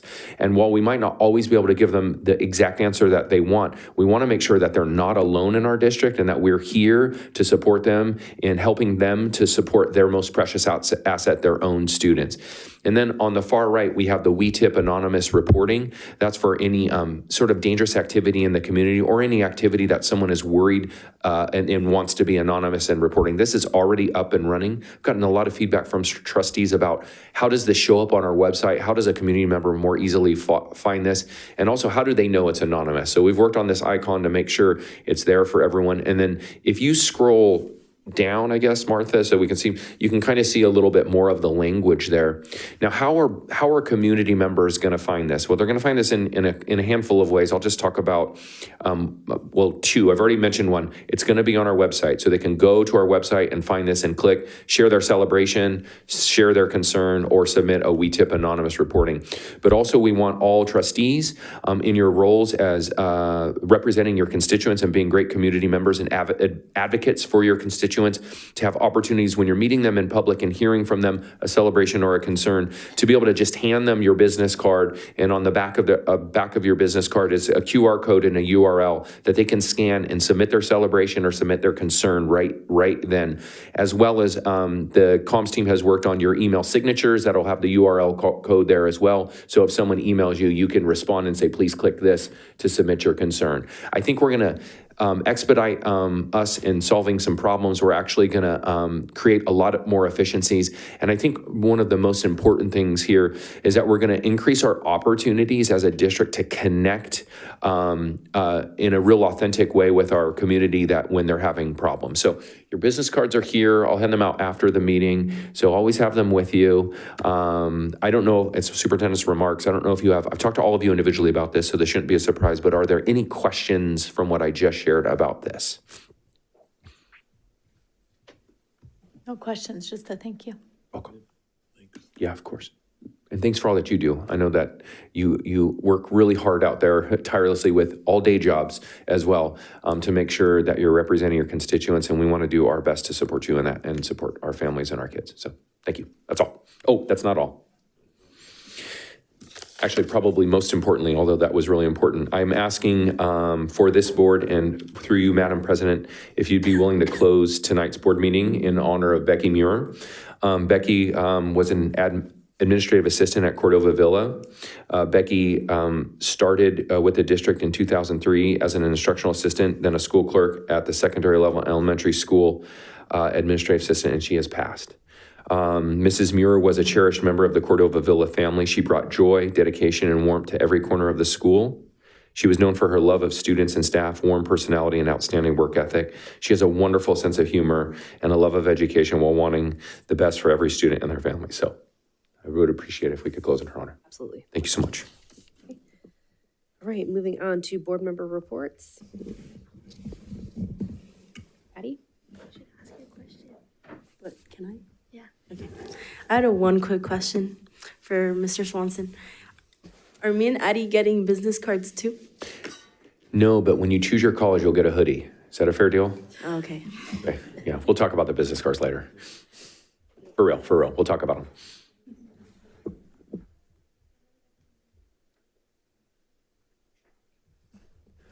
Okay, so some very exciting things have been happening at Vista this past month in February. First things first, our Asian Student Association and our Korean Culture Club, they collaborated to organize a Lunar New Year celebration, which was really, really cool. It was on February 13th, and they had club booths, games, and also line dancing and a bunch of other performances. And then also our Vista, Cordova, and Folsom High's BSUs organized a Black History Month celebration at Vista, which was very vibrant, and it was just very cool. This is the second year I think they've done it, and it was I thought it was especially exciting how they were able to collaborate amongst all three high schools. And unfortunately, I was at the Friendship Festival, so I couldn't attend, but I'm very proud of our student organizers and how engaging of an event they were able to run. They even had like guest speakers and another art mural, which was very cool. And also, Vista is hosting a Mista Vista fundraiser for Mista Vista event, which is a fundraiser for our student government, and it's basically where our few select of our senior guys compete for the title in a talent show for the title of Mista Vista, and the theme is Top Gun, so they're in like their aviator outfits and they're competing to see who's going to be the next Top Gun. And moving away from Vista, as we previously mentioned, earlier this week, we opened the application for the 2026-27 Student Advisory Board representatives, as well as FCUSD's next student board members. And so this past week, when Evelyn and I were designing the application, it was a very full circle moment, kind of looking at the application questions and also just posting about it on Instagram, because I was like, wow, I'm finding my replacement already. But with these applications, I firstly just wanted to urge students to apply. We need more representatives, especially from the Rancho side. We have a lot of students interested from Folsom schools, but definitely not enough from schools like Walnut Wood and Innovations. So I definitely urge students to apply. And secondly, just to be genuine and thoughtful with your responses, we want to see your personality come through. And personally, I will measure your qualification based on the why for doing your work, rather than just what you've done. Having a polished resume won't help you become an SAB rep or even a student board member. I hope students show their willingness to show up for students with their fullest attention and find thrill in like the late nights that they'll spend making SAB meeting slideshows or frantically keeping track of student emails and spending hours on Canva making board meeting summaries. But yeah, this is truly the most rewarding position a student can hold. So I hope that there are students out there that are genuinely eager to serve the FCUSD community, because FCUSD students deserve the representatives that are creative, engaging, and passionate. So best of luck to students that are applying, and please email me or Evelyn if you guys have questions. Okay, Ms. Evelyn? Okay, so going along with the BSU event that Vista hosted, our Cordova's Culinary catered. So shout out to them because they just cook so good. And then at Cordova, we have our ASB officer elections. So I'm also not only giving my student board member spot, but my ASB vice president spot. It's like all my power is going away. And we're planning our upcoming rally, which is going to be in 2 weeks. And Cordova hosted a track meet on Saturday where the boys' distance medley relay beat the school record with a time of 10:57:09. And my favorite event that ASB hosts is the Spring Fling, so it's the special ed prom. And we're starting to plan it, and this year I'm in charge of invites again, so I'm so excited. And then Addie already went through our whole goal, and with the applications that came out for student board members. So I guess I'm excited to pass the torch and can't wait to see their campaigns, which is always my favorite part and it's always a fun part. And yeah, we woke up, or no, one day, when was it? I think it was on Wednesday or the next day that we released applications. I woke up so sad because I was like, wait, like it's really over. So Not yet, not yet. well, not yet, but so yeah, wish luck to everyone who applies, and I can't wait to read all the applications. Thank you. Ms. Lofthouse? I don't have a report this evening. Mr. Clark? Yes. First of all, I'm glad to be back, and to borrow a line from Thomas Jefferson in Hamilton, what did I miss? Well, while I was away, I was heartened to see the meaningful ways our district honored Black History Month. I wanted to extend a sincere thank you to Dr. Peace and her team for a wonderful presentation, recognizing our African American district leaders. I also wanted to specifically thank Board Member Lofthouse for recognizing the month, and from the dais, your leadership is ensuring that representation was voiced here in this dais, and you are deeply appreciated. I have had the pleasure of visiting Carl Sundahl Elementary to speak with students about Black history, and I attended the celebration at Vista del Lago High School, which brought together all three of our comprehensive high schools, and a special shout out to our Cordova culinary team for providing the excellent food for the event. Seeing our students and staff collaborate across the district to celebrate this history was truly inspiring.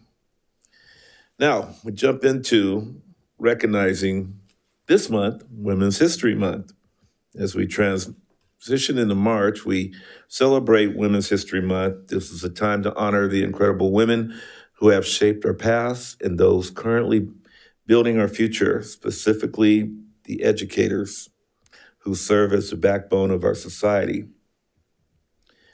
In that spirit, I want to recognize a colleague who sits here on this dais.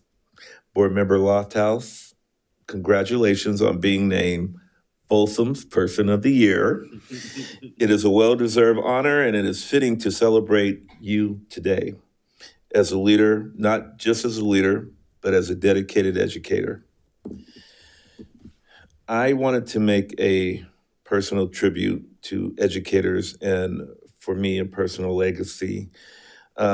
Teachers are the architect of our society. They do not simply teach a curriculum. They provide mentorship, empathy, and resilience that students carry for a lifetime. This month, or this past month actually, carried a profound professional weight for me, as I remember a very special educator, my mother-in-law. Her legacy as a public school teacher is a testament to the power of life lived and sacrificed to others. Though she passed away on February 17th, her influence lives on in the thousands of students she taught in her classroom for 33 years. She represented the very best of us, a woman who gave her time, her intellect, and her heart to ensure a brighter future for her community. So, to my fellow board members in the community, recognizing Women's History Month is about more than just the figures in our textbooks. It's about honoring the women in our hallways and our own families who have sacrificed to educate our youth. Tonight, we celebrate their strength, their brilliance, and the incredible marks that they will leave behind. So with that, that's my report. Thank you so much, Mr. Clark. Mr. Reed? No report tonight, thank you. Okay. Mr. Shalom Taylor? Mine is, read across the America. That's so fun to go around the elementary schools. That's awesome. And only one thing, Mr. Swanson, math test, March 16th, it touched me when people were talking. I don't know how much lead time we gave it to them, whether it is a few weeks or, I highly request to pushing that a little bit off so that people can get more prep time. Yeah, so I already reached out to Angie Calamagno, who's over there, and we're going to debrief tomorrow in Executive Cabinet. We're going to see what's possible. Also, just know that the California Assessment of Student Performance and Progress comes in April, and there's some conflicting assessments, but we are going to figure out if there is a way, because it does make sense. It's a request that they can get the more notice and the prep time to that one. And also, I get quite a few of the calls about the transportation, where I am very nearby because I was not here in last board meeting, that residents are concerned about it. I think one email I forwarded to you, the business cards you are going to give me is going to be very useful. Because because that's not the, I think someone was saying this is not our board decision. It is administrative regulator. You guys have thought through everything before making that decision. And even I was talking to you, Mr. Swanson, and also Mr. Sean Martin, that new role. I think we welcomed Jennifer this evening, is going to be championing for a future improving the health and wellness and the environment of the transportation department as a senior leader. And, I personally don't want to cut any roads. I know that's not the law we have to provide, but that is the most convenient for the residents in terms of the safety, their own work, socio-economical thing. I can go on and on. But Jennifer is coming in, so hopefully things will improve, and anything we can do better than today in terms of public transportation, that probably is one of the check boxes being the #1 district in the state. Thank you. Catching on. I do not have a report, but we did get a text message from Coach Baker that Folsom basketball will be in the D1 NorCal semifinals on Saturday at 7 p.m. at Folsom. So congratulations to the Bulldogs for winning this evening. So with that, we will move on to item 16, advanced planning, which is down there. And our next board meeting will be on the 19th. We do not need to recess to close session. So with that, is there any future agenda items requested? I would like to bring back the kindergarten schedule at some point before the end of this school year. I know we're too late for next school year, but to sort of look at some data, look at numbers, and really kind of dive into that schedule. I agree. Consensus? Okay, sounds good. Madam President? Yes. Couple items. First, I would like to remove the board member stipend from this future agenda items. If the board would agree with that, I don't think there's any desire currently to increase the board member stipend, even though state law says we can. Yeah, we have consensus with that. It's 2, is there 3? Yeah, 3, okay. Okay. Secondly, I'd love to get a discussion action item to allow students to get PE credit for varsity and junior varsity participation. Other districts do it. Yeah, I'll do some background work, then I'll get information to you, and then we'll decide if it ends up being a discussion action, or wherever it comes back. Yeah, for sure. Okay. We'll do some work on it to figure it out. And it will show up at a future agenda? Yes. Okay. Yes. Oh, well, is there a consensus? Yes. Oh, yeah. Yeah. Yeah. Yes. Yeah, I think I had asked for this like 4 years ago, and we had a little bit of a report on it, but I'd like to go back to that. Yep. And then finally, maybe it's more appropriate to go to the facilities committee, but it's something that we've had discussions privately on, Superintendent. I'd like for us to develop a plan to get the Gate Academy its own facility and off of the Theater Judah campus.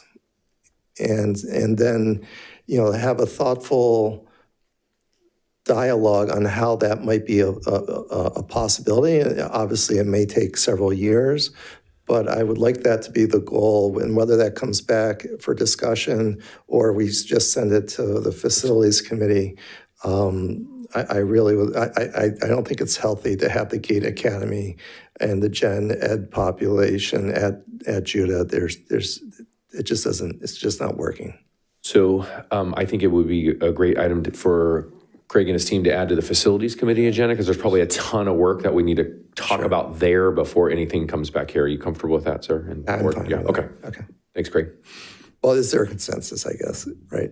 Well, you didn't actually add it to an agenda item. It's added to a facilities. No, that's so we're true. good. Yeah. Well, we should still get a consensus on it. Everyone's smiling. Consensus. Especially for the three people that don't go to facilities committee meetings. Yeah. Yeah. Facilities. Yep. Thank you. Thank you. Anything else? Okay, with that, we will adjourn in remembrance of Becky Muir. Thank you.